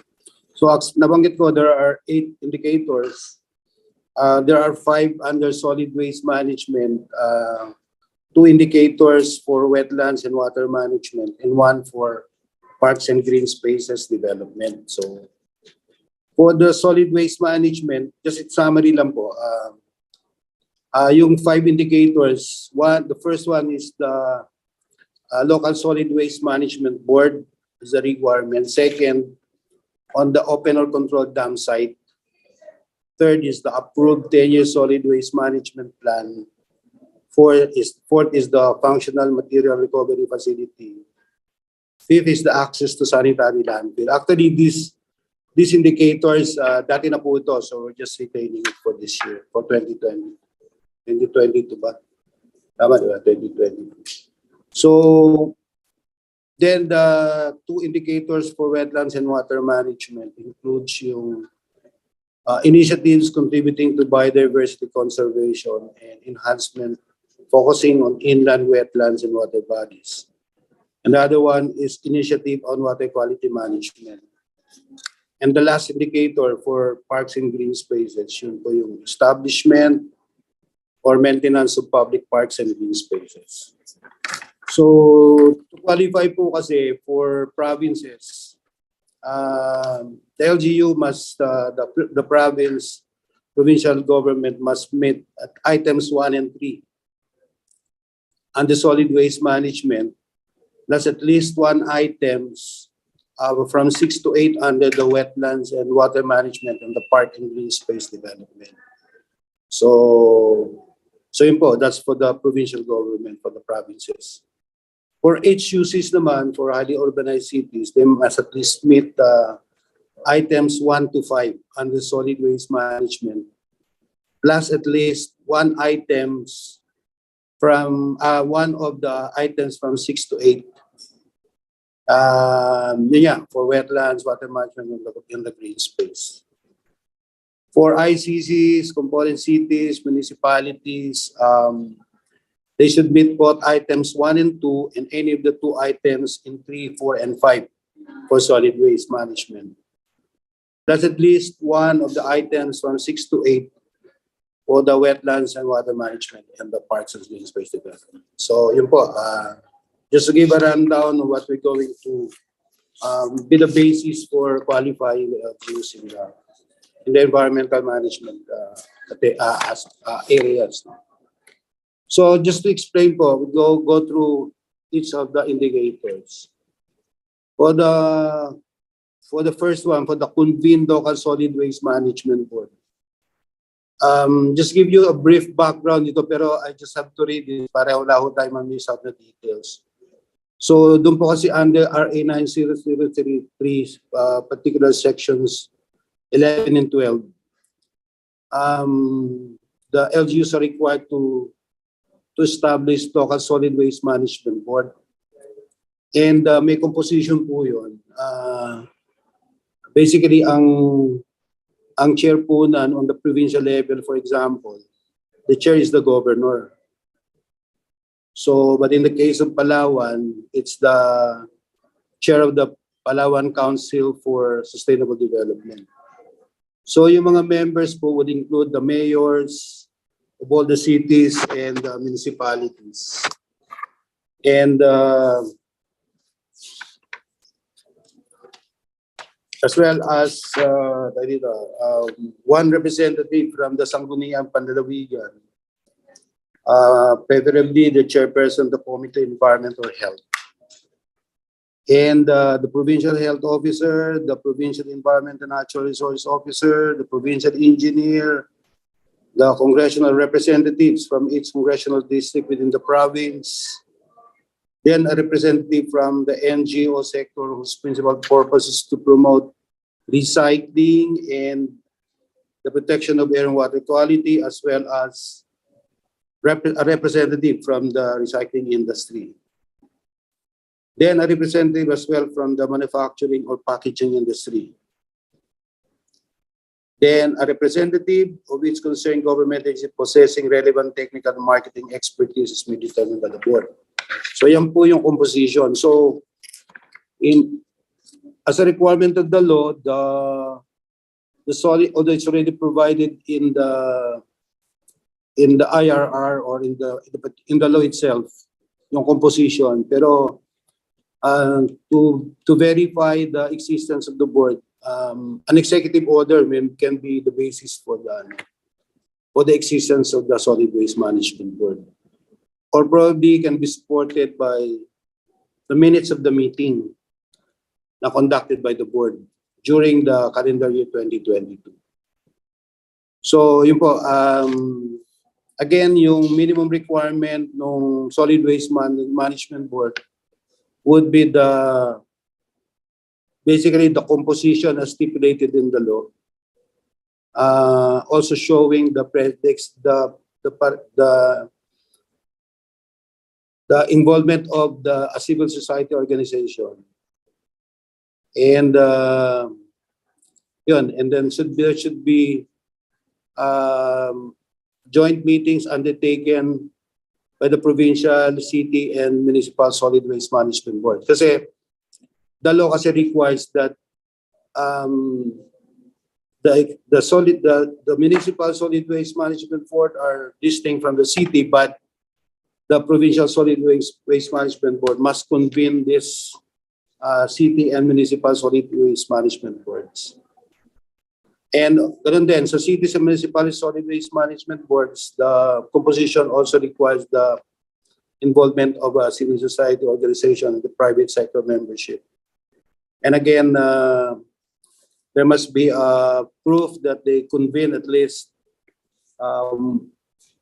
once during the year. Okay, so pero there are instances within the LGUs or within the territory or within the municipality or city, walang existing na mga industries or companies that engage in recycling or organizations that are involved or are engaged in recycling, in the recycling industry or manufacturing. So in this particular case, consideration is being given to this particular LGUs that don't have this kind of industry. So, but this has to be certified by the local government and laws, as well as the local permitting office. So that's for the solid waste management, for the indicator one.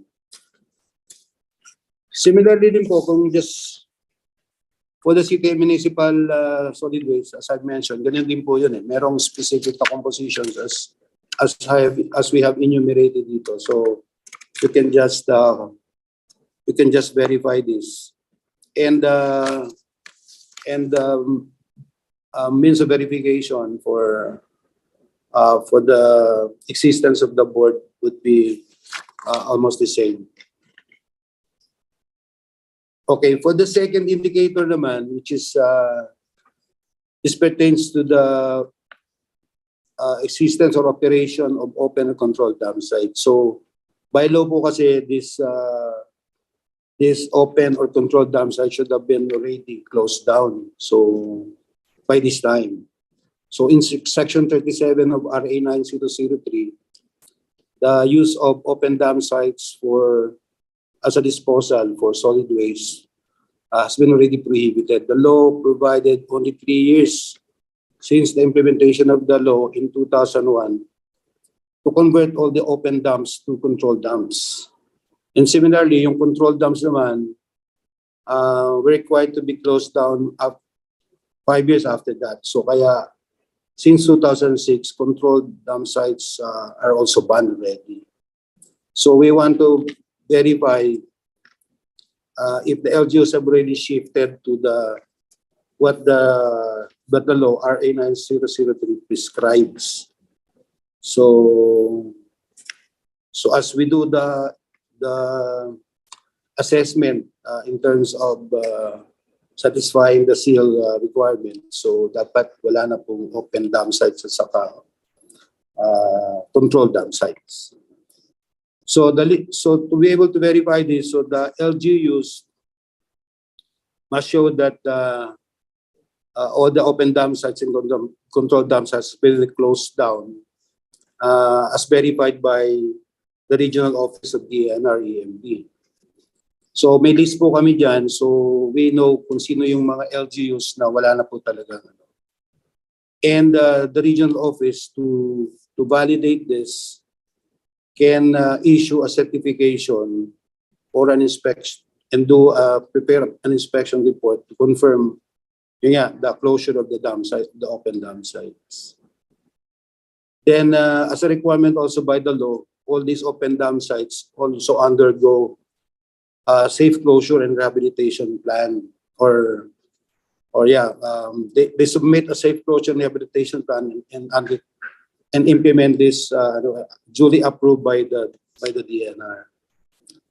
So also there's a certified form 2M from the local environment that would declare that the open dam site has been already closed down. So for the assessment, the minimum requirement for the SGLG,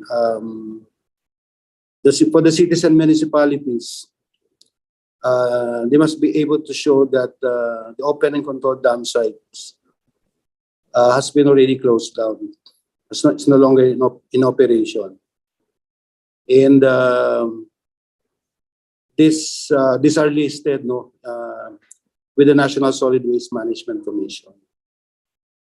However, meron po tayong consideration that can be given to an LGU with a closed dam site based on the list, provided that they have met the following. One is, they should have an approved safe closure and rehabilitation plan. These are for the LGUs na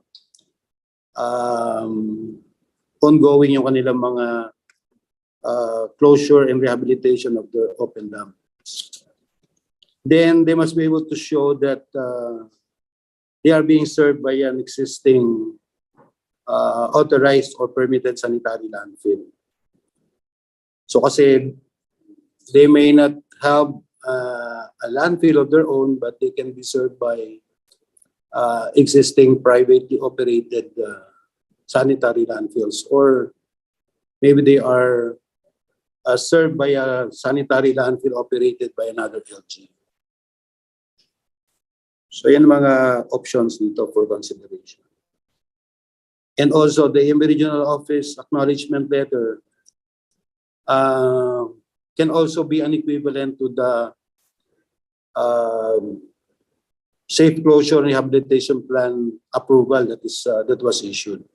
So if EMB confirms that by way of an acknowledgement letter that the LGU is being served by an authorized sanitary landfill, that can be equivalent to the compliance to the safe closure and rehabilitation plan approval. So yan po yung natin in terms of addressing po yung this particular indicator on the open dam sites or controlled dam sites.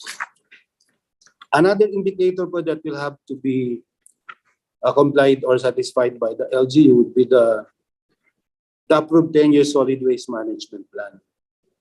So under 9003, all LGUs has to submit a 10-year solid waste management plan as provided under Section 2 and 17 of the law. So this is actually evaluated by the National Solid Waste Management Commission. So to be able to confirm yung compliance to this, so the LGU must be among those listed by the National Solid Waste Management Commission to have an approved solid waste management plan.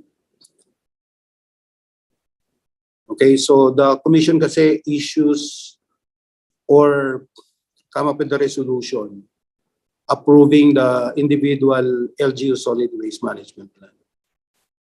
So we can verify it from that resolution of the commission or the document that approves or the solid waste management itself, wherein the commission has approved.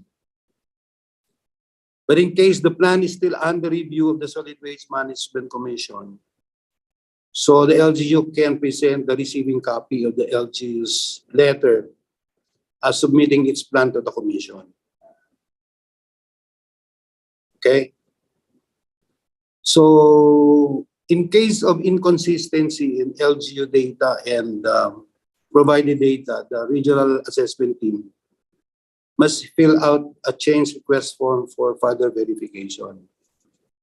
So just in case lang na merong mga inconsistencies in the data that's being presented to support yung compliance to this particular indicator, then so the regional assessment team can fill out this particular form. So basically, yung magiging minimum requirement po natin would be the approved 10-year solid waste management plan. And the consideration that can only be given is to the province, the city or municipality with a solid waste management plan that is still under review by the commission. So if the LGU has not submitted yet, they will not qualify. So yun ang sabihin nito. They will not be able to be considered or qualify for this particular indicator. The fourth indicator for the solid waste will be the functional material recovery facility. Again, the law requires all LGUs to practice waste segregation, and so by doing it, to be more effective, they must have a material recovery facility. So just to simplify lang, so the LGUs must have a material recovery facility. It must be functional. So to confirm this, so kailangan natin ng mga ibang mga proof. Siguro the local environment officer has to prepare that, certify that through a form that will be prescribed, or a photo documentation which is attached to another certified form that is prescribed by the DILG. Then, a verification of the actual existence of the MRF. Then probably a recording system that will present kung ano yung mga how the MRF is being operated and how much amount of waste are being recovered, recycled, and separated, segregated from the other waste that needs disposal. Now, if the facility is in partnership with a private entity, so a memorandum of agreement can be approved that there is a private entity that provides services for the segregation and recovery. For clustering of MRF among barangays, and then a memorandum of understanding of agreement among the barangays must also be presented. Kung central MRF naman yan, meaning meron siyang nag-iisang MRF that serves for all the service area for all barangays or the entire municipality. So there must be a recording system that would indicate that the facility can cater to the total waste that's being generated from the different barangays within the service area that's being served by that particular facility. So for the minimum requirement for the cities and municipalities, so all component barangays must be serviced by an operational MRF with a recording system of the waste. However, consideration may be given to LGUs with planned programs on increasing operational MRFs or expanding its operation of a single MRF servicing multiple barangays. Okay, so on the fifth indicator for the solid waste, yun, access to sanitary landfill and segregated collection of waste. So again, so since open dam sites, controlled landfills are already banned since 2006, so the law requires kasi that the LGUs must have a sanitary landfill at its final disposal site. Or they can provide other alternative disposal. But basically, sanitary landfill ang nire-recommend ho natin kasi ito ang pinaka-most practical and most economical. And I think this could be more feasible for local governments.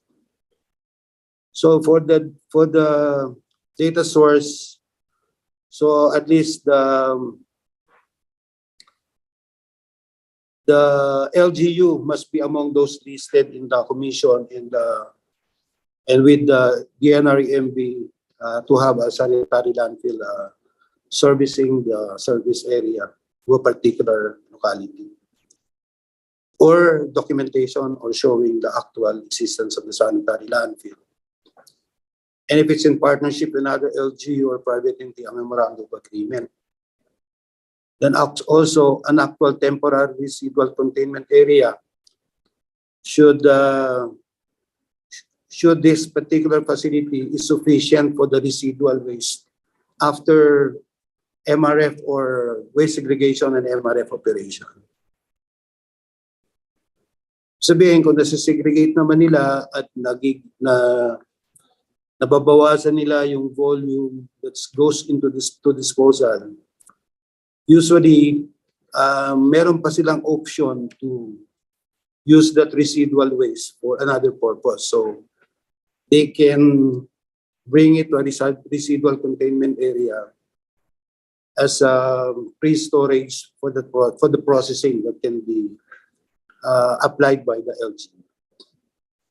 Now, in case of ongoing construction of sanitary landfill, actual construction site of SLF and project progress reports that will show the development phase of the landfill can also be presented. So, and also the approved solid waste management plan is approved by the commission. Usually, yung sanitary landfill are already presented in the plan.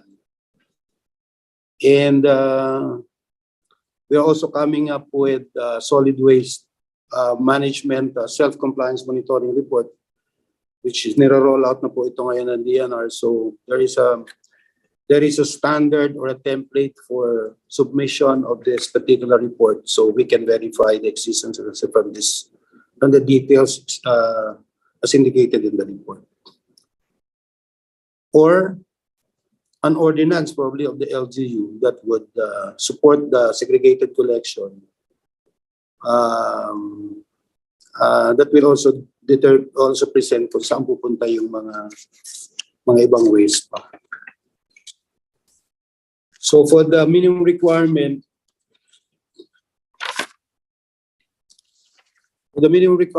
for the cities and municipalities, they must have all of the following. All of the following.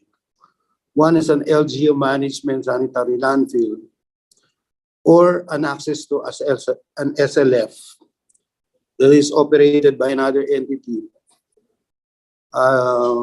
by way of a memorandum of agreement. Okay, so or another requirement would be the 100% coverage of all the barangays as certified by the LGU ENRO certification and by the LGU ENRO, and an ordinance or schedule of the segregated collection followed by the LGU or a separate tractor holders that will confirm yung system that's being practiced by the by the local government. So consideration is also given for item 1, wherein LGUs which operates a temporary residual containment area, but has to have an ongoing construction of their own sanitary landfill, or a program that would present yung operation involving the authorized sanitary landfill. Okay? And as well as the LGU's approved 10-year solid waste management plan, supported by the annual budget to operate this particular facility and the plan itself. For item number 2 naman, at least it must cover 50% of the barangays covered by the segregated collection. Okay, so that's all for the solid waste. Doon naman sa other indicator, item number 6, is LGUs has to initiate programs on biodiversity conservation and advancement focusing on inland wetlands and water bodies. So this indicator will actually focus on the enhancement and conservation of inland wetlands and water bodies, including but not limited to rivers, streams, creeks, springs, waterfalls, lakes, natural ponds, and pools. So some of this type of water bodies to be present in different forms in different municipalities. So Executive Order 578 series of 2006 established the National Policy on Biological Diversity. So it requires concerned government agencies, including the LGUs, to integrate and mainstream the protection, conservation, and sustainable use of biodiversity into their policies, rules, and regulations, programs, projects, and development planning process. So relatedly, Republic Act 7160, otherwise known as the Local Government Code, requires LGUs to exercise the powers essential to the promotion of the general welfare, among which is the right of the people to a balanced ecology. So these are the existing policies, national existing policy laws that supports the need for this particular program initiatives to be implemented by LGUs and be included among those indicators for environmental management. So to verify, ito po yung mga data sources that we can check on the compliance to this particular indicator. Ordinance establishing wetlands. So there has to, or water body as conservation area. So kung meron pong mga ganitong klaseng mga features in the locality, so the LGU must come up with an ordinance to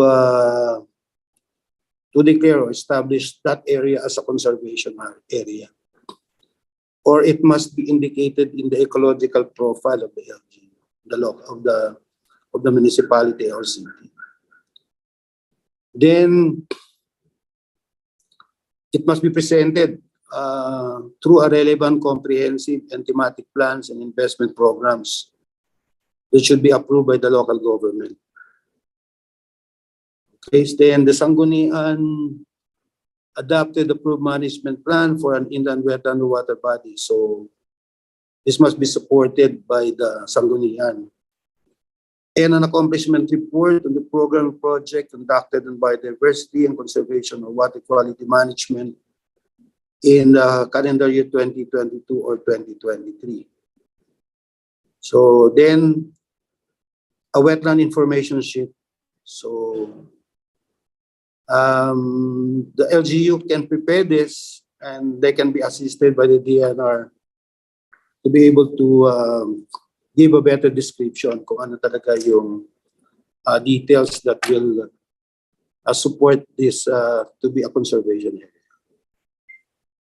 So as a minimum requirement, the province, the cities and municipalities, they must have at least three of the following.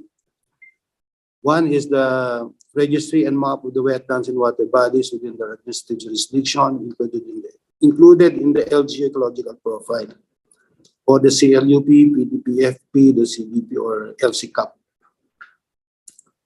Or an ordinance establishing wetlands or water bodies of conservation area with protection purposes, or integration of these areas in the POPs on biodiversity conservation enhancement in the as indicated in the local development investment program or annual investment program for 2023.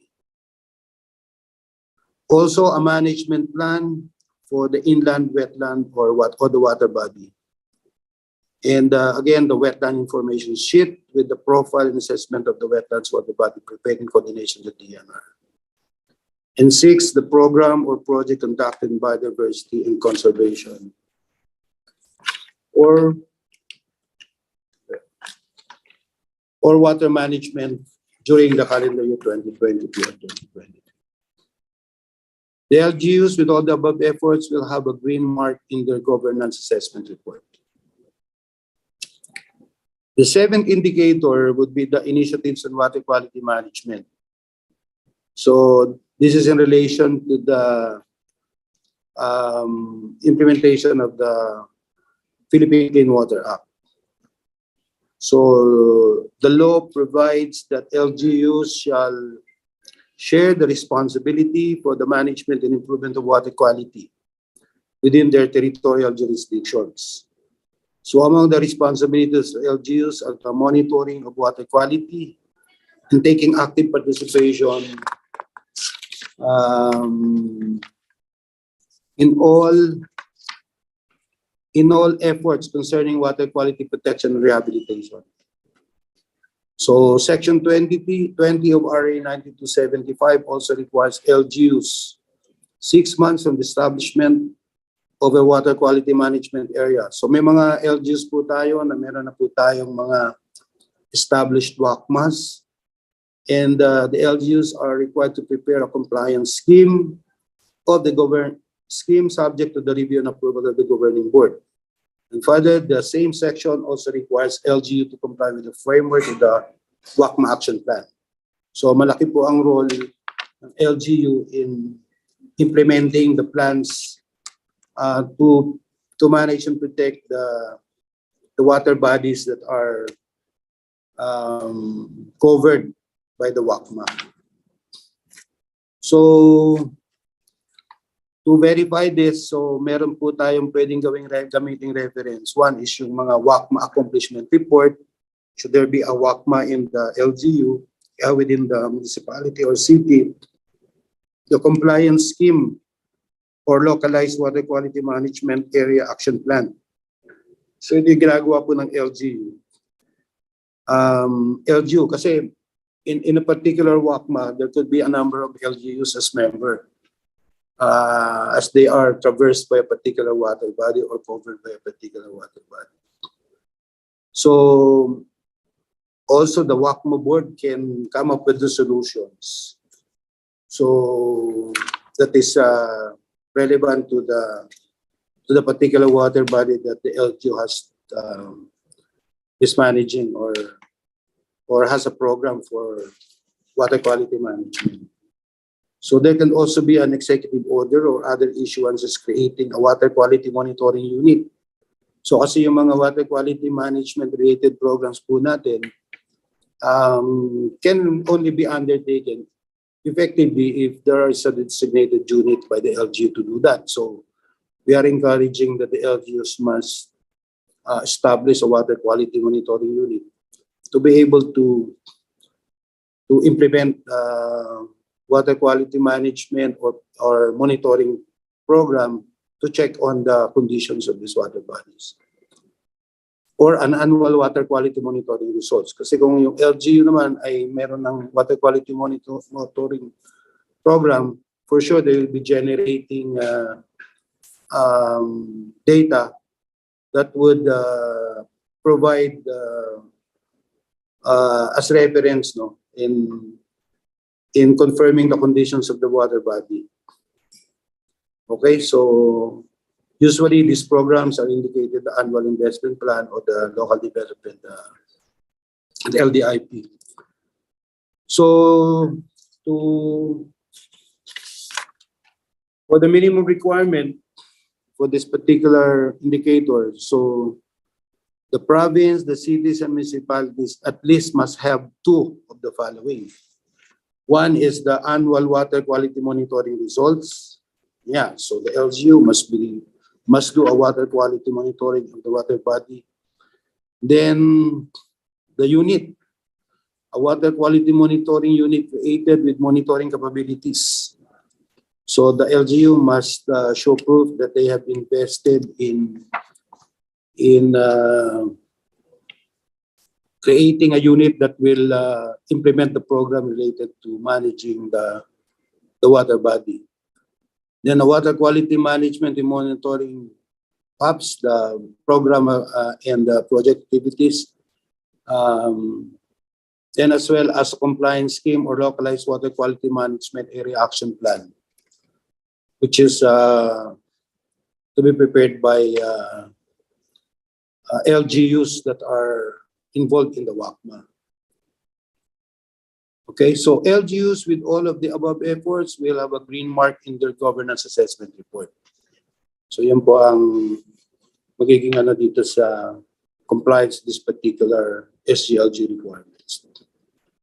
And the last indicator po would be the establishment or maintenance of public parks and green spaces. So in most cases, all LGUs provides open spaces or green parks. So nakalagay naman po kasi yan under section 17.447 and 458 of the local government code, which requires all LGUs shall provide parks, green belts, forests, and public spaces. Furthermore, the Philippine Development Plan for 2020-2028 also calls for an increase in the area of green spaces as a prerequisite for creating livable communities. So, isa po yan sa mga under the Philippine Development Plan. So, in this indicator, green spaces cover communal lands that are partly or completely covered with grass, trees, shrubs, or other vegetation, such as freedom parks, public urban forest parks, or forest bathing and recreation, and vegetable gardens. So in developing these spaces, LGUs are strongly encouraged to utilize native and indigenous flora and fauna species. Related to these projects can be an opportunity for LGUs to showcase their flagship species. And more than ensuring policy compliance, this indicator demonstrates and measures the LGU's efforts in enhancing their overall environmental governance and better use of public parks and green open spaces, with emphasis on the importance of biodiversity and linked to health, well-being, and green recovery. So, in any urban development naman talaga, these green open areas, green spaces are very essential and basic in the design. So to verify this, the existence or establishment of this public parks and green spaces can be verified through the LGU's ecological profile on their CLUP, or probably their LGU's might have an ordinance supporting the establishments of all these public parks and green open spaces. On the annual investment plan, site profile assessment of public parks and green spaces. Also from accomplishment reports of programs or projects conducted for these public parks and green spaces. So on the SGLG minimum requirement, to be able to qualify for this particular indicator, the provinces and cities and municipalities must at least have these two of the following, no? Must have at least two. At least one public park or green space maintained by the LGU. So kung wala kayong park, wala na. Second, a list and map of the public parks and green spaces in their jurisdictions should be included in the ecological profile or CLUP or PDPFP. And the integration of POPs or a program or projects or activities for the public parks and the green spaces development. Maintenance as indicated in the LDIP or AIP for calendar year 2023. Or a site profile and assessment of at least one public park and green space. And if the LGU would have all the above efforts, they will have a green mark in their governance assessment report. So, ladies and gentlemen, that's all for the environmental management areas indicators for the SGLG. Thank you.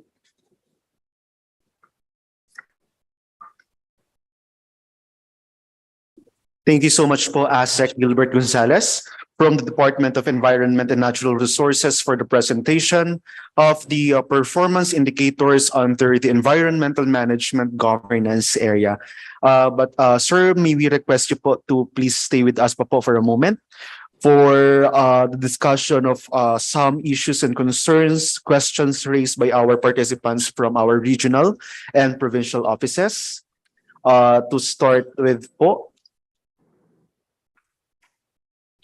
regarding indicator 1, SWM board, question or concern from the ALG CAR Apayao. Consideration in item 1 is not included in the tech notes provided for this orientation po. Kindly ensure that this be included in the final tech notes. Thanks po. Yes, sir. This is not included in the initial draft of the technical notes, but if you can refer to the current draft today po on the link provided yesterday, this is already captured po. Thank you so much po. Next, for 8.3, approve 10-year solid waste management plan. There's a question po from Car and Mimaropa. May change request pa rin po ba? Ma'am, from Car and Mimaropa, we are sorry for this po, but we will be removing the portion on change requests since NSWMC through the Office of ASEC Gilbert po has been providing us with the data on SWM plan. We will be updating the technical notes accordingly. Thank you po.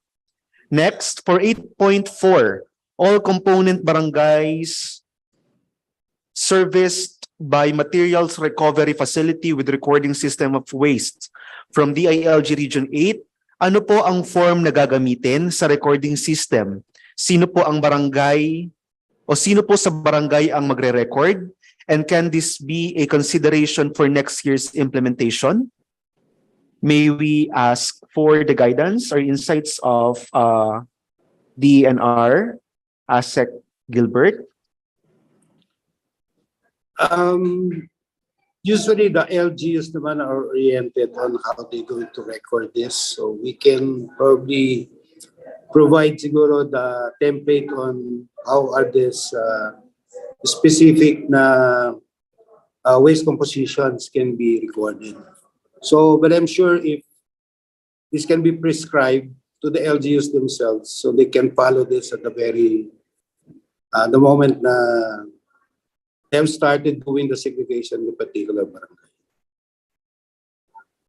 So for all that's already practicing waste segregation, for sure they have been guided already on how they would be recording this. Pero baka nga hindi pinapractice ng iba, so we might as well ask the municipal level to again siguro reorient or make the barangays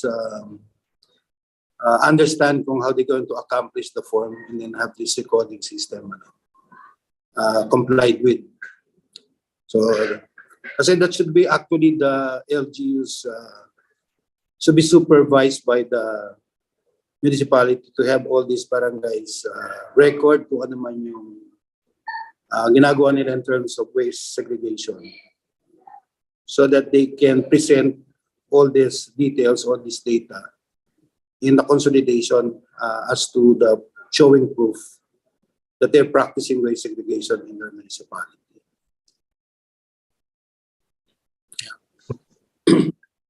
Thank you po, Asa Gilbert, for that clarification.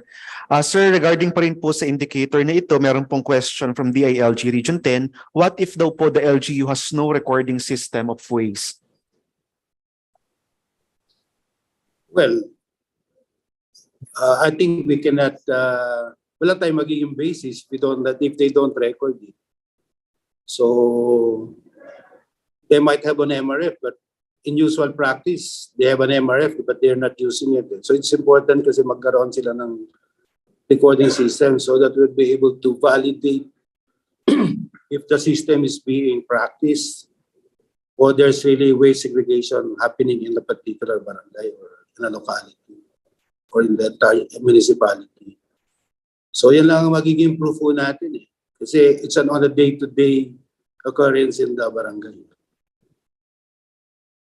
Thank you po, Asek Gilbert, for this clarification. And relative to this question po, another concern po, what if the LGU will certify na operational ang MRF ng kanilang mga barangays, pero nakikita pa rin po na marami pa ring basura sa paligid at hindi nako-collect?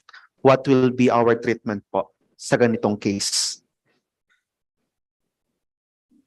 Well, so what's the use of introducing this kung hindi natin mamamanage the whole generation in a particular barangay?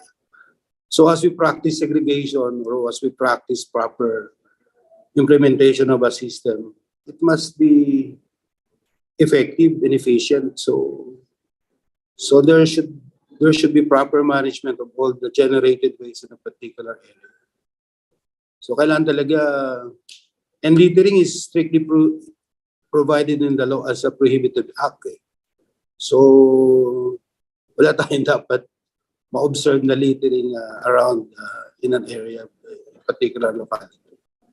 So yun ang ano natin. That's the reason why we're introducing this as a basic indicator, because we want solid waste management to be practiced properly in every LG. So there should be no excuse for LGUs that are not managing their waste properly. If we're going to do a very, if we want to really apply effectively itong ating mga indicators to rate the LGU's performance. Okay, thank you po, sir. Next po, from Region 6. This is, ano na po, sir, regarding indicator 8.5, access to sanitary landfill. We have an island municipality which has more than enough resources to construct a sanitary landfill. However, based on the initial assessment of MGB, the whole area has limestone deposits. Hence, they are not allowed to construct an SLF. Also, it is impractical to venture into a memorandum of agreement with another municipality with SLF because it would require 3-hour sea travel and another 3-hour land travel. Can they be exempted on this indicator? Instead of tagged as failed, they have a certification naman po from DENR EMB that their zero waste facility is considered as alternative to SLF.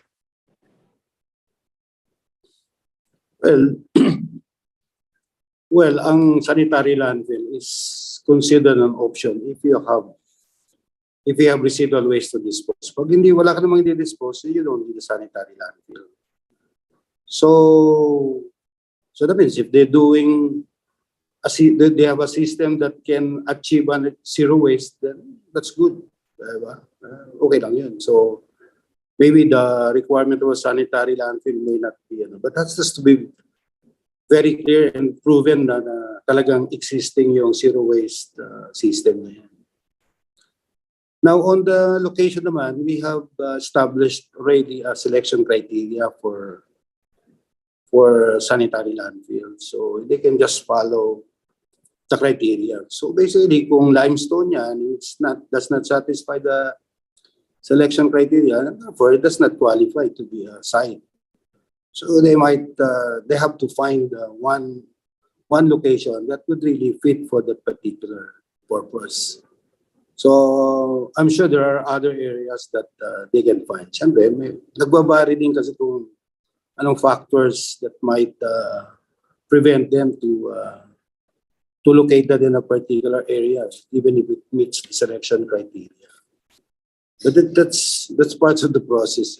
Hindi naman tayo makakapag-dictate yan. So they have to deal with the community. They have to do the right design. They have to check on whether the criteria for the selection would be satisfied in the design, as well as the applied engineering intervention necessary in the construction development design. Ang dami kasi ng factor. Pero yun nga, pinaka-basic in terms of selection would be the criteria to satisfy the criteria that we have already established for LGUs, to guide the LGUs and other entities who wants to put up a sanitary landfill. So if it's a limestone area and it's not suitable, then wala ho tayo magagawa talaga. They have to find another location. Thank you so much po, ASEC, for that guidance. Next po, sir, from DILG Ifugao, clarification regarding 50% of barangays covered by segregated collection. Does it mean po ba na yung segregated waste ng 50% of barangays ay yung kinokolekta ng munisipyo through the garbage truck?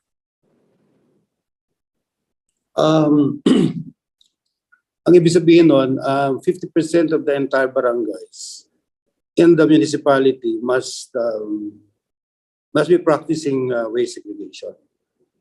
So it's not on the volume, but it's the number of barangays that are involved in the waste segregation system, collection system. Okay, thank you po, ASEC. Next po, from DILG Region 10, for LGUs with SLF, how will we know if the standards are complied with? Ia-allow ba natin if makapal na ang basura sa SLF, parang open dump site na ang condition? May capacity lang po ang sanitary landfills. And it has a lifespan based on its design. So if it's already full, then they have to close it down. They have to develop expansions or find another site. Ganun lang kasimple. So it's its own capacity based on the available area, and the only reason they can probably extend the lifespan is to be more effective in doing segregation and waste reduction. And that's the reason why we're promoting segregation, so that we could extend the lifespan of the landfill and then lessen the cost of investment on this. Thank you po, ASEC, for this clarification. Next po, punta na po tayo sa indicator 8.6 regarding the initiatives contributing to biodiversity, conservation, and enhancement, focusing on inland wetlands and water bodies. Question po from DILG CAR. Can we consider the registry and map of wetlands and water bodies if it is included in the FLUP, not in the enumerated plans in the tech notes? Yeah, I think yes, we can use the FLUP as a reference for. Thank you po, ASEC. Next po, regarding pa rin po sa indicator na ito, from DILG NCR, will item 6 be applicable to all LGUs po, or only to those with water bodies and wetlands? Ako seldom naman you can find LGUs without water body. Maybe wetlands, only a few can have the characteristic of a wetland. Kaya in-include natin dito, this could be wetland or water bodies. So if there are no wetlands existing in a particular LGU, then or municipality or city, then they can focus on the water bodies, their areas. Thank you po, ASEC. Next, from DALG Region 10, from ARD Yvette Sunga po. Sir, since indicator 6 is a new indicator, may we please recommend instead of any 3, it can be any 2, and it will be progress to any 2 in the succeeding years. For the LGUs to request capacity development interventions to be compliant, and for the LGUs not to be overwhelmed due to NTA reduction and some LGUs with new local chief executives.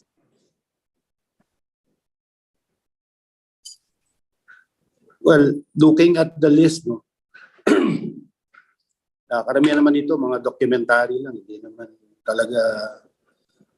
sila malaking mga investment kind of undertakings. So, LGU's ordinance, they can to come up with a plan, a map. So, I don't think malaking Actually, preparatory lang to mga requirements to the bigger possible requirements as we progress in the coming years.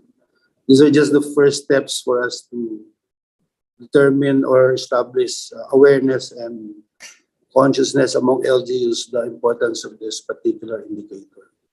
So tingin wala namang mabigat na requirement dito.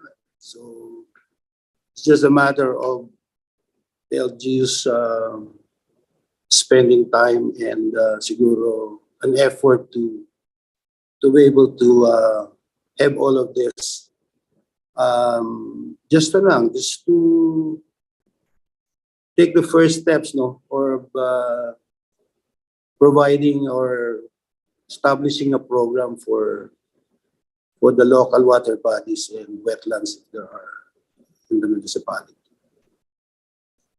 So reducing, okay lang naman siguro, pero I don't think the minimum 3 is a burden. So it could be a burden. So, but it's up to the council. So maybe the council can probably decide on this. Okay po. Thank you po, ASEC, for this clarification. Next, punta naman po tayo, sir, dun po sa 8.7, Initiatives on Water Quality Management. Question po from the ALG Mountain Province. May we also know po kung sino-sino yung mga LGUs na WQMA members? Actually,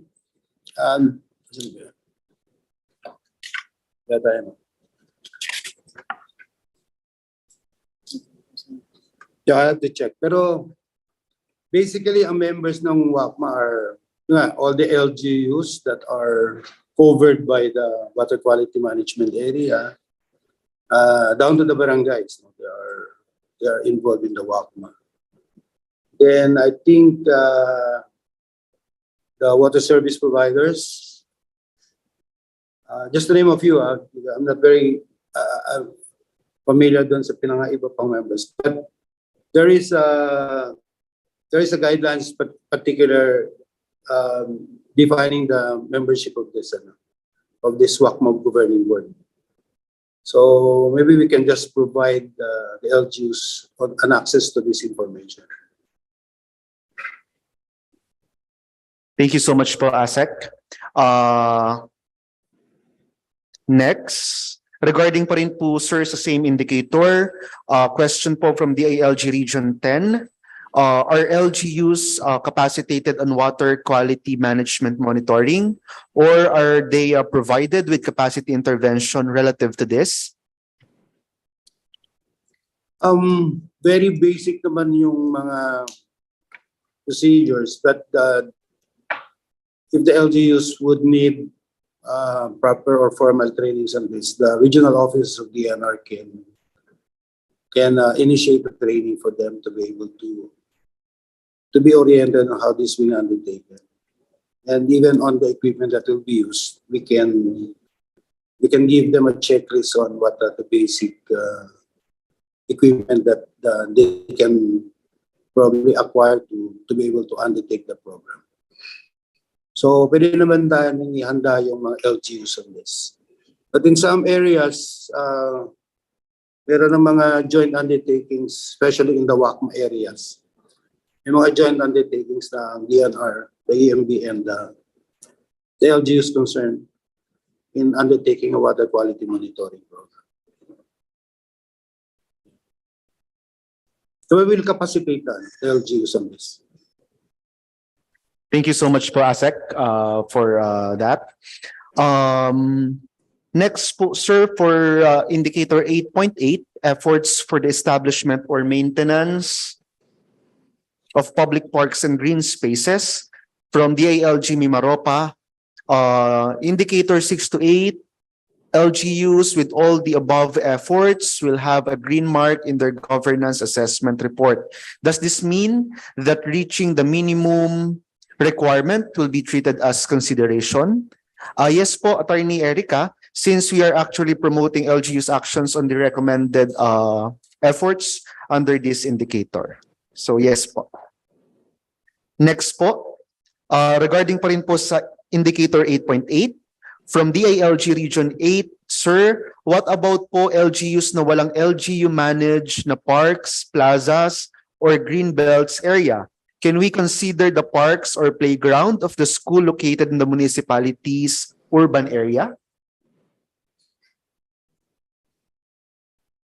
Well, they can develop it into a green space, diba?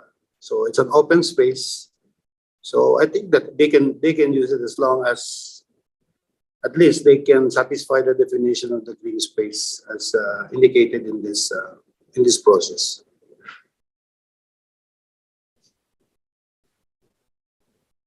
Okay, thank you po, ASEC.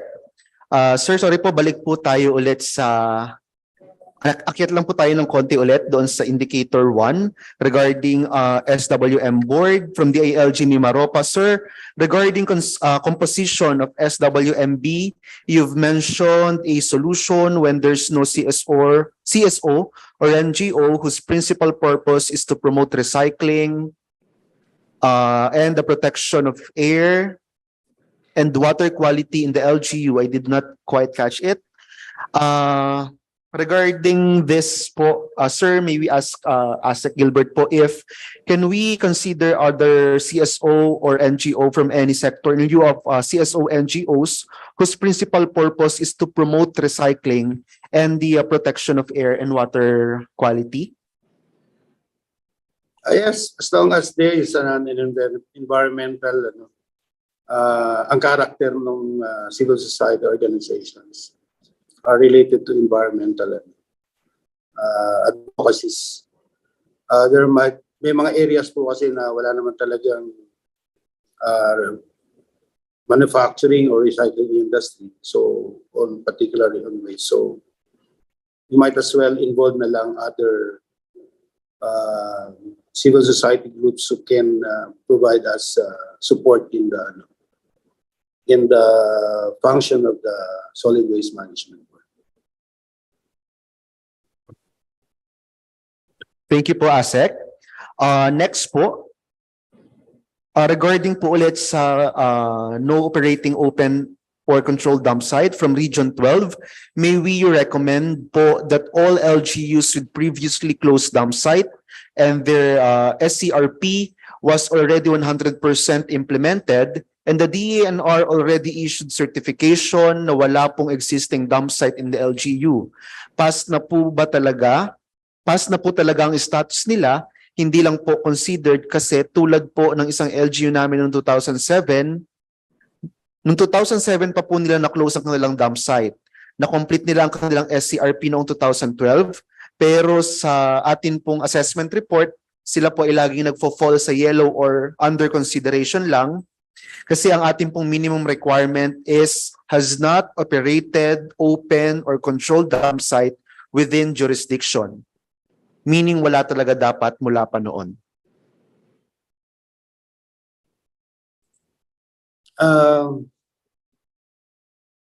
Hindi ko masyado nakuha yung question, pero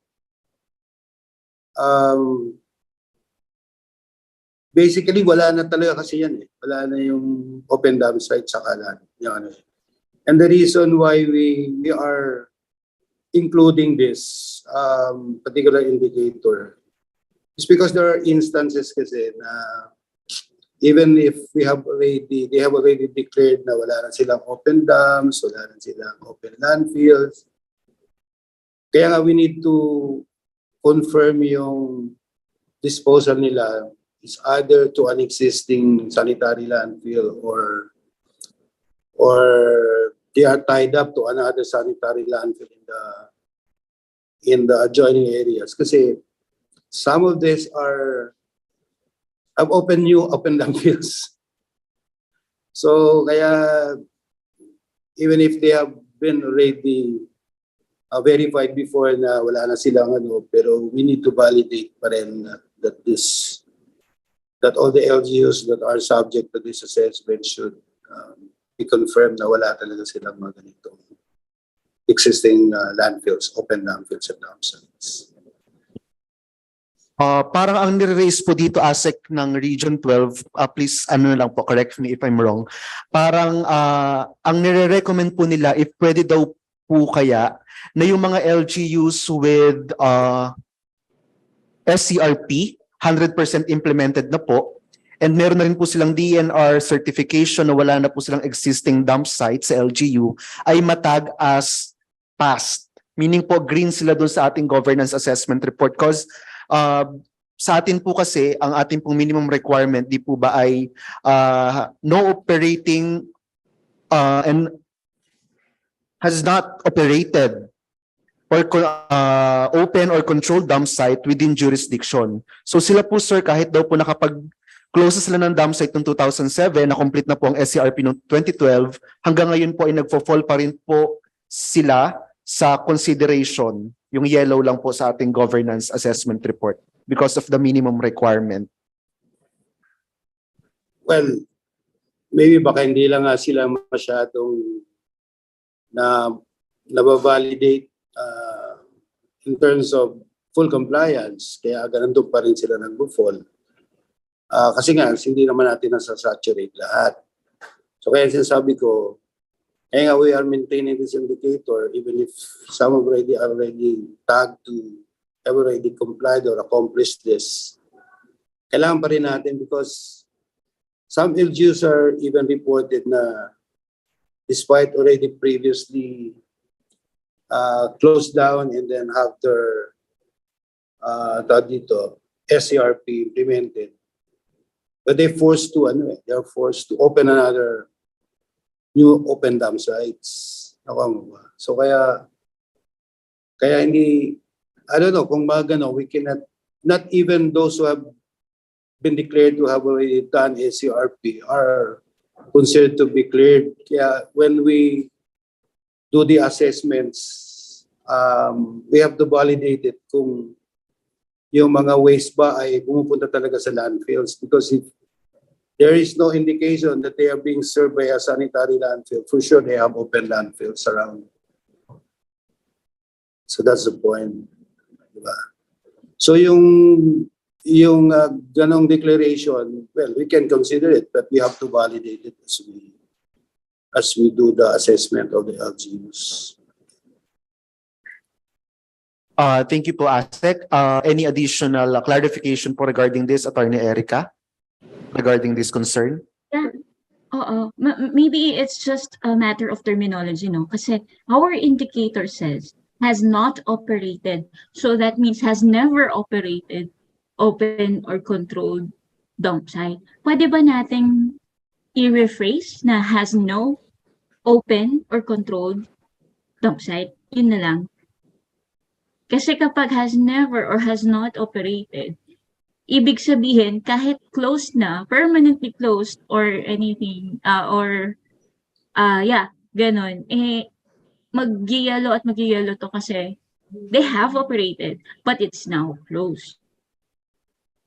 It doesn't necessarily mean na hindi na i-check.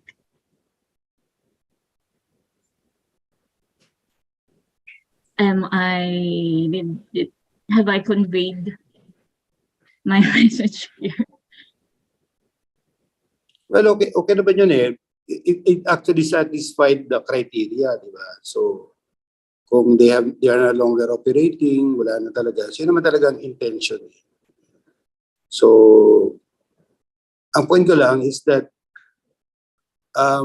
maybe even if these LGUs really indicates na wala na talaga sila, they are not operating it. Kasi mahirap kasing para sa amin, no, parang hindi ko maniniwala na wala siyang open landfill. Kung wala naman siyang dadala na ibang sanitary landfill, di ba? Kung wala siyang regular. So for sure, hindi nyo masasatisfy. So kaya, importante yung LG is be able to show an option on the open landfills that they have before. Okay nyo ba? Yes, Asek, thank you for that po. Okay, thank you so much po. Additional question po regarding this indicator from the ILG Makati. If LGU has no operating open or controlled dump site and validated by DENR EMB list, then no more needed documents to be submitted na po. The list from DENR EMB as a data source is sufficient na po ba? Yeah, I think so. Kasi kung we know for a fact, for example, if it's in Makati, wala naman talaga. There's no space for landfills in those particular kind of areas. So pwede namang, by presenting that kind of document, pwede namang ma-confirm yun. That can be enough. Yun nga lang, they have to show where's the final disposal of all these collected waste during the period. Thank you po, Asek. I think Mr. Rios from the ILG Makati would like to clarify something. Yes, sir. Yes po. Good afternoon, Asek. Just clarification because on the previous assessment, even in the Manila Bay MBCRP assessment, this indicator always crops up, and a representative from the DNR always parang hinahanapan ang LGU ng certification. Kailangan daw sumulat sa DNR for certification na walang open dump site ang isang LGU.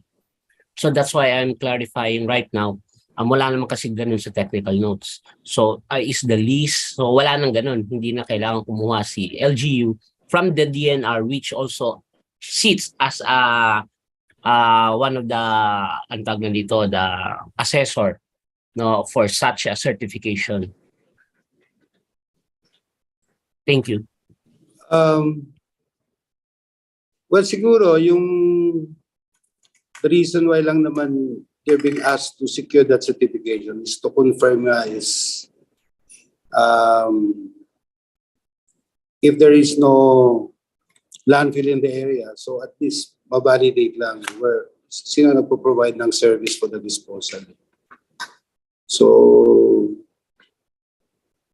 I think tinatali lang yung declaration that there is confirmation na walang is whether there's a completion in terms of disposing the collected garbage coming from this particular source. Yes po, Asek. The certification galing po sa landfill is a separate din na hinihingi. So, kasi dito is doble-doble yung certification, and the DNR as a national data releases this list na ito yung mga LGUs na may open dump site or dating meron and then closed na ngayon. Now, for example, in the case of Makati na ever since wala naman, why do such LGUs need a certification ng gagaling sa DNR na sinasabing walang open dump site? Meron naman nilabas na tayo ng national data na wala nga talaga itong mga LGUs na to. It's like a redundant and it's not in the technical notes. Pero pagdating ng validation, hinahanapan sila. Most especially yung mga umupong validator from DNR. Well, sa tingin ko, pwede naman talagang hindi mo nakunin yan. Pero paano mo naman mako-confirm talaga na wala ka kung wala kang pinahawakan na at least issue one. At least that will that will formalize yung confirmation na wala ka talaga. Hindi naman natin pwedeng piliin lang yan. Kaya it's a general, I think that's the commission ba ang nag-prescribe niyan? The validators na umupo from the DNR and all. Okay. If hinahanap siya ASEC, edi why not let's put it in the technical notes. No? Kaysa yung Sige. mag-scramble yung LGU na sa window hours na kailangan kumuha. Mafa-flood din yung mga regional offices natin ng DNR ng ganyan. Oo. Actually, may list naman ng DNR niyan saka sa ano. So kung siguro baka hindi lang kasi na yung validator na provide nung ganong reference, but siguro in the coming assessment na natin. So we will just make sure that the validators come from DNR are provided with those basic information and data para baka we can dispense on the certification.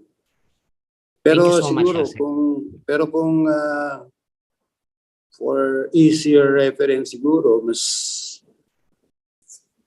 maganda kung merong sana. Pero kung sa dami rin naman, mahirap din namang issue pa talaga yan. Siguro, gaganon lang gagawin namin. We'll just provide the validators on the list. Doon sa cover na lang area so that they are guided rather than requiring the certification. Thank you so much, ASEC, for that clear guidance. Thank you, sir. And thank you po, ASEC, for that clarification. Everyone, ma'am and sir, due to limited time po, I'll be reading the last question muna po for now. And other questions and concerns and requests from our participants will be forwarded to the DNR po for appropriate guidance and response. Then we will provide feedback immediately to our regional and field offices. This last question po is regarding 8.7 initiatives on water quality management from DILG CAR. On the annual water quality monitoring results, kailangan po ba na LGU conducted or initiated yung water quality monitoring or pwedeng gamitin yung result ng DNR assessment during the Rivers for Life evaluation? Ang purpose po sana kasi dito, may LGU participation because this SGLG is actually intended for the LGU's parang responsibility to manage the water bodies. Maybe the results can be used as a reference for the validators that there is a program undertaken. Pero iba po kasi yata yung context nung why we are including this. The reason why we're including this because we want the LGU to be responsible in undertaking the monitoring and the activities for not DNR doing it for them. Okay, thank you so much po, ASEC. Okay po. As mentioned po earlier, due to limited time po, other questions, other clarifications, requests and concerns of our participants po are being submitted by the SGLG National Working Team, and we will provide this consolidated comments and feedbacks to DNR for further discussion and provision of appropriate guidance, and we will provide immediately feedback as soon as na makuha po natin yung response ng DNR. Pasensya na po, we cannot accommodate all of the questions and concerns dahil po sa ating limitadong oras. Now po, we would like to thank Assistant Secretary Gilbert Gonzalez, together with ASEC Noraline Uy and our colleagues from the DNR for attending this orientation and for the presentation of the performance indicators for environmental management governance area. Maraming salamat po, ASEC. Any further guidance na lang po before we end the discussion for this area? Because of the limit time, much as we want to respond to the many queries and questions by the participants or from the different regional offices. But we're ready to provide you answers dun sa mga papadala niyo sa amin kung there are other questions pa. Yun lang. Thank you. Okay po, thank you so much po once again, We would like to thank our DENR team, our technical working group for environmental management. Thank you so much po, ASEC, for your time and for participating in this activity. Maraming You're welcome. Welcome. Maraming salamat din po. Okay po. And now, finally down to our last assessment criteria. We hope we still have your full attention. Kahit one step away na lang po tayo from the long weekend. And now for the 10th governance area of the SGLG to discuss for the youth development area on behalf of TWG Head Commissioner Ronald Cardema, may we call on OIC Division Chief Jose Shelos from National Youth Commission. Good afternoon po, sir. Hello, magandang hapon. Am I audible po? Yes po, loud and clear, sir. Yo, thank you so much po. I hope may time pa po yung ating mga participants this afternoon session. At pasensya na po kayo kung medyo may naririnig kayong nag-audio sa labas kasi technically nasa team building po kami ngayon si NYC, but definitely because we have a commitment with the SGLG, particularly sa BLGS. Ayan, so kaya po kami nag-join dito sa afternoon's orientation for the SGLG indicators for this year. So let me start po the presentation. Actually, mabilis lang naman po ito, no? Kasi we have only very few indicators for the youth development at may konti lang po tayong mga upgrade na tinatawag. So medyo may konti na po tayong paghihigpit ng sinturon na ginawa for this particular year. And moving forward po tayo doon looking forward po tayo na ma-impose talaga or fully implement yung batas po natin in terms of youth development, particularly yung SK Reform Act. And some of that kasi ay nasa loob ng indicators for youth development. So let me start with the next slide po. Sige po, on the next slide, makikita po natin dito yung overall area processing po natin. Isa po to sa mga upgrade na tinatawag po natin. If last year, all provinces, cities, and municipalities should pass at least 2 out of the 4 main indicators. This year po, we will be pushing for at least 3. So kailangan na po nilang maipasa yung 3 out of the 4 main indicators that we have for youth development. So the first main indicator is the Youth Development Council. Meron po itong sub-indicators na 3, kung hindi po ako nagkakamali. And ito po ay full kailangan po ang provinces, cities, and municipalities ay kailangang magkaroon ng isang functional local youth development council at kailangan po nilang maipasa itong 3 sub-indicators na to make sure at para masabi na ang local government unit natin ay merong functional local youth development council. So sa next slide, makikita niyo po yung first sub-indicator, which is yung composition. Yung composition po, technically wala po kami binago on this particular indicator. Kung ano po yung indicator last year for the sub-indicator for this composition is the same. Hinahanap lang po sa provinces, cities, and municipalities yung membership ng LYDC. Yung at least meron pong 2 core members from the SK. Yan po yung SK Federation President and the Vice. And at least 8 representatives from the registered youth organizations or youth serving organizations. So yung data sources po na hinahanap po natin ito ay they should provide an executive order, ordinance or a resolution creating the local youth development council. So ang relevance po nito or the description is based po ito sa RA 10742. Yun po. So next slide, makikita po natin yung sub-indicator number 2 and 3, which is the first one. Ito po nakikita niyo sa top, yung tungkol sa pagkakandak ng meetings. Dito po tayo merong binago na upgrade. Kung last year po, nag-require lang po na tayo na kahit isang meeting lang for the year. Dito po, we tried to impose kung ano po ang nakalagay sa RA 10742, which is the Local Youth Development Council should convene quarterly. So we are looking at the convening of the Local Youth Development Council in quarterly convening of Local Youth Development Council in calendar year 2022. So ang kailangan lang pong data sources nito, syempre yung approved minutes of meeting ng bawat quarter. And yung last sub-indicator is the trainings, kung saan dito po wala po tayong masyadong nilagay na pagbabago except that ang hinahanap po dito na minimum or at least one training na kanilang nakapag-attend sila ay dapat sa calendar year 2022 yung training kinanda.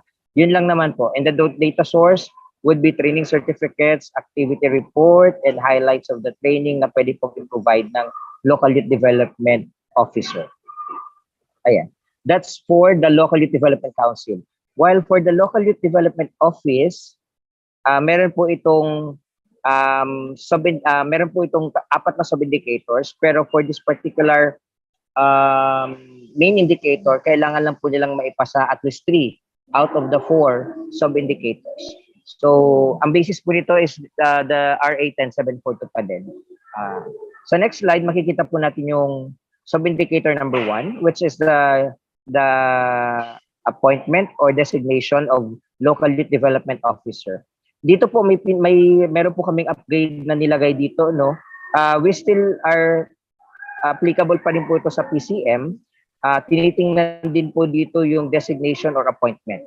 Kung designated po, ang hinahanap po natin dito, kailangan pong merong maipakita ang ating local government unit na appropriation ordinance or any budget or financial document showing na yung annual budget of the LGU and the budget allocations for PS ay nag-exceed na po ng 45% and 55% as the case may be. Based po ito sa Section 325 of the Local Government Code or any or a certification po ng sanggunian concerned that is vested with the authority to review the LGU's appropriate ordinance. So maghahanap na po tayo dito ng certification or a document na nagsasabi na nag-exceed na po ang local government unit sa kanilang PS. Kaya sila nag-designate ng kanilang local youth development officer. Pero if they have done appointments, ito naman po yung hinihingi natin. So, syempre yung pong hinahanap natin dyan ay ito na po, meron po dito sa minimum requirement yan. LGU may have an appointed LYDO, head of the office with temporary status provided that said temporary appointment has not exceeded 1 year period and is CSC attested rather. Tapos, nandyan din po, if the appointment that is yet to be attested by CSC are acceptable as long as the LGU has already transmitted a copy of the attestation to the CSC field office. For the second sub-indicator sa susunod na slide po, makikita naman po natin dyan yung responsibility naman po ng ating local youth development officer in terms of databasing ng mga youth organization, registered youth organization. So dito po, almost wala naman pong pagbabago except that ang nakalagay lang po dito, dapat updated po yung list nila ng kanilang youth organizations or youth serving organizations na registered po and verified under your as of calendar year 2022. So we're looking at an updated as of calendar year 2022. So this is also applicable to provinces, cities, and municipalities. While yun lang po yung change, yun lang po yung binago namin dito, yung calendar year lang naman. So yung data source and the SGLG minimum requirements are almost the same except that yung calendar year lang po yung tinitingnan. It should be an updated list. For the sub-indicator number 3, for the LYDO, sa next slide, makikita po naman natin dyan yung kanilang utilization. Ito po medyo nag-adjust po tayo dito, no? Kung last year, we're looking at least 50%. Dito po, 75% na po ang tinitingnan natin yung utilization ng LGU. Particular, ng utilization of the LYDO budget for calendar year 2022. So, ang mga documents po, ang mga data sources, almost the same, except that tinasan lang po natin yung kanilang absorption. While for the last sub-indicator for local youth development officer, makikita niyo po sa next slide, ito po, yung tungkol naman po sa pagkandak ng kanilang training. The provision of LYDO of technical assistance or TA in the conduct of the training. So dito po, almost the same ang indicator except that ang hinahanap po natin, nakapag-conduct po sana sila or nakapag-render po sila ng technical assistance for the training ng SK at LYDC members nila, at least one for the calendar year 2022. So 2022 lang po ang hinahanap naman natin this time kasi tapos na po tayong hanapin yung 2021 and before nung last year na SGLG. Now for the third main indicator, ito po ay isa lang. Wala po itong sub-indicator. Sa next slide makikita niyo po yung Local Youth Development Plan. Ang Local Youth Development Plan, ang pagbabago lang po nito ay hinahanap po natin yung approved na LYDP na with LYDC resolution approving the LYDP or approved CDP na po. So we are looking at an approved Local Youth Development Plan. Kung last year po kasi ang hinahanap natin at least drafted, ngayon po we are looking at an approved Local Youth Development Plan for provinces, cities, and municipalities. So nandyan na din po naman sa document na to kung ano yung mga other considerations that we're looking at. And for the last main indicators na meron po sa youth development ay merong tatlo na sub-indicator. Yung provision of LGU support for youth development. Dito po almost the same lang po yung indicator na to, wala po tayong binago. They just need to comply with at least 2 out of the 3 sub-indicators. The first main sub-indicator for this one is yung policy on youth development, wherein almost the same lang po yung data source and indicator natin or minimum requirement, except that ang tinitingnan po natin is kailangan ito po ay nagawa on the calendar year 2022.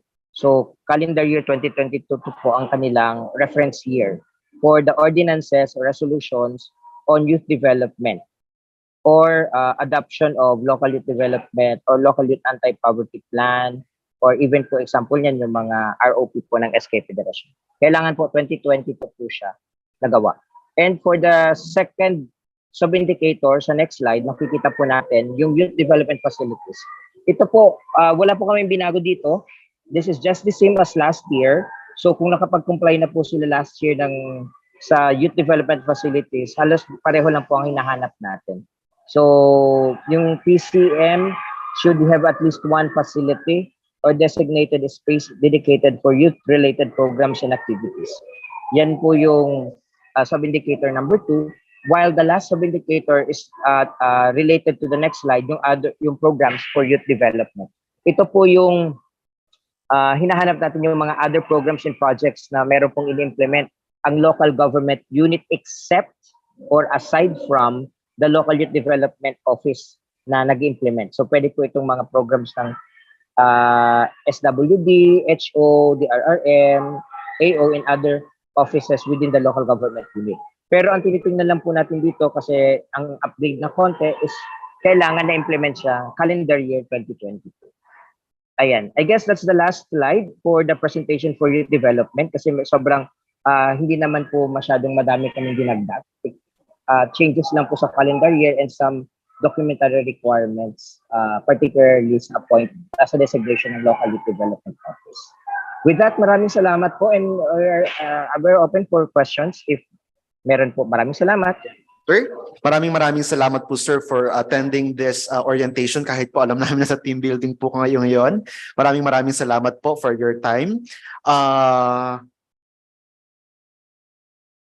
Meron po tayong ilang questions na nakuha from our participants. To start with po, regarding sir ito sa indicator 10.1, the functionality of the Local Youth Development Council, question po from the ALG Region 6, may we ask po if yung registered na youth organization or youth serving organization refers na you're registered or accredited po ito ng local sanggunian? Sorry, ito po maganda na pong naitanong to, no? Ang hinahanap lang po natin for registration for youth organization and youth serving organizations are those organizations registered with York. Iba po yung accreditation ng sanggunian. Yung accreditation po ng sanggunian is outside yun po ay nasa labas ng indicator ng youth development. Hindi po namin sa tinitingnan. So tinitingnan lang po nito ay yung sa York lang po talaga. Okay po, and I think po related din dito yung question ng DILG Pangasinan. Meaning po ba sir na kapag hindi siya York registered at halimbawa po sanggunian recognized lang po ito, hindi po ba ito counted? Yes po, hindi po siya sir counted. Sa ngayon po, madali na po sila makapag-register sa Yorp, no? Ang mga local youth development officers po natin ay may access sa Yorp registration. This is online. Nakakapag-access na po sila. Pero currently ata may inaayos lang po sa website. Pero nakakapag-online na po sila ever since. So medyo hindi na po ata masyadong problem yung registration for Yorp. So hanggang dun lang po talaga yung focus ng paghahanap ng registration. Kasi magkaiba po kasi yung accreditation ng sanggunian sa level ng sa level ng registration ng Yorp. So saka iba rin po yung basis noon eh. Yun po ay naka-base din sa local government code. But yung sa Yorp naman po kasi that's different guidelines, and that's a different process and then policy that we have na for youth organization and youth serving for registration. Thank you, sir, for this clarification. I think the next question po is also related to this concern. Paano daw po kaya, sir, yung mga LGUs na hindi makapag-register sa Yorp dahil hanggang ngayon po ay may encounter na technical glitches or minsan po ay down yung ating Yorp system? With this po, yung huli naming update po sa Yorp, kasi last time, actually nag-down lang po ata sa Yorp parang recently lang kasi nagkaroon lang kami ng glitches. Parang a week ago lang ata or 2 weeks ago, kasi even yung centralized po namin na tawag na ito, system for the NYC employees, naka-align din po doon. Pero ito pong concern sa registration ever since last year, actually wala pong naging problem last year for registration. Ang system po namin last year ay naka-online full year. This year lang po kami nagka-problem ulit. So technically, ang hinahanap natin na registration is effective last year. So most probably, since wala po kami na-encounter na mga problems sa website last year, so hopefully, talaga nakapag-register sila. Ang concern lang siguro dito, sir, yung kung halimbawa si local youth development officer talaga ay hindi nakakapag-connect sa National Youth Commission in terms of the registration. Kasi yun lang kasi yung po pwedeng maging key solution to this concern, kasi marami na pong mga LYDOs ngayon na may access kami, particularly for the Yorp website, and they themselves can upload the registration and they themselves can verify those youth organizations na nagre-register online na nagsi-self-registration. So for last year naman, I guess wala po kaming naging problem eh. Pero I will check with our secretariat handling the program, kasi nung huli ko siyang kausap before this meeting na nangyari po sa atin, kasi ina-anticipate ko na po to eh, kasi even last year ito isa rin to sa mga naging tanong about sa difficulty of the registration. So last year wala daw naging glitch eh. Ganyan lang po kami nagka-problem for this year. So technically for next year na po yung magiging consideration siguro. Pero we will get back with the BLGS if in case. I-reassure ko pa ulit sa secretariat namin who was handling the Yorp program on this particular concern for last year. Kasi 2022 naman po titingnan natin na registration. Thank you. Okay po. Thank you, sir, for this clarification. Siguro po yung isa pa pong question dito, sir, nang nire-raise ng ating mga regional offices, if in case nga po na kasi meron pa rin po tayong mga concern na nare-receive po sa ating chat box at the moment na meron po mga na-encounter na glitches last year.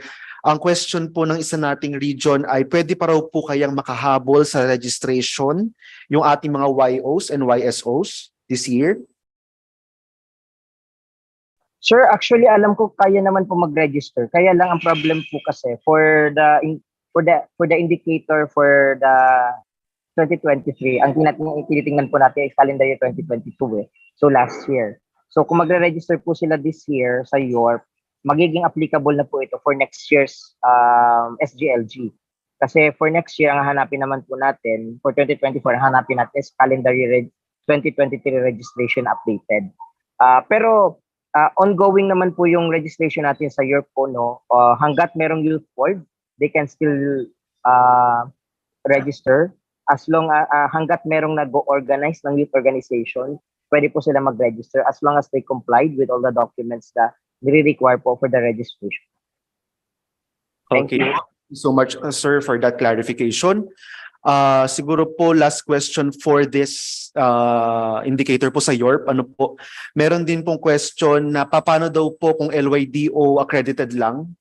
But using the template naman po of YORP registration, just like last year po na naging consideration natin, ito po ba ay i-consider pa po this year o hindi na po? Actually, sir, yung indicator na yan was part of the indicator last year, yung LYDO registered lang na level. Dun ata sa slide, parang ang specific ang nakalagay, YORP eh. Hindi na po talaga natin tinitingnan yung local registration. Kasi yung guidelines po kasi on this one was already drafted and issued in 2019. Sobrang matagal na, sir eh. So technically, we are looking at 4 years na na-implement. So we are hoping na talagang nagpo-full swing na po tayo ng registration. Kaya we are sticking with the YORP registration for this year na din. And next year, ganun na po mangyayari niyan eh. We're looking at YORP registration na talaga. So hopefully our local youth development officers will push their LYDCs and youth organizations to register to YORP na talaga para maipasa nila itong isang indicator na to for LYDC. Sub-indicator rather. Thank you po. Thank you, sir. Sir, for BARM daw po, meron na silang Bangsamoro Youth Commission. If registered na raw po ba doon, need pa rin po magpa-accredit sa YORP? Yung yes, sir. Yes po. Ganun pa rin po. Kasi yung YORP po kasi is a centralized registration na nakafocus po lahat ng youth org. At we have also a partnership with BARM, no? Meron po atang partnership na na in-enter ang ating office, ang office po ni NYC with them on this one with BARM. Pero i-double check po din po kung ano yung agreement ng dalawang institution, dalawang offices. Kasi may mga alam naman po natin na merong autonomy si BARM and meron tayong BARM Youth Commission to the po ng kakamali. And may in-enter po ata na agreement. So we will get back to you kung ano po yung we will get back to BLGS regarding this one. I-take note po namin yung YORP registration vis-a-vis the BARM Youth BARM Youth Commission registration for YORP for youth organizations kung ano po yung agreement ng both institutions on this one. So sa ngayon po ipepending ko muna yung response. Thank you. Okay, sir. Thank you po for that clarification. Sir, talo na po tayo dun sa LYDC members. Meron pong question from DILG Ifugao. Need po ba na lahat ng LYDC members ay nag-undergo ng training or okay lang po yung core members lang? Actually po, it is a requirement for each for the LYDC to undergo mandatory training before they assume post. That's part of the RA 10742. So technically, bago po makapasok sa LYDC at makapag-perform ng kanilang function ang members ng LYDC, they should attend a mandatory training. Ang mandatory training naman po is can be provided for a day for the members ng LYDC. So kaya naman po itong gawin. So yun po. Ang sagot po dyan, kailangan talaga po nilang mag-attend ng mandatory before they assume. Thank you po. Thank you, sir. Sir, relative pa rin po rito yung next question from DILG Region 8. Regarding TA po of LYDO, limited lang po ba sa TA to SK and or LYDC members? What if the activity is not specifically for either? However, some members are included in the training. Would that be included or considered po? Ang tinitingnan naman po natin dito, ang nakalagay po doon sa training is at least one conducted to SK and LYD or LYDC if I'm not mistaken. Pwede naman kasi siyang mix, no? Hindi naman po natin tinitingnan na pure LYSK siya or pure LYDC siya. As long as in the members of the as long as participants doon sa training kasi they can do training kasi na mix eh. May mga iba't ibang grupo, may youth org. Tapos kailangan lang po talaga ma-identify nila sa attendance sheet na may mga SK doon sa attendees na yon para ma-justify nila na nakapagpag-conduct sila ng training kahit isa sa mga SK na to. Kasi hindi po namin nilagay na exclusive eh. Hindi siya nakalagay doon sa indicator na exclusive for SK lang talaga siya and LYDC. So pwede siyang mix, pwede siyang may halong ibang youth groups as long as they can justify na doon sa mga documents na require, may SK doon, may LYDC doon. Andito yan. Ito yung mga pangalan nila. Ito yung mga, kasi nandito sila sa attendance sheet. So maybe that can be one way na pwede po maging pruweba on that. Hindi naman po kasi naglagay exclusively. Thank you. Thank you so much po, sir, for that clarification. Next po regarding membership composition po, question from Region 6. What if hindi po talaga umabot ng 8% ang YOs and YSOs sa isang LGU? Does it mean this LGU will not pass the indicator na po? Yes po, kasi po yan po yung nakalagay sa batas din na ang LYDC is a minimum requirement, minimum number of representatives for youth organ youth serving is 8. Hopefully po no, so just an add-on for the next indicator for next year, baka ma-adjust na po to kasi hinintay lang po natin yung IRR kasi may adjustment na po tayo sa members talaga. Kasi narinig na po namin itong mga comments na to even last year. And we decided na baka babaan. Pero hintayin lang po natin yung IRR. Pag na-issue yun, baka maging effective po yung pagbaba by next year. But for 2023, we will be sticking with minimum of 8 for youth organ youth serving kasi yan po yung nakalagay sa IRR ng RA 107.2. Thank you so much. Thank you so much po, sir, for this response. Next po, ilan na lang po ito. Punta naman po tayo sa Youth Development Plan, Local Youth, LYDP. From the ALG Ilocos Sur on youth development-related programs adopted ng LGU for 2022. If naka-integrate na po siya sa ELA ng LGU, which is approved through resolution, considered na po ba ito? Actually po, yung local youth development plan na naipasok na po sa ELA. Ang ELA po ba is, sorry, can you please expound yung ELA? Sorry, hindi po kasi ko taga-LG, taga-DILG, so hindi ako familiar with some terminologies. Sir, yung ELA po yung executive legislative agenda ng isang LG.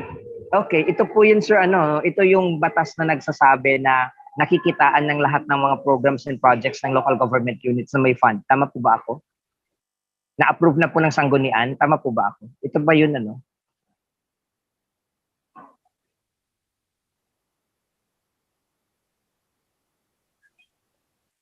Tama po, sorry.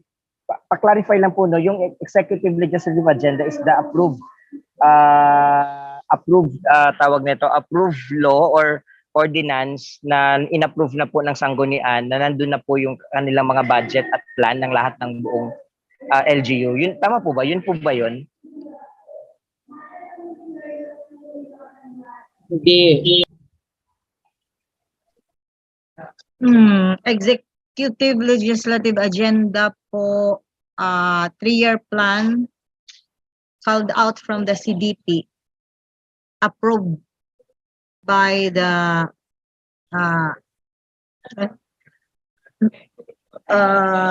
adopted by the sanggunian. Okay. Sige po. Sorry po ha. Kailangan ko lang ng konting elaboration para po mas maintindihan ko yung process since hindi po kasi ako from the ILG. Ito po kasing local youth development plan, yung proseso po nito based sa DBM memorandum circular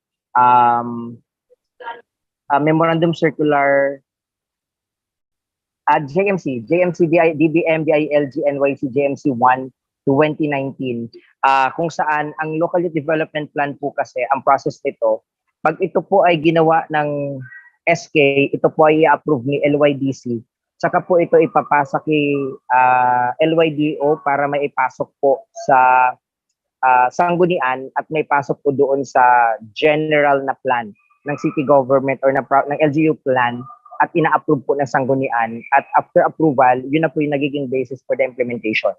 So, ang nakalagay lang po namin na indicator is until Local Youth Development Council approval pa lang. Wala pa po tayo dun sa level ng inapprove na talaga ng sanggunian. Pero if in case meron na po talaga silang approve ng sanggunian at naipasa na po at ito na po ay nasa ELA, technically, ibig sabihin nasa proseso na po, nasa dulo na po ito ng process. Ibig sabihin dumaan na dapat po siya sa Local Youth Development Council. So, ergo, dapat po tatanggapin siya. I-accept na po siya. Pero kailangan pa rin po nila magpakita ng proof na ito po talaga ay dumaan sa proseso at in-approve ng Local Youth Development Council. Kasi Local Youth Development Council, just for an idea lang po, for ito po ay sort of process. Kung ang Local Youth Development Council ay step 4, yung pag-approve po ng sanggunian ay step 6. So technically, dapat dumaan po sa LYDC yung ipinasa na ELA at naging naipasa sa step 6. So dapat po talaga tanggapin. Pero kailangan may proof pa rin po tayo na dumaan talaga sa LYDC. Kasi may mga LGUs po kasi na hindi dumadaan sa LYDC yung kanilang mga Local Youth Development Plan. So yun po ang hinahanap natin. Na kailangan dumaan pa rin po dun sa level na yun. Regardless po ito po ay na-approve talaga ng sanggunian level mismo. Yun po yung sagot namin dito. Thank you po.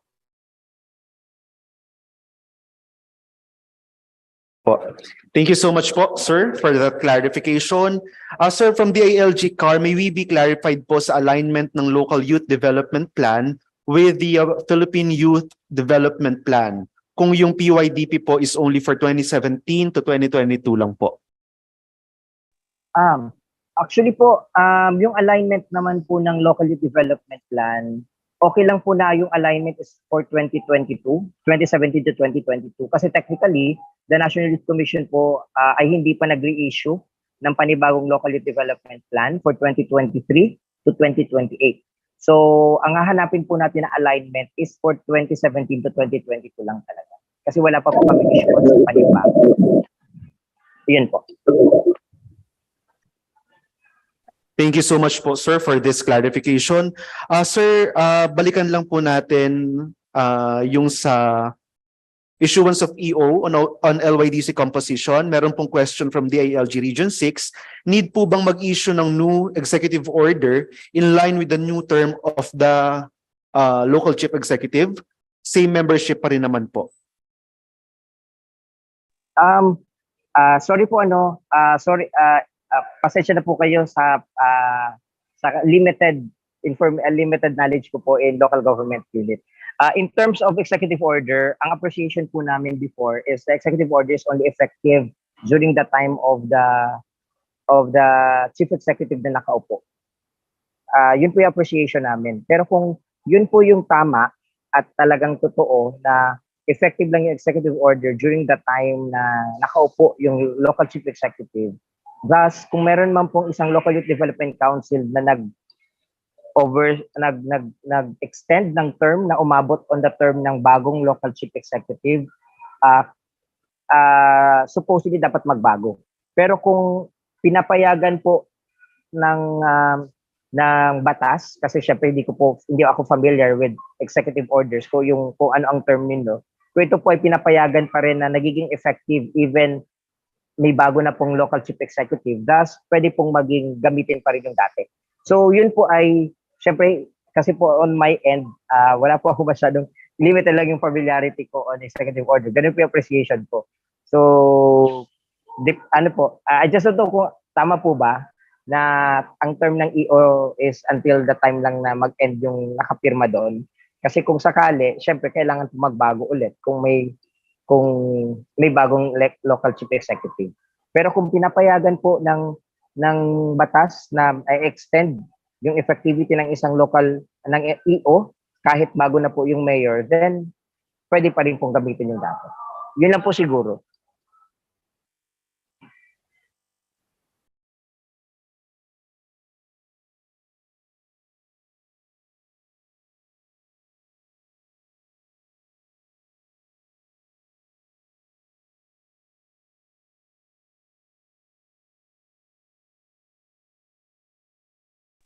Yun na po siguro.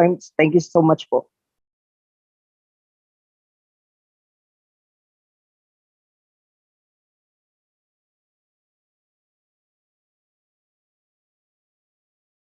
Uh, our Assistant Division Chief po, Sir Charles. Hello po. Ayan, so na-voluntold po tayo na ipaliwanag, no? So sa EO po, unless i-amend po siya dahil may mga bagong compositions po, may bagong membership, unless such time po ay effective po siya. Ayun, so I hope nalinawan po sila doon sa part na yon. Okay po, thank you so much po. Wait lang po, check lang po natin if meron pa po tayong mga na-miss na question.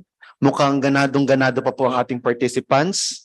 Ano po, kasi sunod-sunod pa rin po yung dating ng ating mga questions sa ating chat box. For a while lang po, tingnan lang po namin.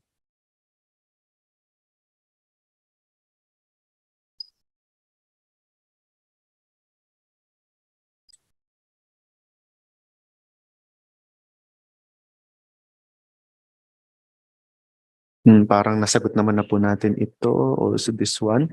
Any additional questions po ba or clarification regarding the indicators under youth development? Sir, may tanong ako. Po, yes po, may sasabihin po kayo, ma'am. Yes, sir. Yung tanong ko kasi nakita ko dun sa indicator, dun sa description sa technical note na kailangan naka-anchor ang LYDP doon sa Comprehensive Development Plan. Pero ang minimum requirement is that merong approved LYDP or yung draft, yung nandun sa sa guidelines. I mean dun sa technical note. So does that mean na hindi na namin, titingnan talaga namin yung laman ng CDP, tapos i-check namin kung yung laman ng LYDP ay naka-angkla doon sa CDP. So if it's not reflected in the CDP, does that mean that we will not consider that? Even if they have that approved LYDP.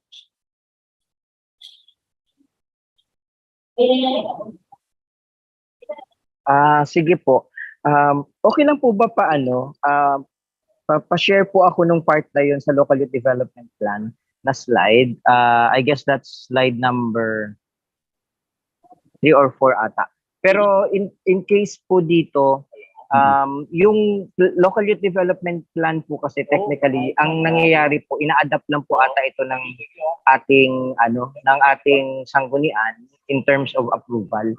Yung Comprehensive Development Plan naman po kasi parang ang youth development is just one or part and parcel as ang tawag po nito, sectoral plan, particularly na pinapasok po sa CDP. Ang titingnan lang po siguro dito is that naipasok po ba talaga sa CDP yung plan? Yun lang po ang nakalagay doon na tinitingnan natin. Yeah. So does that mean that kapag check namin ngayon sa LYDP, merong mga proposed na mga PPAs doon, tapos pag hindi namin siya makita doon sa CDP, sa Comprehensive Development Plan, so hindi namin i-consider yan. So it's as if na wala siyang point for this indicator. Yun ba yung understanding? Siguro po ma'am dito kasi ma'am sa data source na nilalagay po namin, ang minimum requirement lang naman po kasi dito is for LYDC na may approved po siya or reviewed na may endorsement. Pero sa data source po kasi, ang tinitingnan natin, if halimbawa po yung approved LYDP ay una may approved reso at dapat po kahit papano na nasa approved CDP. So dito po kasi nakalagay approved CDP lang naman na data source. Ang reference po nito, we are looking at nandun po sa loob ang LYDP. Pero meron po kasing mga concerns din sa sanggunian, hindi naman po natin po pwedeng masisi sa sanggunian kung meron pong mga parts ng LYDP na hindi na ipapasok. Kasi yung LYDP po kasi is composed of various programs, projects, and activities na sometimes medyo madami. So syempre, pagdating po sa sanggunian, you just need to, the sanggunian will still deliberate and discuss and check kung ano po yung magiging applicable at ano yung kakayanin ni bayan or ni LGU. Hindi Korean naman ang mag-determine kung ano yung uunahin, is the local development council. So now, if that is the case, so does that mean na kahit hindi yung buong LYDP, basta meron lang kaming makita doon na POPs na identified sa LYDP at nakita din namin doon kahit isa lang or dalawa lang kasi hindi naman nakalagay dito. So for as long as meron kaming nakita na napaloob din doon sa comprehensive development plan, then okay na yan. That is already acceptable. Actually, ma'am, that's the safest thing that na po pwede po natin gawin. Kasi sabi, tama nga po sinabi niyo, ma'am, may mga iba kasi natin hindi talaga po pwedeng maipasok. So, that can be acceptable as long as may naipasok po talaga ng mga plans for CDP. The base from LYDP. So, kahit isa lang. So, okay lang. So, opo, okay lang po, ma'am, kung kahit isa siguro. Kasi at least meron pong naipasok. Pwede ba din kasi sa SGLG, yung minimum requirement that at least one POP in the LYDP is reflected in the comprehensive development plan. So that's already acceptable. Yes, ma'am. Actually, hindi nga namin yan nilagay po eh. Kasi basically, that's another level of approval pa talaga. So, pero if in case po siya nahanapin, the minimum that we can look at is at least one. Okay na po yun. Okay. Apo. Thank you po. Okay, thank you.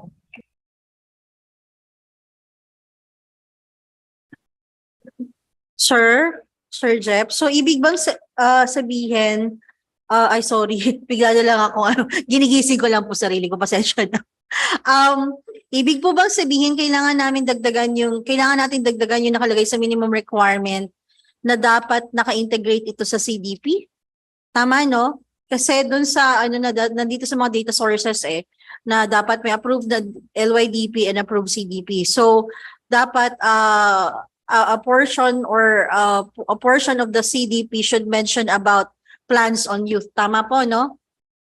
So yun ma'am, has to sige, be ma'am, actually, sige, ma'am, go ahead. If it is a requirement, then it has to be spelled out in the minimum requirements then.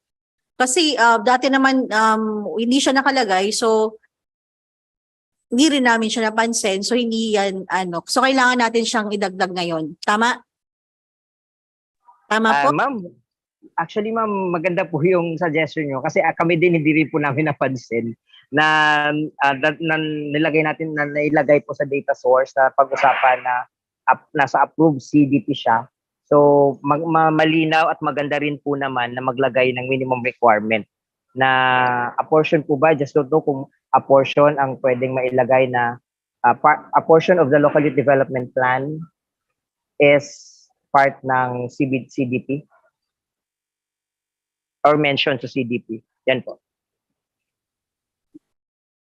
Okay naman na po yan. May po ba, may protest from our participants? Si sectoral man ang CDP, so dapat may coverage din siya tungkol sa youth. Yes. I agree. Otherwise, we will remove na lang dyan sa description. Yeah. If hindi natin siya dadagdagan yung minimum requirement. Okay po. Sige po. Thank you. Okay, thank you so much po for this clarification. We'll look into this po. May additional daw po regarding do sa EO kanina. Yes, thank you, Kim. Baka lang po na-confuse tayo dun sa EO kanina. While generally po ang mga executive order would remain in effect until such time po na ma-revoke sila, sa case po kasi ng ginagawa natin in our assessments, every after po ng mga term ng mga local chief executives or every time na may nagbabago po doon sa mga composition ng mga kinikreate natin na local special bodies, ay kailangan pong i-amend yung mga executive orders para po mabago yung membership, lalo na po kung nag-chair nito ay ang local chief executive. So kailangan po, kung ang hinahanap natin is yung EO na relevant in the timeline of our assessment, yung updated na executive order po yung hahanapin natin. Okay po, para lang po klaro tayo doon kasi po baka sabi po kasi nung narinig namin nung national orientation, in effect pa rin naman daw yung EO. Pero yun nga po, so this would apply also into the other indicators na meron po tayo requiring for an executive order na kung yung hinihingi po na executive order is for a certain period, kailangan po yung EO na yon ay nag-a-apply doon sa period na yon. Hindi po pwedeng yung mga yung mga EO na noon-noon pa at hindi na po in effect, ha? Ayun lang po, para lang po klaro tayo. So again, to reiterate, yung mga executive orders po, they would remain in effect until such time that it is revoked.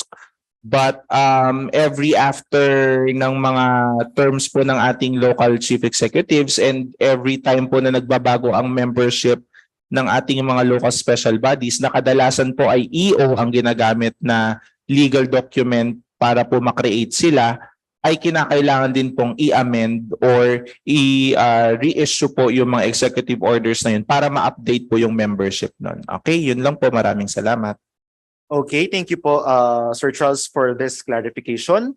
So we hope na enlighten na po tayo regarding this concern or regarding this matter. Sir, sige po. Sorry po, ano na lang, thank you so much for the update. Kasi nag-uusap po kami nung team namin in terms of yung inquiry regarding the CDP. We're looking at kasi the minimum requirement pa lang naman is at least on the level of LYDC, no? So yung CDP kasi medyo that's beyond the LYDC na nga eh. So technically parang pag naglagay po tayo ng minimum for CDP, so nagiging dalawa na yung minimum natin. Hindi na talaga siya minimum na minimum. Parang may minimum ka sa LYDC, pero yung minimum mo sa CDP is medyo higher level na siya. So medyo hindi na po siya nagtutugma. So ang pinaka na lang po namin is that we will remove the data source for approved CDP. So hanggang dun lang po tayo sa level ng approved LYDP with LYDC resolution or approving the LDP. Kasi ang tinitingnan lang po natin naman is nasa level na LYDC minimum requirements. Okay po, thank you so much, sir, for this clarification, and we'll look into this po, and we will update the technical notes accordingly, reflecting this recommendation. No problem naman po. Salamat po. Sir, reaction. Okay po, ma'am. Yes, does that mean that you will no longer follow the guidelines? DILG-MC 2019-151? So we will also remove this, yung relevance or yung description. So although it's beyond the NYC's yung control, but what we are actually parang advocating is that even all sectoral concerns should be captured in the comprehensive development plan. That's why we have these issuances of mainstreaming all development issues in a local development plan.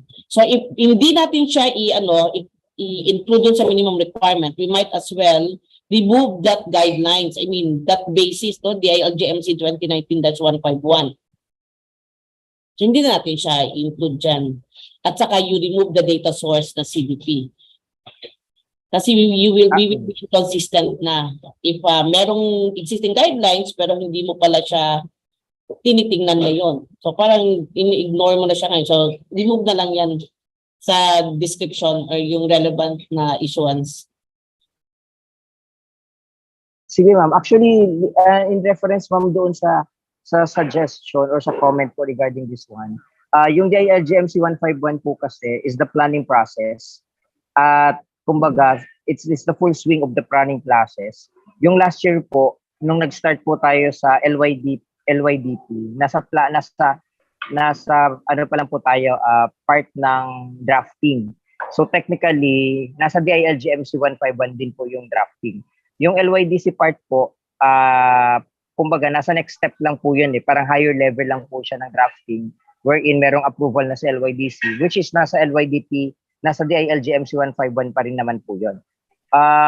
We are looking at siguro kung sakali, itong sa approved CDP, pwede po namin siyang i-take note for a enhancement for next year. Kasi baka for next year, we are not looking at level lang ng LYDC approval. Nasa sectoral plan na po talaga siya, nasa mas higher level na siya, which is also an output of the DILG-MC 151.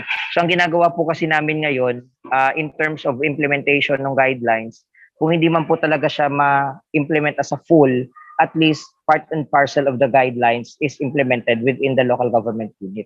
Kaya po, we are still considering siguro na maging basis pa rin si DLG MC 151 kasi yung approval po ng LYDC ay nandun po sa guidelines na yun. Though, hindi pa po siya yung full swing. Full approval po talaga siya. Wala pa po yan doon sa level na yun. Yan po siguro on that. Thank you.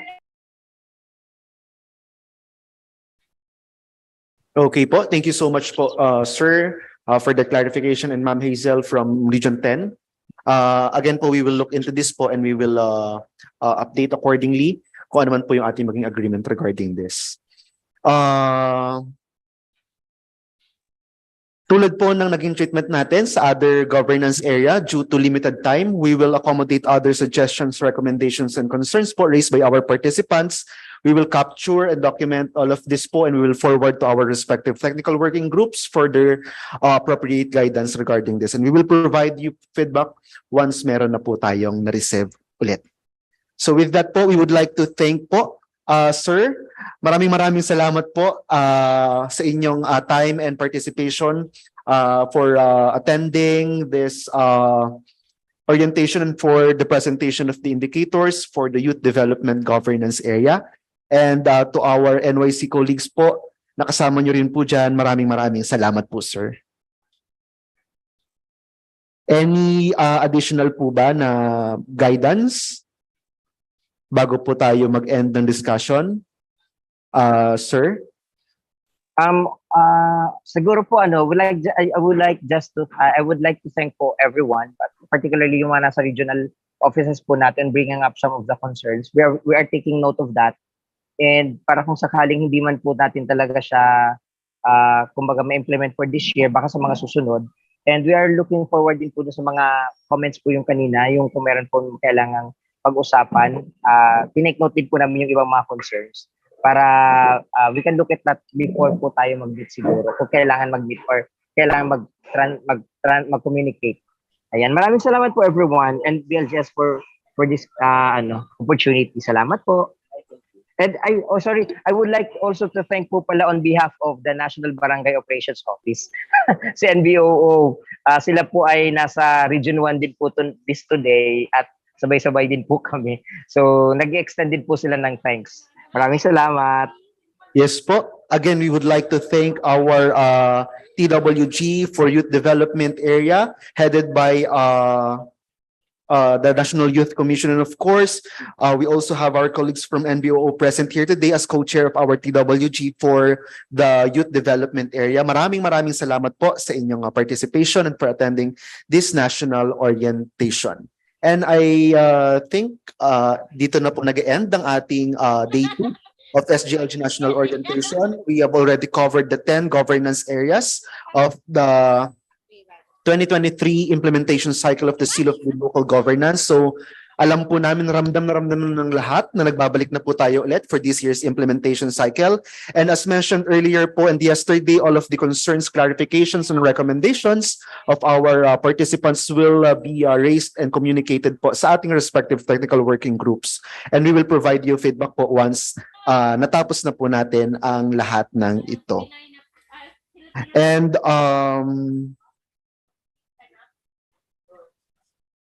for Monday po, third day of our national orientation, meron po kami in-email sa ating mga regional focal persons kanina sa bago pong link ng ating pong Zoom meeting, ng ating pong orientation sa Monday. So meron po tayong binigay na bagong meeting credentials, so kindly disseminate na lang po ito sa lahat po ng ating mga participants hanggang sa field offices. Also, we are requesting everyone po to kindly ensure na nakapag-accomplish po tayo ng registration form for today because this will be the basis of our certificate po na i-issue sa lahat. Also, we are reminding everyone,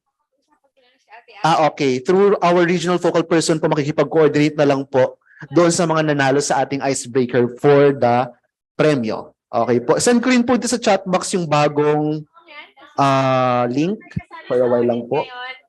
Ayan po. Tinend ko rin po dito sa ating chat box yung bagong meeting credentials for Monday. We will start po Originally po ang nakalagay sa ating program ay 8 a.m. pero considering po na meron tayong flag ceremony na magpa-participate po tayong lahat, right after na lang po ng flag ceremony tayo mag-start ng registration for our day 3 of our SGLG National Orientation.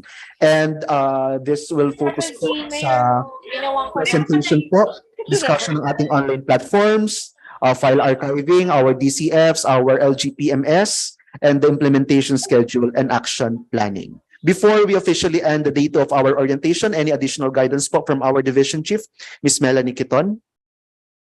Hello po, good afternoon. I would like to thank everyone no, for bearing with us for this very exciting nga ba ang tawag dito sa part na to? Hindi ko rin alam eh. Para sa akin kasi grueling. Exciting naman, Mamelay. Always exciting. Exciting po ba? Okay, maigi naman po pag excited kayo kasi parang kami pa-weighing na agad. Joke lang. As you may know, ito na yung pinakamadali sigurong portion ng SGLG implementation natin. No? It's just the orientation because nakakapagod siya maghapon pero mas nakakapagod talaga yung assessment portion. And we have, pero kahit papano, we have very, very supportive implementation partners who are here with us today na syempre umupo sa ating learning event. Ito na po yung pinaka-learning event ng SGLG team sa buong taon. Learning about each indicator at sana naman po ay nakapagbahagi yung ating mga TWGs ng liwanag sa mga indicators na ating gagamitin ngayong taon. We would like to tell you that we are with you along the process, no? Sa amin din naman, we are learning. We keep on learning.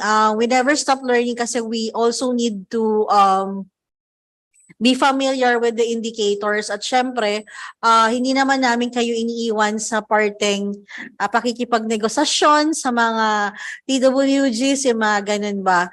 And I would like to thank my team. Hindi pa naman sila sumusuko. As a matter of fact, patatapusin na nila yung technical notes mamaya. Joke lang. Ay, tiningnan po ako ng masama nung iba. So, hindi ko po alam. Pero, meron lang kaming mga minor changes na lalong-lalo na sa ating Biblia ng implementation, no? So, I think we can finish this up by Monday ba? Meron na tayo. Kasi alam ko yung iba, gusto nang mag-conduct ng orientation by next week na regional orientation. Actually, our instruments are okay for orientation eh. Kailangan nyo lang pong i-note kung ano yung mga changes ay yung mga napagkasundoang pang iba at saka yung mga kailangan pang i-clarify. Halimbawa po for financial admin, alam ko may mga nag-react kahapon tungkol sa hindi pa na-finalize kung ano yung mga napag-agrihan sa mga benchmarks. Actually, the agreed benchmarks are those that are in the technical notes. Yun nga lang, gusto rin nating pakinggan yung mga hinaing, yung mga appeal ng ibang ating mga kasamahan on easing out our benchmarks due to certain circumstances of LGUs. At syempre, gusto rin naman natin yung pakinggan, di ba? Gusto rin nating magbigay ng further considerations on that. For the other items, puro application na lang ng corrections. Medyo hindi po namin, pasensya na dun sa mga hindi namin na-apply ng mga corrections. Because from until yesterday po kasi may nakikipagtawaran pa kami sa ibang TWGs on the final processing of certain particular indicators. Kaya may mga hindi kami nabago. But we may be the point na kahit papano, kukonti na lang yung matatanging kailangan namin i-correct dito sa mismong instruments natin. And we took note of all the issues that were raised, no, lahat ng nasagot at hindi pa nasagot.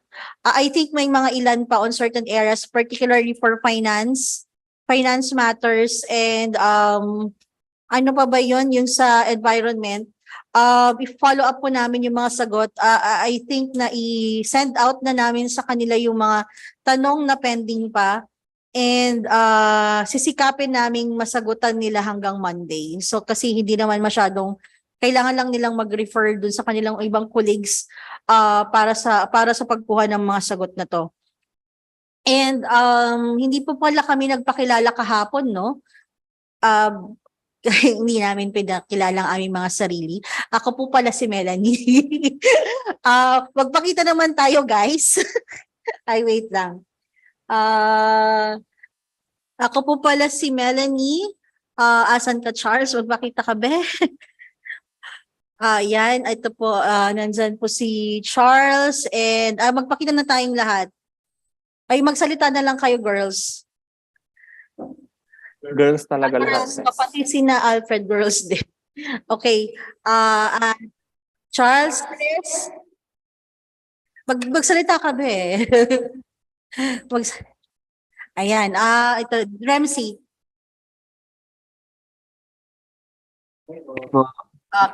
No, kilala niyo na ating game master, Ken.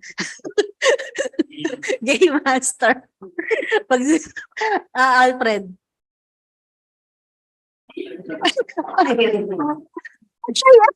Alfred, bakit? Elmer.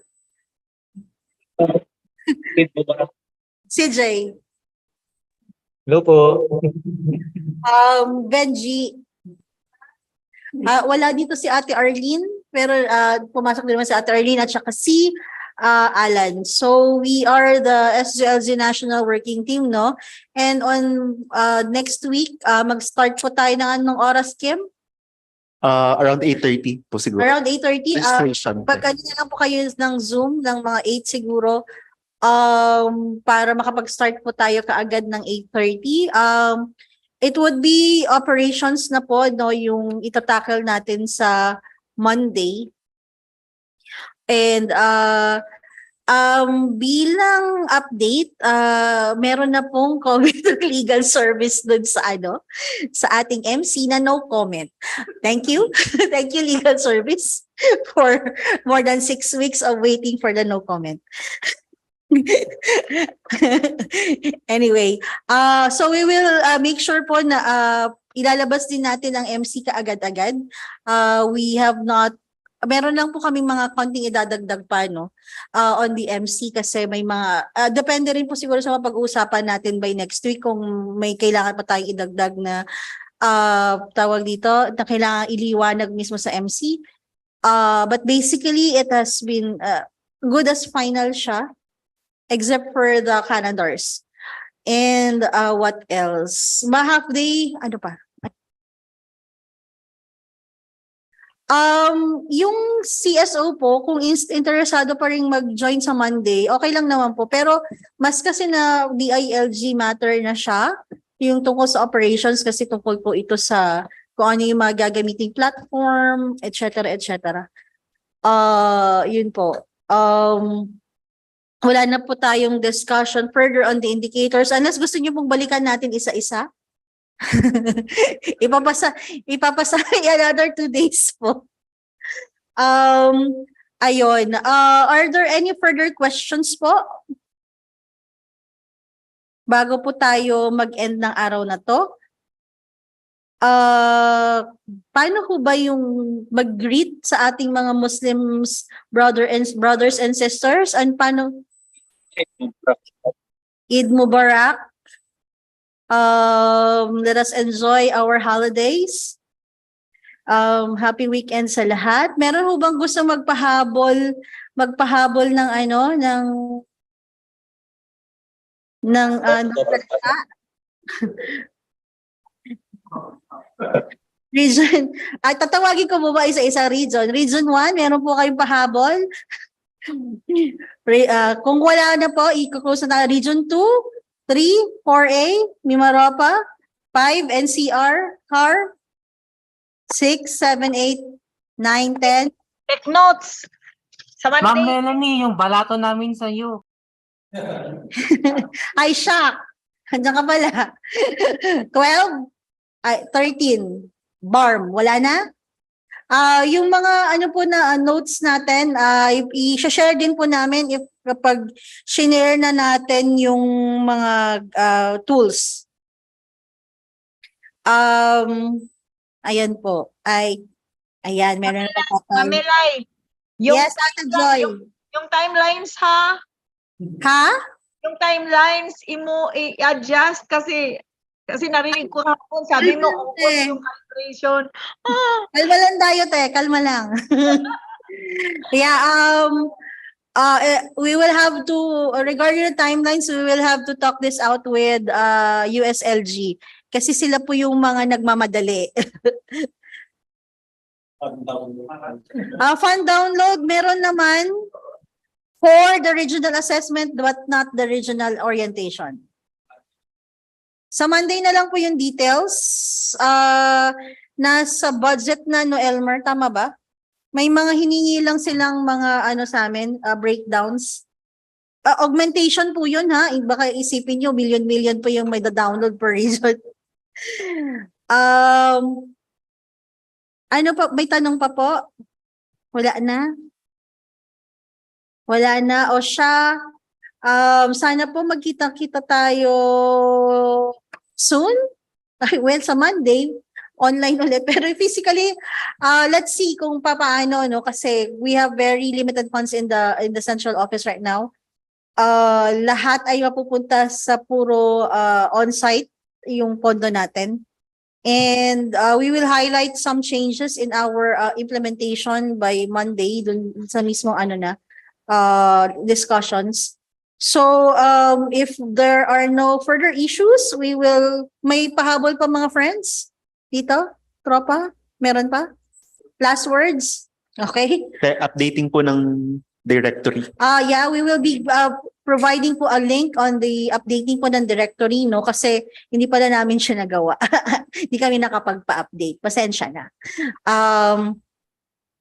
Anything else po? Si Zarina po ang aming, natawag ba kita Zarina? Hindi kita natawag. Sorry na. Si Zarina po, hindi ko po natawag. Ipakilala po natin siya sa mga LGO trainees nyo din. Siya po ang aming natatanging trainee sa division. Pagpakita ko sa magsalita ka, be. Remove mask. Face reveal. Ayan. Ayan po si Sarina. So, yung mga mahawak po ni Zarina ay hindi ko pa alam kung kanino ko ibibigay. So, to be determined pa rin siya sa Monday. Yung reason, no? Okay. Maraming salamat po, no? For the DILG people, see you on Monday. And for mga gusto pang sumali na CSOs, you are most welcome naman po. Happy weekend, everyone. Enjoy your weekend. Goodbye. Enjoy po natin ang weekend. Take care. Mga call na, mga hinog na. Oo. Ang recordings po, tatanggalin po lang po namin yung mga matitinis ang boses namin sa background. ano na lang, isasabay na lang po namin sa mga materials natin. We will share the recordings. Lagi. Siya po yung ating pinaka-heartthrob, si Alfred. Ref. Galing. Every kasi, ma'am. Kailangan ako man ito't baligya ka, barato daw lang ito, di ba? Barato lang ang ito. Okay na ba? Dila kay ito nga salin kung waray magdara, pwede ikakadto ko. Once again po, thank you so much po for attending this national orientation. Let's enjoy po our long weekend, and Monday po magkita-kita tayo ulit for the day 3 of our national orientation. Maraming salamat po sa inyong pagdalo kahapon at ngayon. Salamat po. Recording stopped.